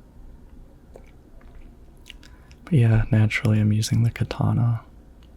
Oh, and they bleed. So screwed up. Let me see that. Go read that memo. I know that I think I stopped to read it real quick. What's it say? When 13 turns count 4, you will die from their curse. If you wish to escape, there is but one way out: to kill before you are killed. Then you will be saved before the 12th something something. There we see that, like, blurry infection looking type effect happening to the environment. And this and then it becomes like Otherworld. I think it's really cool. Look, that the floor looks like a carpet. I really, really love the Otherworld design on this carousel. The floor is like, it becomes a carpet for who knows what reason. Like, it's just an unnatural place for a carpet. Makes it look like an old house, and the horses are suddenly wrapped in tarp or what have you. Things are slightly blurry. And then you have memory of Alessa. That bloody version of Alessa that you saw in the mirror in the hospital. Oh, and look, there's fire in the middle. And the horse is convulsing. I had a tough time with this fight. This is when I finally remembered, oh yeah, there's a block button. Takes me a minute though. But yeah, it's annoying because they block your attacks. And they take a lot to go down. Like, look how many shotgun shells I just unloaded into that thing. Bam. Yeah. It's similar to the, what do they call him? The missionary, the boss on the apartment rooftop. Where, like, it's easy when they're running away to fire into their backs. I believe I wasted, like, all my machine gun bullets. Look, like, they can block machine gun fire with their arms. So ridiculous. Even a shotgun shell. I'm letting myself get whipped. It took some practice to like remember blocking, the timing and stuff. Pretty essential. I'm wondering now if someday I will try another 10-star run. Probably will take a break from this game for now because this has been quite the effort. An effort I love and everything, but it's just been, you know, I've had a lot of Silent Hill 3 this past week, so now I decided to finish this off melee. I think because I kind of ran low on ammo. So I think it takes 2 hard katana strikes to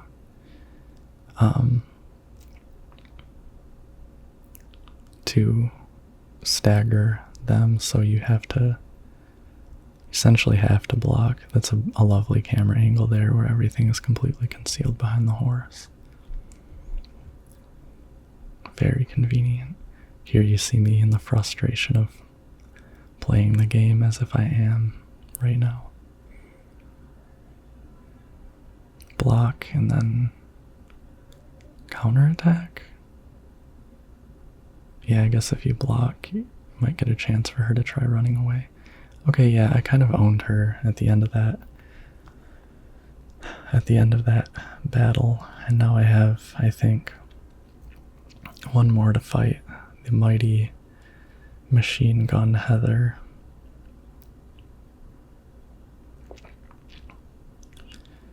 This boss is supposed to be like Alessa Manifest. I was thinking like so it's just basically Heather with the bloody stuff all over her. And I was thinking how cool it would be if they'd like actually designed Alessa from the first game and you were fighting like Alessa. Would have been more effort, but that would have been really cool because Heather doesn't look very much like Alessa.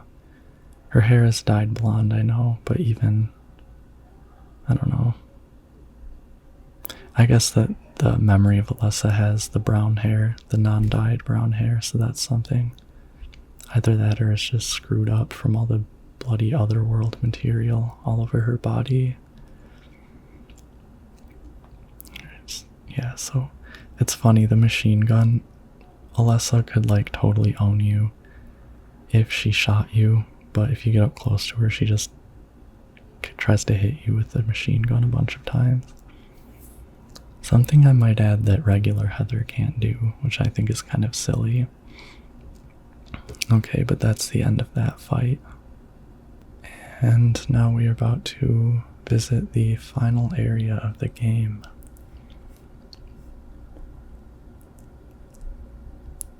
There's some cool stuff here. It would be better for myself to die. After all, it's nothing to be afraid of. That child, that demon. When I think of the endless pain it will bring when it is birthed, I decided that instead of the suffering and cruelty I endured in that sick room, that I would like to bestow a more gentle and peaceful death on myself. Why do I resist?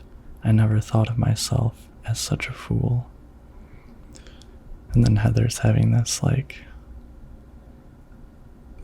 that's crazy because it's me, Alessa, who wrote that. And Heather now remembers the sick room that Alessa suffered in after her mother burned her. And I believe, yeah, this is cool.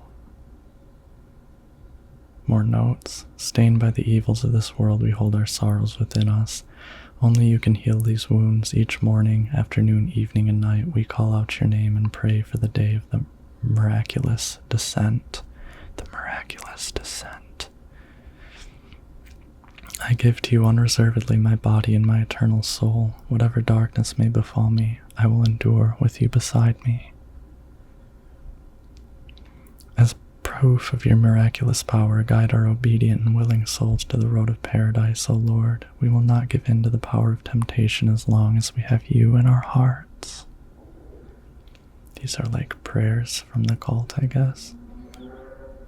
O Lord, save us with your compassion. O Lord, shower us with your blessings. O Lord, favor us with your abundance. It's like a pseudo-Christian cult, it sounds like. Probably mixed with the indigenous religions.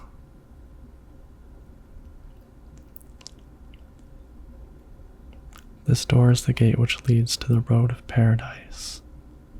Embrace the bosom of the Holy Mother, admit your sins and be forgiven. Eternal tranquility can be yours. I wonder if that's on the real world church or just on the Otherworld church. I think in the Book of Memories it talks about the religion of the indigenous peoples in Silent Hill and the quote-unquote power of Silent Hill being part of that. How did you get here? It was Vincent, wasn't it? He led you here. When will he cease his meddling? But it's just as well. Luring you here also serves my purposes. Checkmate. Not yet. The time is not yet at hand. The time when all will be forgiven their sins. When the paradise we have long dreamed for will arrive. After the judgment and atonement and eternity of bliss. Oh, Alessa, the world you wanted is nearly here.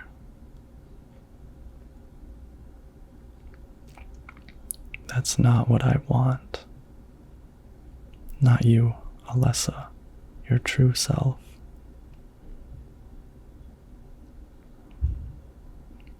But I am Alessa. My little Claudia, my dear, sweet sister. Alessa, is it you? Oh, how I've missed you. I don't need another world. It's fine the way it is. But you said it yourself. The world must first be cleansed with fire. But that's not what I want now. Alessa, don't you want happiness? Have you become blind to all the hopeless suffering in the world? We all need God's salvation. Listen, suffering is a fact of life. Either you learn how to deal with that or you go under. You can stay in your own little dream world, but you can't keep hurting other people. Besides, I'll never forgive you for hurting my father. I wish only for the salvation of mankind. But for that to happen, the world must first be remade. And for that, we need God. You self-righteous witch, no one asked you to help. I think God is growing within you. You despise me, don't you? You're damned right I do. That's good. That's good. So, for the God to grow, it requires Alessa's hate. I don't know why, that's just how it is. The Eye of Night tarot card. So, what was I gonna say? I had something I wanted to point out, but I forgot. Oh yeah, so in like 6th grade, I decorated my science class binder with like quotes from movies that I liked and video games, and I put suffering is a fact of life from Heather Mason's Silent Hill 3. 6, faith. I think I wanted to read these paintings in order, so when I get to one I'll read them. But yeah, in their church they have these paintings, which is cool. It reminds me a lot of Jehovah's Witnesses. I'm dating someone who grew up in Jehovah's Witnesses, and I've seen their like one of their children's books. It's Demented, but they have all sorts of paintings like this. And yeah. 1, origin.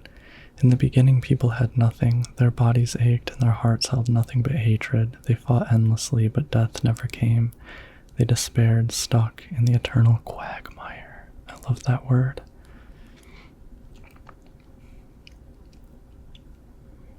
2, birth. A man offered a serpent to the sun and prayed for salvation. A woman offered a reed to the sun and asked for joy. Feeling pity for the sadness that had overrun the earth, God was born from those 2 people.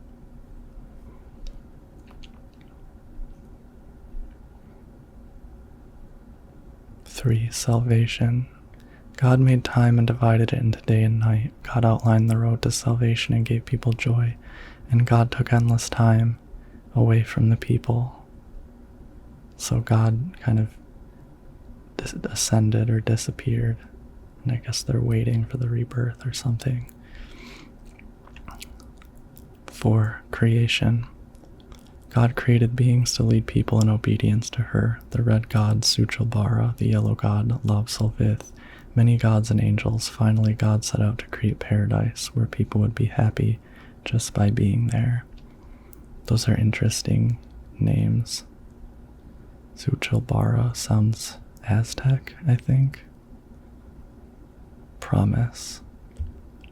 But there God's strength ran out and she collapsed. All the world's people grieved this unfortunate event, yet God breathed her last.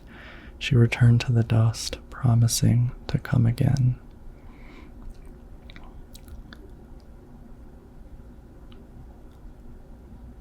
Six, faith.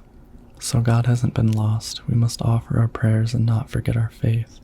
We wait and hope for the day when the path to paradise will be opened.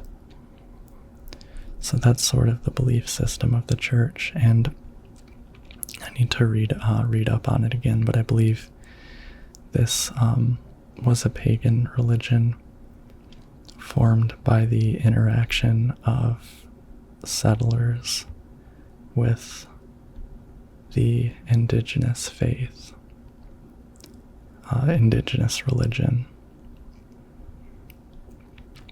I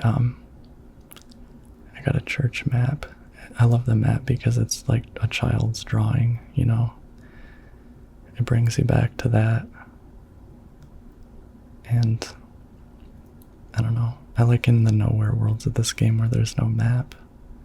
This part is really cool. There's someone crying in the confession booth.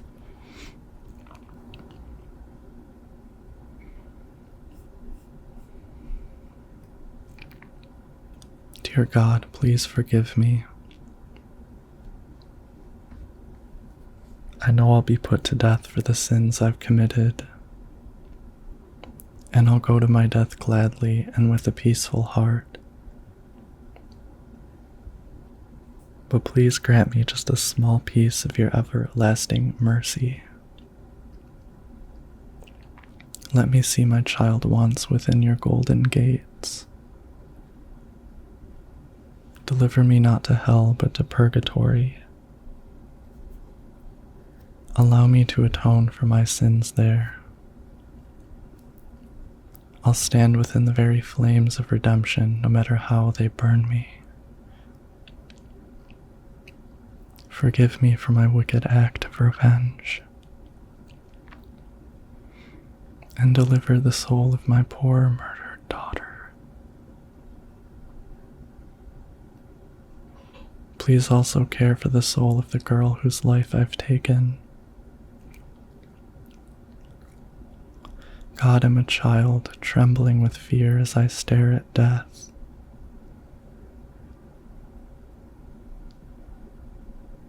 Soothe my tortured soul with your infinite mercy. Please, forgive me.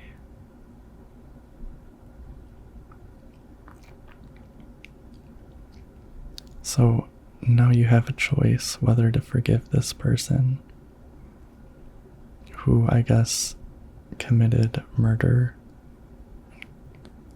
It seems like, I don't know, did she kill two different girls? I forgive you. I'm gonna forgive her just because I think it's powerful when you get the chance to forgive her. I forgive you as God. It's sort of, this is when Heather's like coming into her role, her kind of, you know, non-consensual role of being God, or representing God in this end. And when she kind of gains her power by adopting that role, by, you know, remembering her past self and the paradoxical authority she has, despite that she was completely helpless in her circumstances as Alessa, she also is venerated and given this holy authority.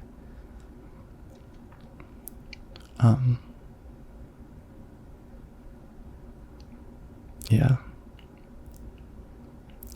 If you do forgive that lady, it actually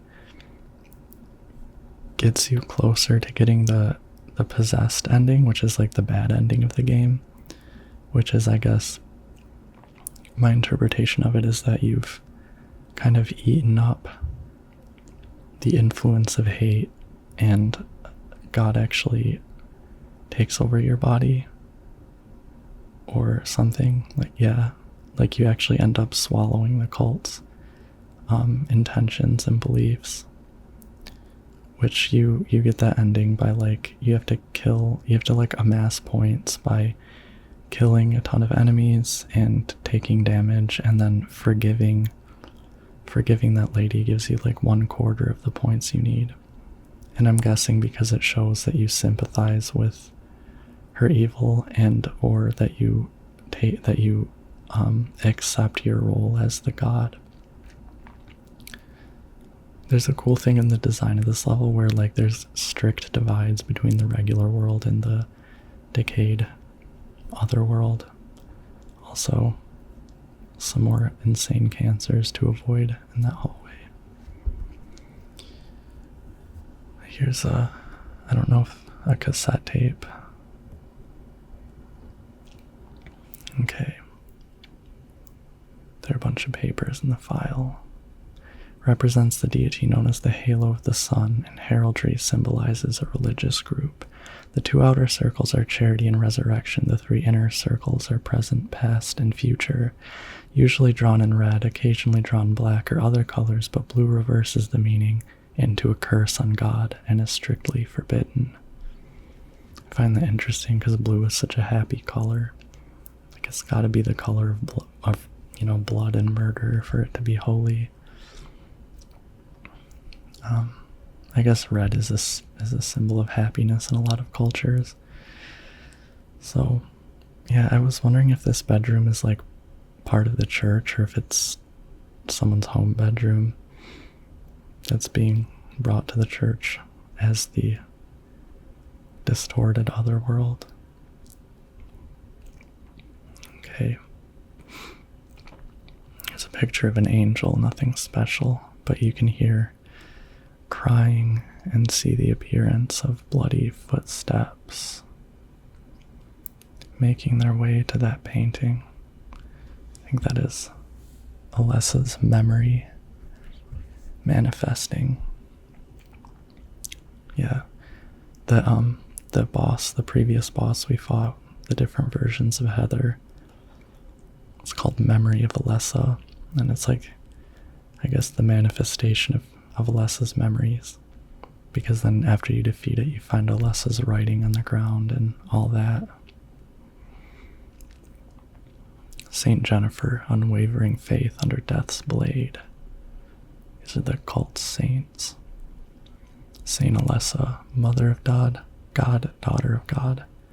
Ooh, Alessa's a saint. That's so just creepy. They painted Alessa with the baby. Like, buddy, you murdered her. So screwed up. You sexually assaulted her. And, oh, I don't want to. Miraculous hands of Doctor of God. I don't necessarily want to say it that way, but they impregnated her against her will, which is also an extreme violation. So death isn't the end. Pretty good deal, if you ask me. Thanks to reincarnation, I died as Alessa, but I'm still living as myself. But you know, just the thought of it is starting to turn my stomach. I wonder if this symbol has a part in helping her regain her memory, or if it's just being placed there as like the symbol of rebirth. It's crazy. I didn't realize how long this is. This playthrough is taking longer than my Silent Hill 2 one did. I think this game was criticized at the time for its short length, but I think it's got a pretty standard survival horror game length to it. So into the door behind the painting.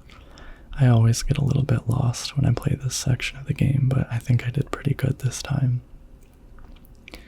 If you look in this hallway, Valtiel is crawling around. You can hear him, it's hard to see him, but he's crawling through those ducts. I like that, like he has his own little passageways to go through. And I think he follows you, like he goes to the section of the floor that you're on. Oh god. Now the missionaries are common enemies here. I believe I got owned by this missionary. I just am so terrible at combat. In this playthrough. I mean, I probably still am, like I would need to practice it. I'm blaming my PS2 controller because it's a little old, but it works. Stomp on it, even though you don't have to. Just because I hate it so much. Okay. I think this is the library. I think that, when you play extra new game, that this room has like a bunch of little notes in it, if I remember correctly. There's a book on tarot here. Tarot is based on the 22 Hebrew consonants and is said to represent the entire world. Each card, numbered 0 through 21, has a particular meaning. By reading these cards, fortune tellers predict the future. For example, the first card, the Magician, signifies creation, wisdom, beginnings, or destruction and fraud. The second card, the High Priestess, denotes intuition, harmony, faith, or dogmatism and arrogance. According to some texts, the Gardener deck had more than 22 cards. The Gardener deck does not exist today. It is mentioned only in the literature.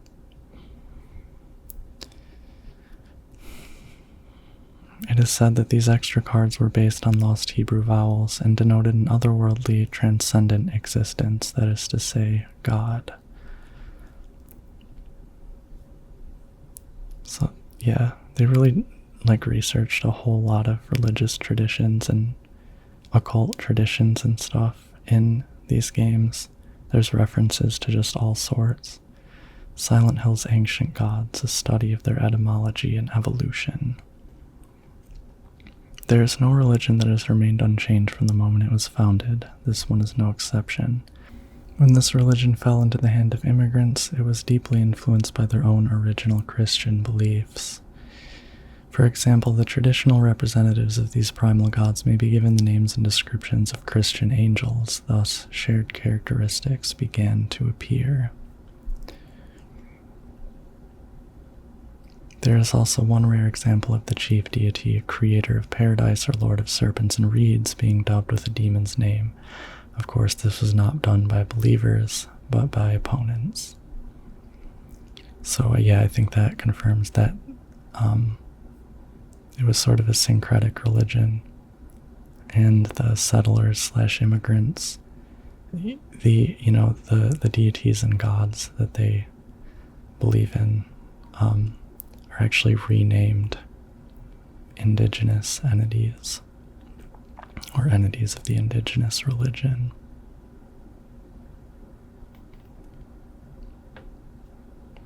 Here's Vincent. Hiya, Heather. You show up everywhere, don't you? You make me sound like some kind of unwanted pest. Well, who are you anyway? Haven't you realized that yet? Yeah, you're on Claudia's side. I told you not to put me in the same category as that mad woman. Well, you're pretty loony yourself. It's true we believe in the same God, but I'm quite sane.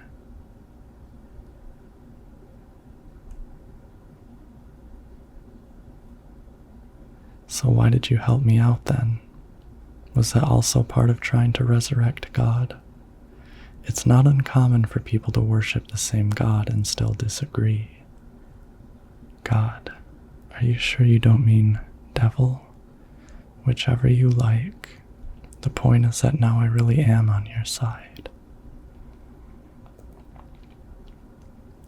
I don't want God to be born. It wouldn't be convenient. Much too unpredictable. So you've been using me to stop Claudia, is that it? Do your own dirty work.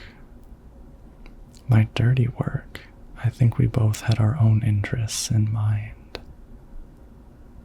You hate her too, don't you? You're the only one who can get it done. I don't have powers like you two. Besides, I always hated getting all hot and sweaty.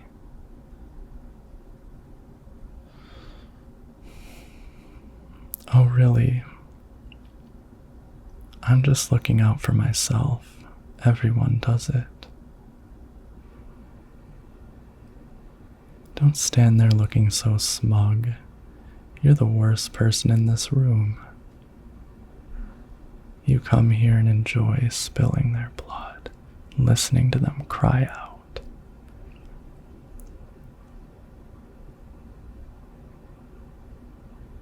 You feel excited when you step on them and snuff out their lives.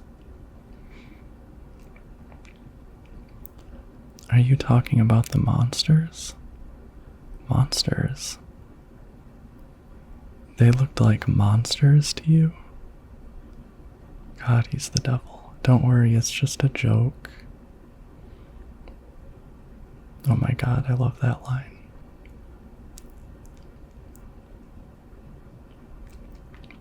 By the way, I forgot to ask you, did you get the seal of Metatron? What's that? You don't have it? Leonard was carrying it. You mean this thing? Yes, that's it. As long as we have that, we're fine. Here, take this.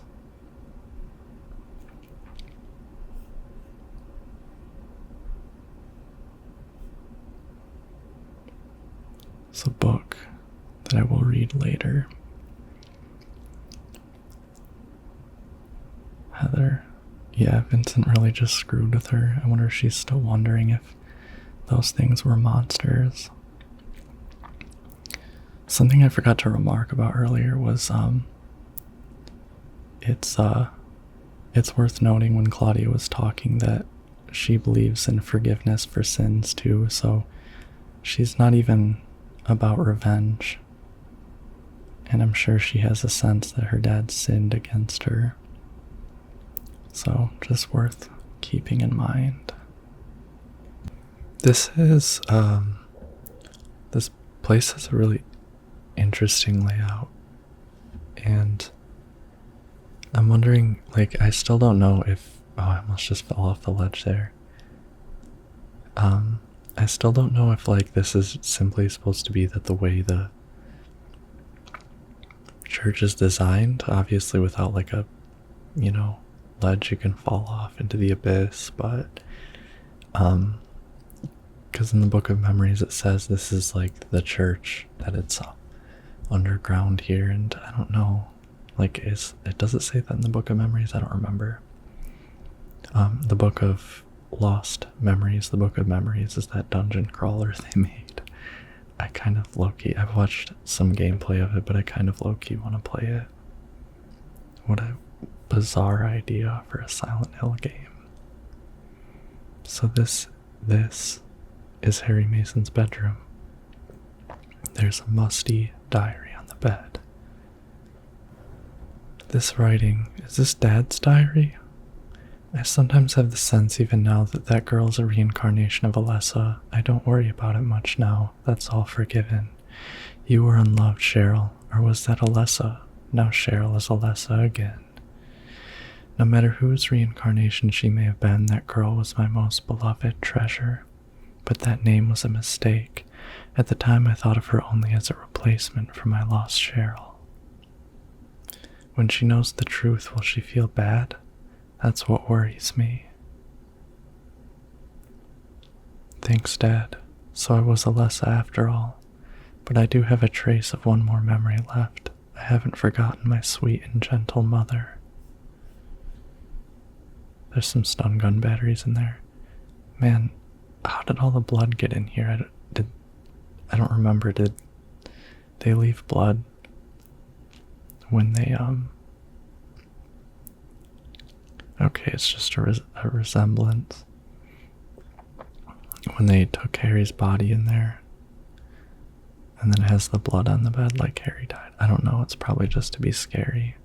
And also, this is a very beautiful bedroom, like with the lighting and stuff.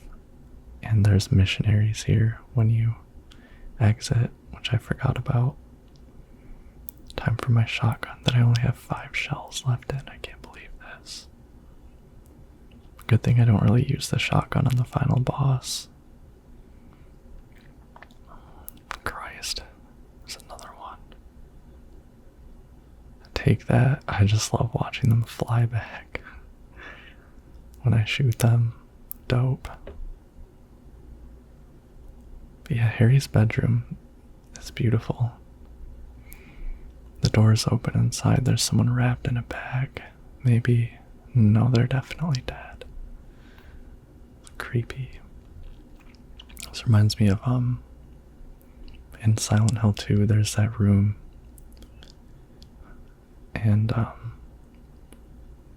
you check, there's like, it's like this where there's like bodies in slots and you check them, and he's like, did it just move? Or was that my imagination? It's a really creepy thing. Oh, what do you know? Some shotgun shells wrapped in plastic. I'm just glad they don't seem to be about to get up any time soon. I like Heather saying, this world has gotten her accustomed to the strangest things. Because she's in a room full of corpses and just kind of keeping along. My favorite files in this game, I think, are the ones that involve Harry, or Harry's writings and stuff. And it's kind of sad that Harry is in this game, but you never see him alive. You just read things written by him.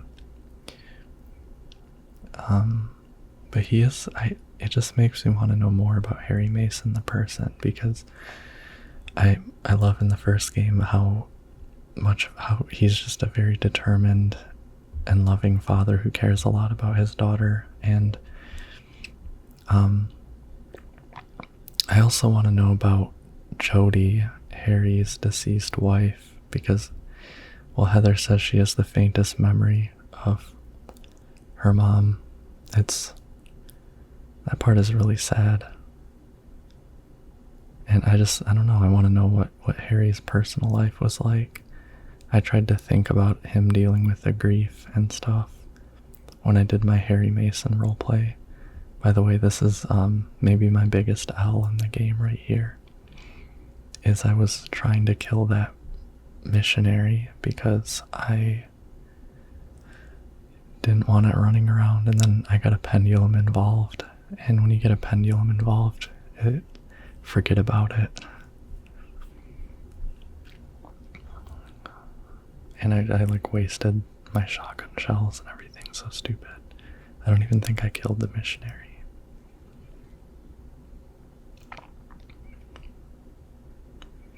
Okay, I don't think there's... Oh, actually, you have to run through this room. Big open room with 2 closers. Closers are really easy to run past, but a little bit risky to fight.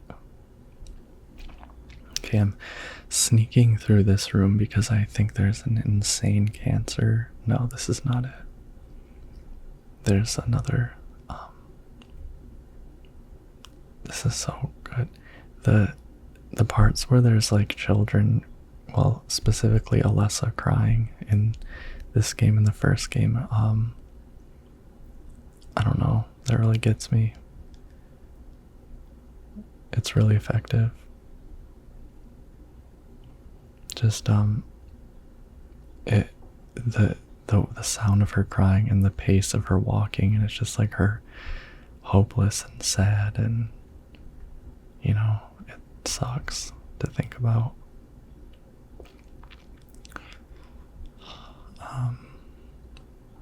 Oh yeah, there's Valtiel is in this room. You can see him there, again, horizontal, and above him the curtains with the 2 schoolgirls' feet dangling out. That is an amazing, beautiful image. I think it's like one of the only full motion video in this game. All the videos in this game, none of them are pre-rendered, but at the very beginning you get a shot of Valtiel there. So, Aglaophatus. I feel like I have to read it. Aglaophatus.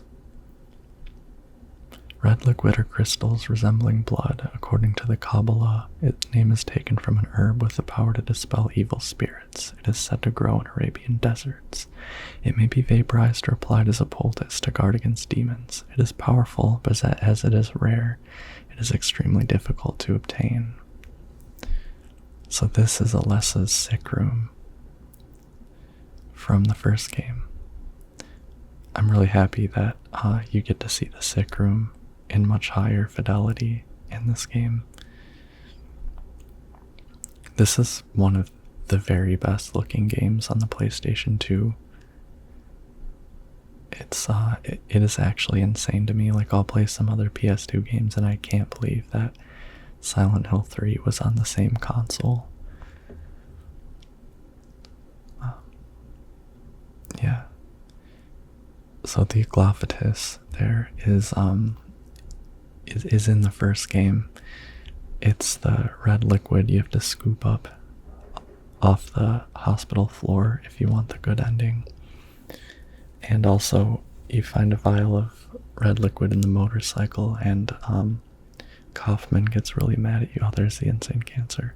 Kaufman gets really mad at you about it for you don't know what reason, but you throw the Aglaophatus onto, or no, Kaufman throws the Aglaophatus onto Alessa at the end, and that causes her to birth the god. And I think that when you find it in the motorcycle, that's where Kaufman finds it. This is another area from the first game that we're now seeing in the better graphics. This is Alessa's bedroom.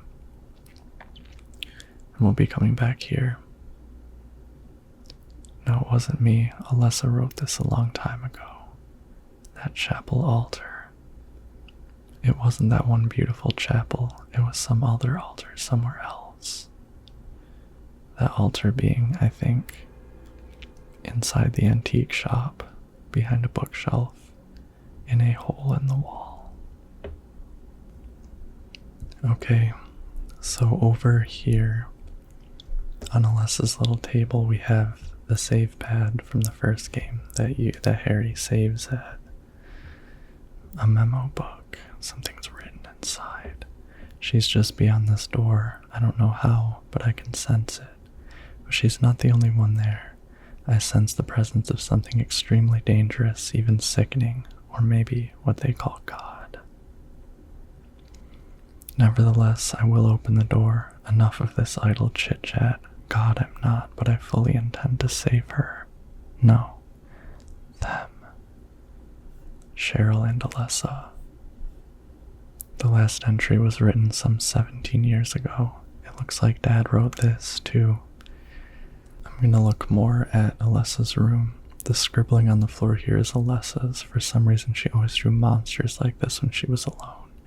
She used to draw with Claudia, too. A nice daddy and mommy and a fun school. A happy world where everyone smiled and laughed all day long. In short, everything we never had. It's really sad. They were both just my clothes from when I was 7. They were both abused, and they both had shitty lives. And they had each other pretty much. So I think Claudia was like a friend through the church or a classmate or something. They're playing cards on the floor. I used to play a lot. I remember little Claudia always had a hard time winning. That made her cry. That's cute. See, Claudia was a normal kid who, I don't know, it's cute. It's cute to see Claudia humanized like that. Also, I noticed that Alessa had named one of her dolls Scarlet. And there's a little girl named Scarlet in Silent Hill Homecoming. This is my sketchbook from 17 years ago. Hell yeah. On the front cover, here's a picture of Dad. Really awful work. What was that little girl thinking when she drew that stick figure? Okay. This is the puzzle for opening this door, which I'm gonna do later. It's like they wrote that like grid of numerals, and basically you just have to use the Roman numerals to you have to use what's written there to decipher the Roman numerals that are on the tarot cards, and then place the tarot cards in the squares. But I don't have all the tarot cards yet, so I can't do that yet. I think the iron key, yeah. So just a little bit of backtracking. And then I think, oh god, here we are with, I'm like, this is a tense area. There's a pendulum and a missionary, and if you're not careful, you can fall right off the ledge. Yeah, I think when you're coming back like with the last tarot card to unlock the door in Alessa's room, that like the place starts becoming more like diseased looking and stuff. It's really cool. And like the monsters become diseased. I'm just gonna run right through here, and I think there's some insane cancers to avoid. Oh no. Not right now. I keep bringing up the Gaming Muse, but I've been watching a lot of his videos. I was watching his video about the closers earlier today, and so the lips on them, there's the symbolism of the lips, but the room already is diseased, but when you, like, the top of their head has Roman numerals on it, and it also has a reference to the, god, what do they call it? It's a Buddhist thing with the lotus. I feel like such a Philistine for forgetting the name of it. There's Voltiel crawling beneath. I don't know, but it's really cool that there's like writing on the monster. This is a classroom from Midwick Elementary that you visit. I remember go home, drop dead, thief. This used to be Alessa's. This was my desk. I remember when a little kid, I thought that was so cool. The go home thief, you find that in the first game too. Now we have a rather depressing note to read from Alessa's teacher. There's a girl named Alessa in my class. If your memory is any good, you may remember her. She's the one I said they called a witch. Most likely her mother is abusing her. I've never seen her come in without some sort of scrape or bruise. Her expression is pitifully dark for a 6-year-old. Something like this may not be so uncommon. Rather than coming up with pointless ideas, it's best to just watch and wait. But isn't there something we can do to help? I'm considering consulting a lawyer, but I do have my reservations. That's why I thought I'd ask you, my friend, for your opinion first. Signed, K. Gordon. K. Gordon is, finally we know who K. Gordon is. In the first game, you find a key to K. Gordon's house when you finish the school. Turns out it was Alessa's teacher, and you go through K. Gordon's house to get to the church. Must be some significance to that. What are these letters? People are starting to voice their dissatisfaction about Father Vincent using the organization's money for his own personal benefit. I've also heard rumors that Father Vincent has been extorting donations from some followers. Is he really the right person for such a position? I'm in no place to deny all he's done to make the organization grow. Even though we believe in God, if there were some sort of gathering, shouldn't we be valued not for our limited talents or our talkativeness, but for the depth of our faith? Signed, LS. I wonder who LS is. Trying to think. So now we get to listen to that tape that we picked up earlier. I love this tape. It's kind of funny. I just love the tone of voice the woman talks in the game. Do you know about what happened here 17 years ago? You've been here a long time. You must have heard some details. A group of pagans, blinded by earthly desires, spit in the very face of God. They tried to use the seal of Metatron to prevent God's awakening.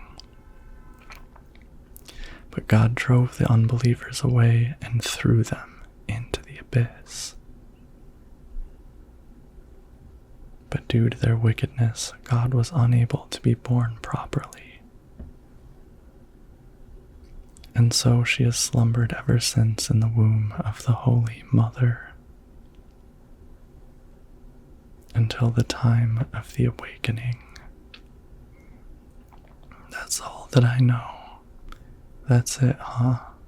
Well, thanks, Father Vincent. I heard that the Holy Mother has been found. Is it true?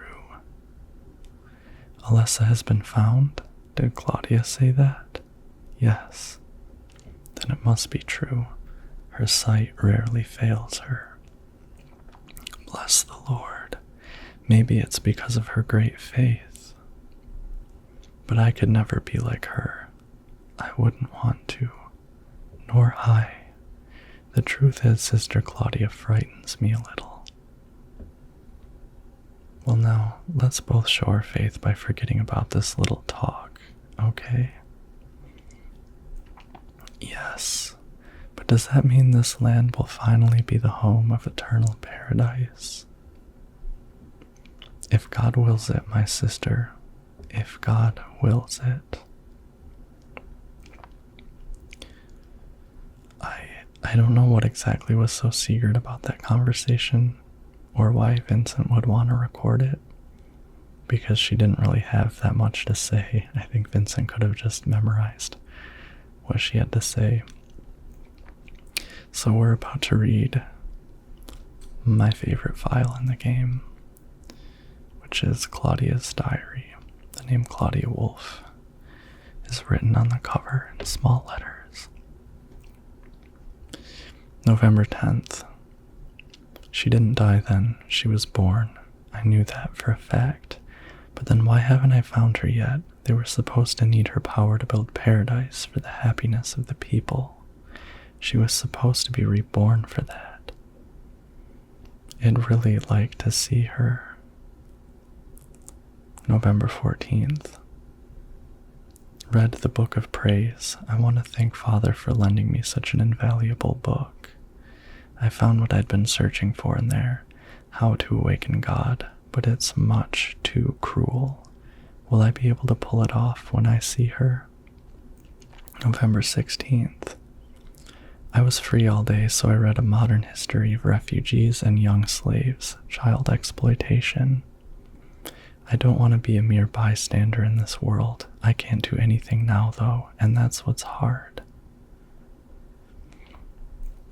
So you see that here, there's an old birthday card. I'm going to read this too. I think Alessa gave her this birthday card. To little Claudia, happy 6th birthday. I love you as if you were my real sister. Here's to you. So one thing you learn about Claudia from reading her diary is that she does feel bad about what she's going to have to do to Heather. Like she had to morally prepare for it. I'm not saying it was okay of her to do, but she's not just a psychopath. Again, she's a zealot. This is Harry's notebook, but I'm going to read that later. I think now I'm going to read this thing on, what is it? This book about the religion that you can get. Book, Otherworld Laws. This magic square with strong protective and dispelling properties is called the Varun 7 crest, or the seal of Metatron. It will bring results regardless of whether the target is good or evil. Its strength, therefore, places a very high burden on the caster, as it is also difficult to control. It is not usually used. This is why it bears the name Metraton, after the angel Metatron, or Metraton, also known as the agent of God. So I don't really understand the meaning of that when it's like hard to control and it can be used against anyone. But, whatever. See, this room is like as distorted as the hospital and blurry and stuff. I want to know what the art people's rationale was for that blurry effect, because it's very interesting. I want to know what they were going for. There's always some like rationale in mind besides it looks cool. A handout with our Christian resolutions written on it. So I don't think that the town was predominantly, like the townspeople were predominantly members of the cult, but I don't know, maybe I'm wrong. Also, in that file, when they say that Alessa would come to school with bruises and stuff, I just wonder like what the ongoing nature of the abuse was with Dahlia, because it was more than just the one, Dahlia burning her for a sacrifice thing. We are about to head to the final battle, finally. I think that save said that we were 2 hours, 39 minutes of gameplay, which is insane to me because we are now at 5 hours and 23 minutes. in this recording. Like, I'm actually really confused. Or maybe I read the wrong save file or something. Because how does half this playthrough not counted? Weird to me. I know that, like, I don't think the pause menu, maybe the inventory map and cutscenes don't count either, even though I've been told that some of those do. Who knows? So,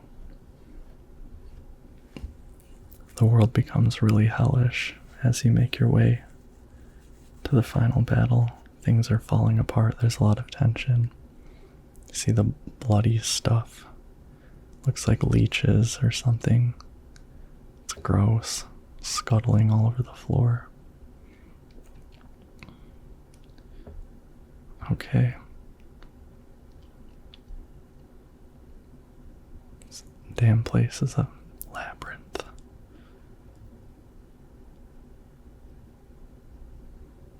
Hard to see the doors and everything. So,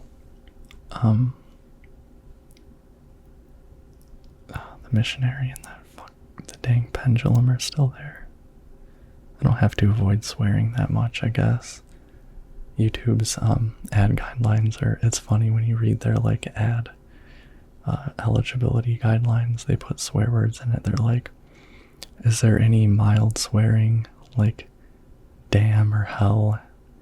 Or there's like moderate swearing, like shit. And then I don't know, like you can't say fuck in like the first, I don't know, 30 seconds of video, which is funny to me. Like that the ad people are, people putting ads are fine if you start saying fuck a bunch later, but not the beginning.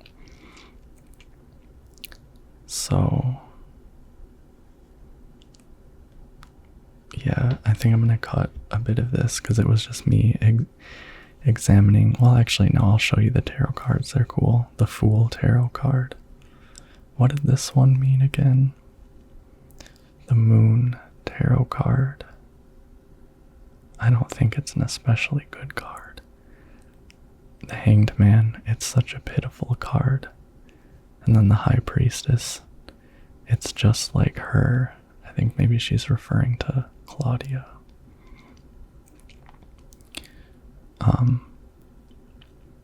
Yeah. So you see those, you have to basically remove the ones that are not Roman numerals. So like I think N and G, I don't remember, O comes out. You take those all out and then you're left with the ones that are Roman numerals, like X, X, I.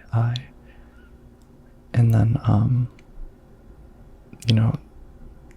there's some that have like an M or a C in it, and obviously you don't have any tarot cards in the hundreds or thousands, so those don't count. So whichever ones that you have the tarot cards for, because there's a Roman numeral in the tarot card, you place it in that spot on the door, on the grid on the door, and that's the solution. This one's not too hard. Okay, let's go put these cards in their proper place. The High Priestess tarot card goes in the top left. The Eye of Night tarot card goes in the top center. The Fool tarot card goes in the middle. The Moon tarot card goes in the middle right. And the Hanged Man in the bottom left. It's the same door as at the end of the first game, but a different puzzle. Okay, now we're gonna read Harry's notebook to his daughter. I hope this will never come to any use. Maybe it's better if you never know. More than anything else, I fear the possibility of your going far, far away from me. But sometimes we have to tell the truth. That's why I'm writing this before I'm lost in death and oblivion. What happened back then, that has something to do with who you are. It all started 24 years ago. Coming back from a vacation, my wife and I found a baby on the side of the highway. Since we were childless, we thanked God for letting us meet this child, this girl. We took her home.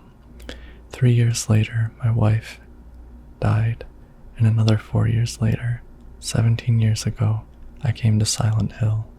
I heard this girl's pleas and took her with me, not knowing why she wanted us to go there. And it was there that the girl went away. Not that she actually went anywhere, nor did she die. Returned to her original self. That's what Dahlia Gillespie said. Original self. That was the young woman burned by her mother as a sacrifice to God, Alessa Gillespie. Half her soul escaped in those flames and went on to live in a baby, in that girl of mine, of ours. Seven years passed before that half a girl returned to Silent Hill and made Alessa whole again. Newly strengthened, she vowed to kill God.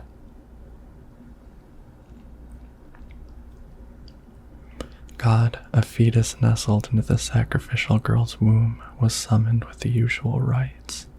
This was Alessa's wish, no matter what the outcome, even if her own existence were at stake. That's why I love Alessa, she's noble. But that wish was not granted. My interruption meant she prayed instead for the girl's return. I alone couldn't bring her back. Dahlia did it. I only helped at the birthing ceremony to bring God out of Alessa.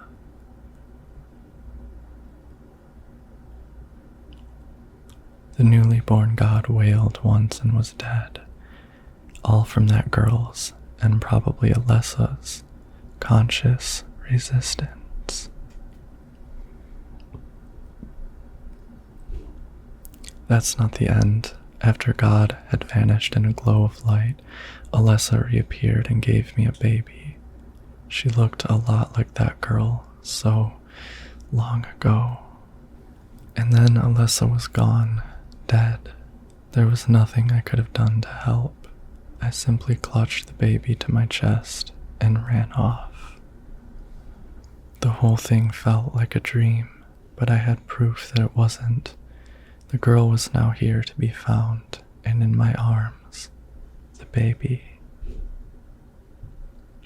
Nowhere to be found, excuse me.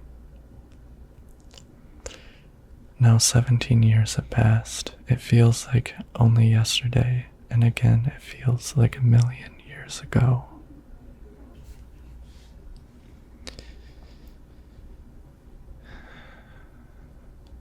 I confess I had reservations at first about raising that baby.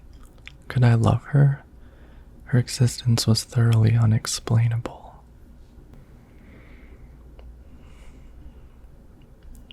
I thought she could be that young woman who snatched away my beloved daughter. That led to sadness, anger. There were times when I put my hands around her tiny little throat. Several times I even considered abandoning her. That's what a terrible person I am.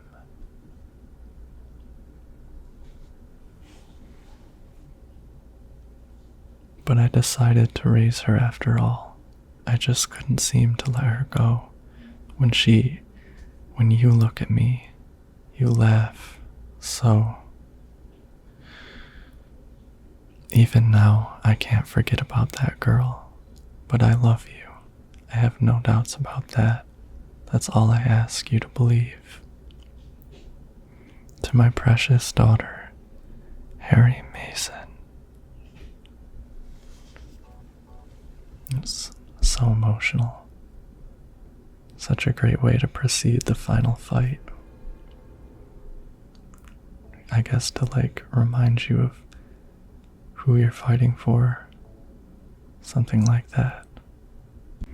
It's so interesting to think about what Harry went through.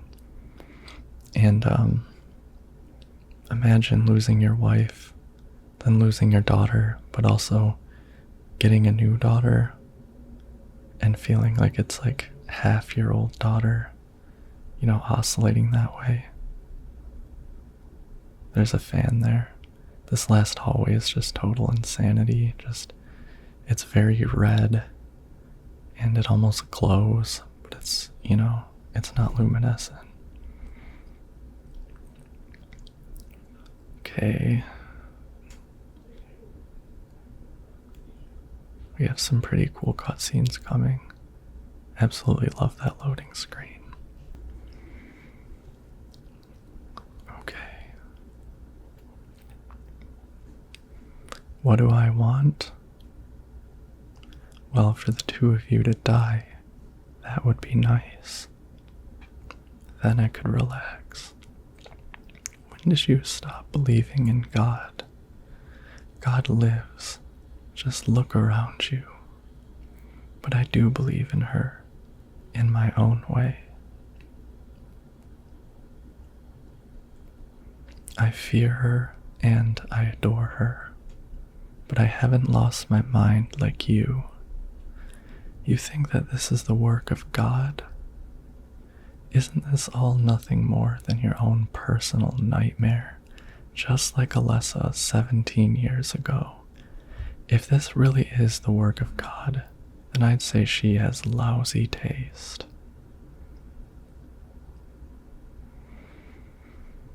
You mock God, traitor. You will go to hell. Not that again.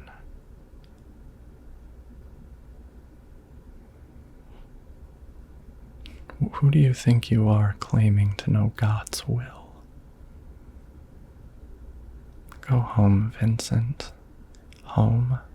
This church is my home.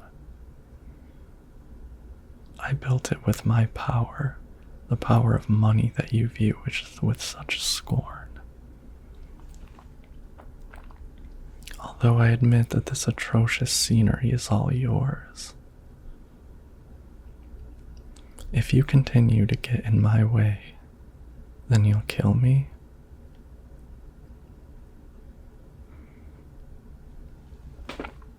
There's Heather.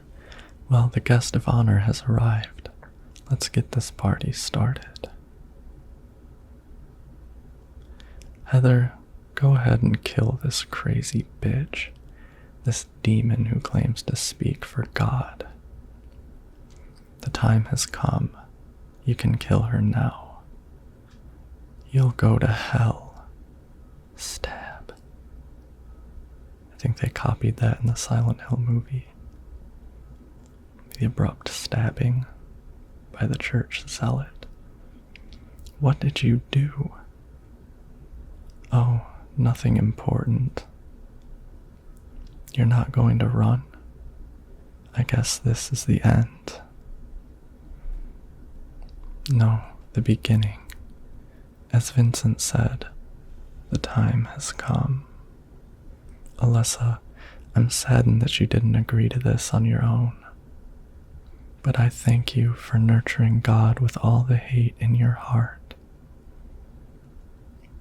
It's time for mankind to be released from the shackles of sin which bind them, but a God born from hatred can never create a perfect paradise. Happy people can be so cruel. Is it so hard to believe that sympathy could be born out of pain and suffering? Sympathy. Why do you reject God's mercy? Why do you cling to this corrupt world? You know that only God can save us.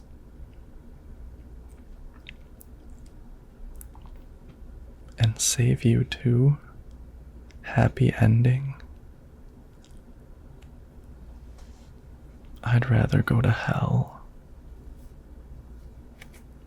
No, I don't expect to be saved. That's fine. Alessa, my dearest. For the pain that I've caused you, I deserve no mercy. Even if it was to save mankind, it was too deep a sin.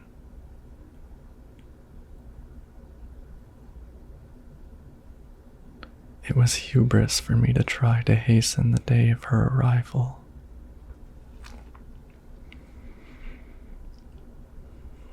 Sacrifices were made, and those are my sins.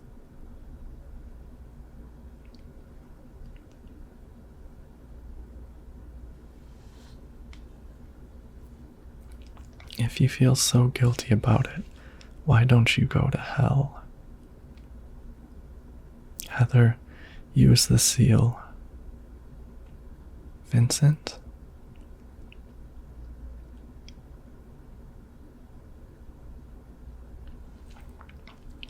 The seal of Metatron.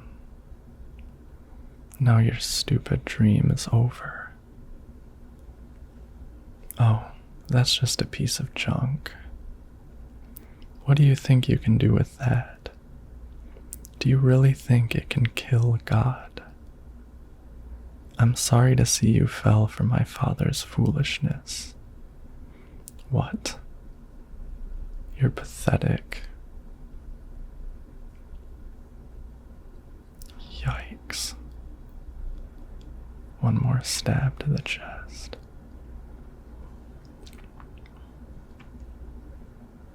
She kills so passionately. The look in her face. But God loves even you.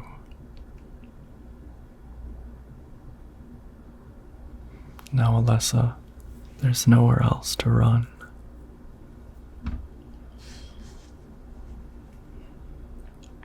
Alessa, oh man, that's crazy. That makes me uncomfortable, that thing that's happening on her skin. Just accept it, Alessa. The pain will disappear. It looks like scurvy or something. Oh, I've been waiting so long for this. Even as a child, I knew I would see the coming of this day. I knew I would be a witness to it. Judgment Day.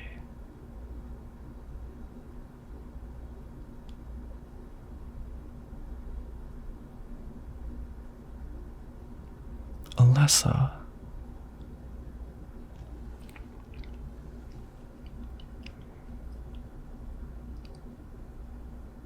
What'd she just say? Shut your stinking mouth, bitch.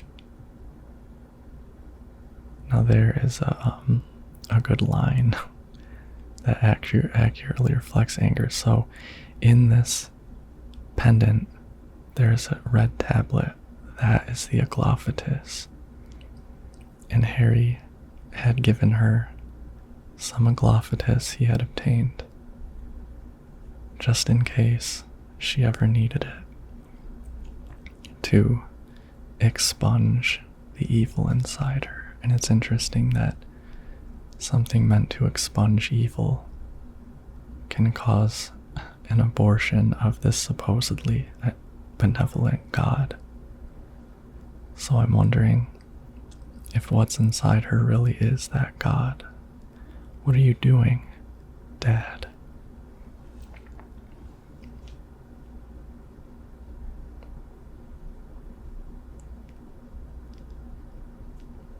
This part is one of the coolest. She is nearly here. One of the coolest scenes in the series. Just absolutely grossest. Most crazy, brutal. What is it? Alessa, what have you done? What did you swallow? Oh, she barfs up the fetus of the god onto the floor. That must have been so painful. Oh, look at it. It's like, what is this? It's got this smoldering color to it. It's having the same squirmy colors effect. Looks like God didn't make it. Oh, Jesus. Stop. god is Claudia.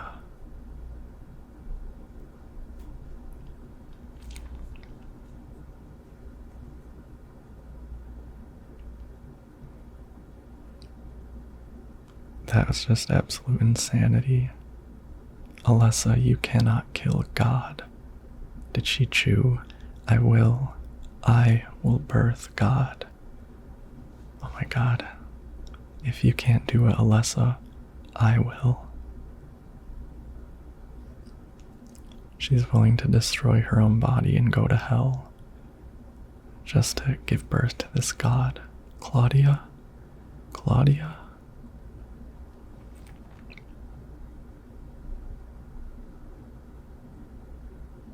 Wow.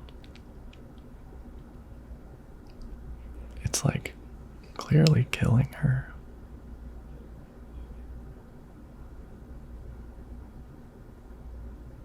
What even is that metal grating for? Why is there that hole in it?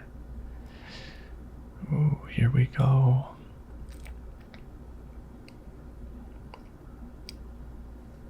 Such a crazy scene. There's just the abyss beneath it.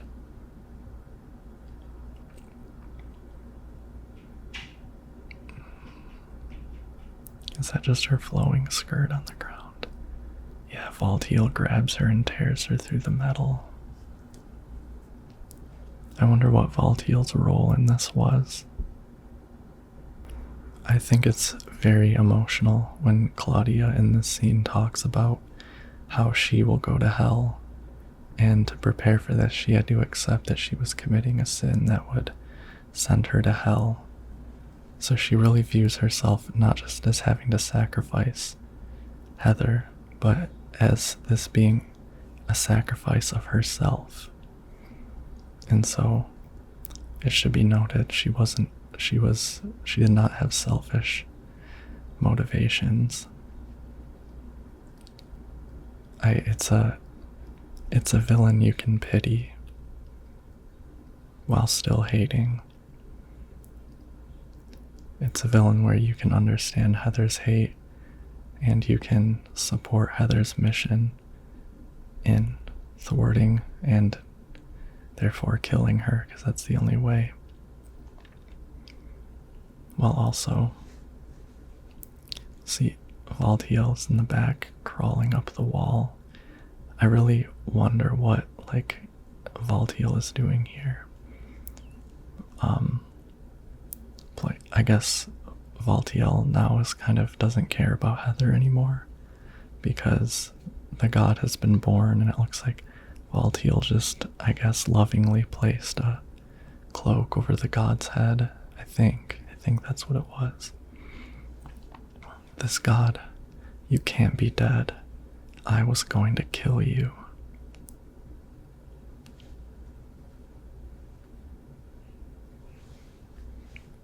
This is God. Heather is realistic in that she doesn't give up her motivation of revenge. And yeah, the god, I think it's in the Book of Memories or the Book of Lost Memories, that it explains that the god takes on the form of it takes on the image of whoever, it takes on the image that its mother had of God. And so the god here is Alessa, and I would guess that's because Claudia, Alessa was maybe the only benevolent thing in Claudia's life as a child, the only love that she had. And I think that's Claudia's only reference for this love that she's seeing.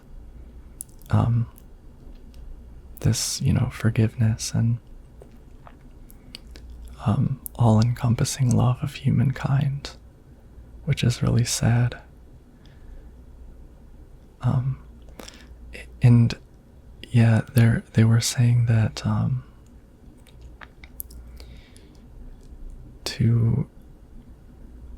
Yeah, Vincent and Heather were talking about like how on earth could this be paradise? How could this be God's work? This ugly world, this ugly, deadly world.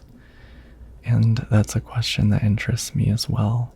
And also, there's always the question in the Silent Hill games, is God, as the cult conceives it, real? I would guess if you think that the protagonists and Vincent are right, that the God is not what they conceive it to be, that they have a very optimistic view of this being, or that this being is something other than their conception of God, which would make sense because this cult's whole religion is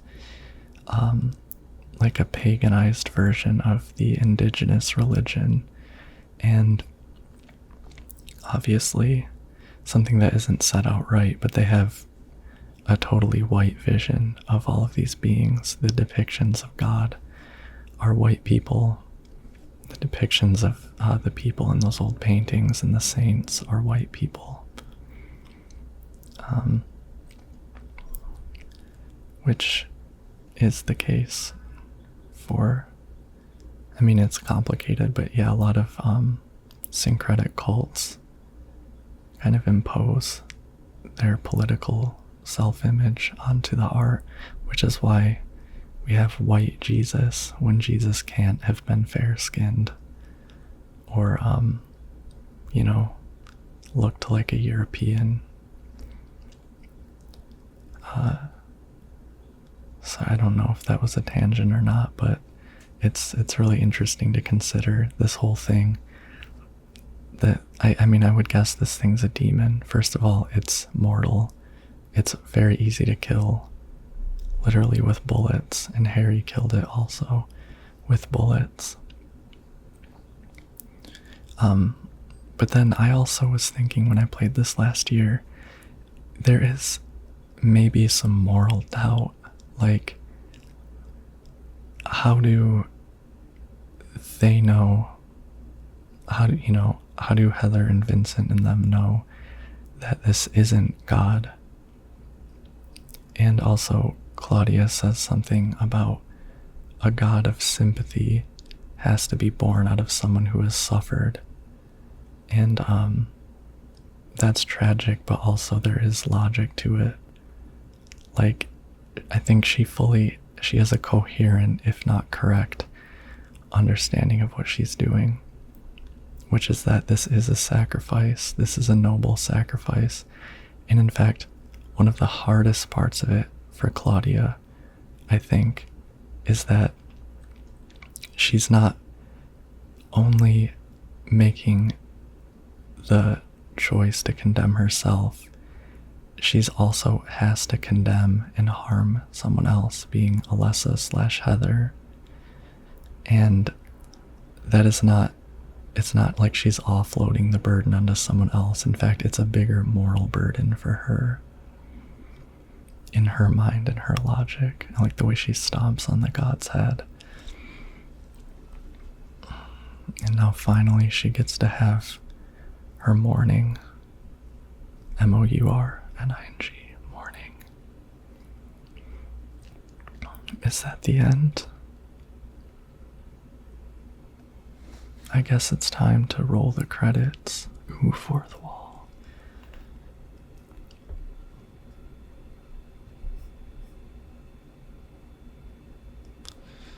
She's crying, Dad.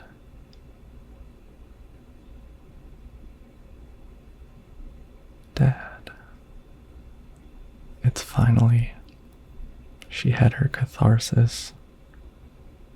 She killed the creature, and now she's having the flood of emotion, understanding that this situation is over, and what she's left with is the loss of her dad.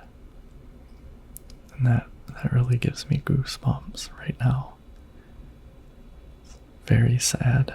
It's not as sad as, like, it's not gonna make me cry like the Silent Hill 2 ending did, but it's still sad. If you want to hear me get choked up, listen to my Silent Hill 2 Let's Play. So now we're going to see the ending cinematic, and then I'll give some last thoughts during the credits, and then we can see my results. How good did I do? Which is good in some respects and bad in others. Fade in. The amusement park is back to normal. There's grass and trees, thank God. I wonder if now they're technically trespassing, like if a night guard's gonna come and be like, what the fuck are you doing here? Heather slaying in those hot girl boots. Non-sexualized. Hot. She's 17. Heather. Is it really over? Not yet. You're still alive. I just noticed there's stars out beside her. Like you really are. Just a joke. Just a joke. You've got terrible taste. I'm sorry. Heather, you don't have to call me that. I'm not hiding anymore. You want me to use your real name? What was it again? Cheryl. The name my father gave me. You gonna let your hair color go back too? I don't know. Don't you think blondes have more fun? That's cute, I guess. It's a very lighthearted last sequence, but yeah. So I think Heather confirms that no, her name is still Cheryl. I think Heather was just an alias she used, because she and her dad were in hiding from the cult. I wonder if Harry used a different name. I mean, it wouldn't make sense. It is kind of like a Cheeto in the bolt lock situation for them to stay Masons and Harry Mason to be the dad, but Heather just changed, well, Cheryl just changed her first name to Heather. Okay, this is very sweet. She's kneeling at her father's grave, and I wonder where her life goes from here. Now she has to deal with the authorities. You know, I really wonder. Oh, there's the art director, Masahiro Ito. Kazuhide Nakazawa is the director of this game. Sound director Akira Yamaoka. Amazing work. He's so good. And he's rumored to be working on a new Silent Hill project. Hiroyuki Owaku is the scenario writer. This game has very good writing, I want to note. We've already seen it, but it is a very well written game. Dialogue and all. So, I was talking about the moral doubt thing, and I just wanted to get to my last point. Like, I think it's, in a lot of religion, it's a toxic, it's an oppressive way of thinking, but at the same time there is the moral doubt of what if they did just thwart the coming of paradise, which I think is interesting. But at the same time, I think that the subtext of this game is that Heather needs an abortion, and because she's been impregnated against her will, and I think that that's something that in the United States, predominantly Christians kind of imply in their rhetoric that, and not all Christians, I'm just saying like the Christian base of the anti-abortion movement kind of imply in their rhetoric that it is women's moral imperative, any pregnant person's moral imperative to carry a pregnancy to term, that it's, in the United States, it's more of a negative thing, that it's a transgression against God and people to abort the fetus. But it is similar in this game to, it's more of a positive belief that it is her duty whether she chose to or not, to carry this quote unquote baby to term. So I think that if I were to, since this is complete fiction, if I were to lean into the thought that maybe they were, the protagonists were wrong, and it really was Heather's duty to self-sacrifice, then the real world implications are bad. But that's just kind of a thought, and it adds moral complexity to it. It doesn't. I think that the dialogue does kind of, the protagonists are saying this and they're very firmly against Claudia and everything, and that's right. So maybe I don't know, maybe the dialogue pushes that view, but nonetheless, I think that this game is best viewed in its its moral complexity is one of the coolest things about this. And I really love that, and I love the survival horror game form, which is a few hour long scenario that, they add replay value to and different endings, but, a short, digestible scenario that can be consumed pretty much like a movie. I really like that, as opposed to a game like Fallout 4 that I'm playing right now, for example, that is like potentially hundreds of hours feet, that I don't know, it's more like a long TV show or something, but it's really cool to be able to like analyze these things so easily. And also, I mean, the experience of it, like I said, is more like a film, like it's like a drama, and it just gets, the experience and the point across succinctly and simply in a way that I think we're only getting these days in the odd survival horror game or indie game, usually. So here's my results. I was on normal difficulty, and total damage, I actually didn't do too bad. You have to hit 500 is the cutoff for 10 stars. I did it in under 3 hours, surprisingly, and I killed Leonard 25 seconds. I killed all of the bosses within the required time for 10 stars, and that's cool. I got enough items. I did not defeat nearly enough enemies, so making up for that would be a huge challenge on hard action. And yeah, so having to kill enemies, get items, and hard action, the hardest thing is killing all the bosses in time.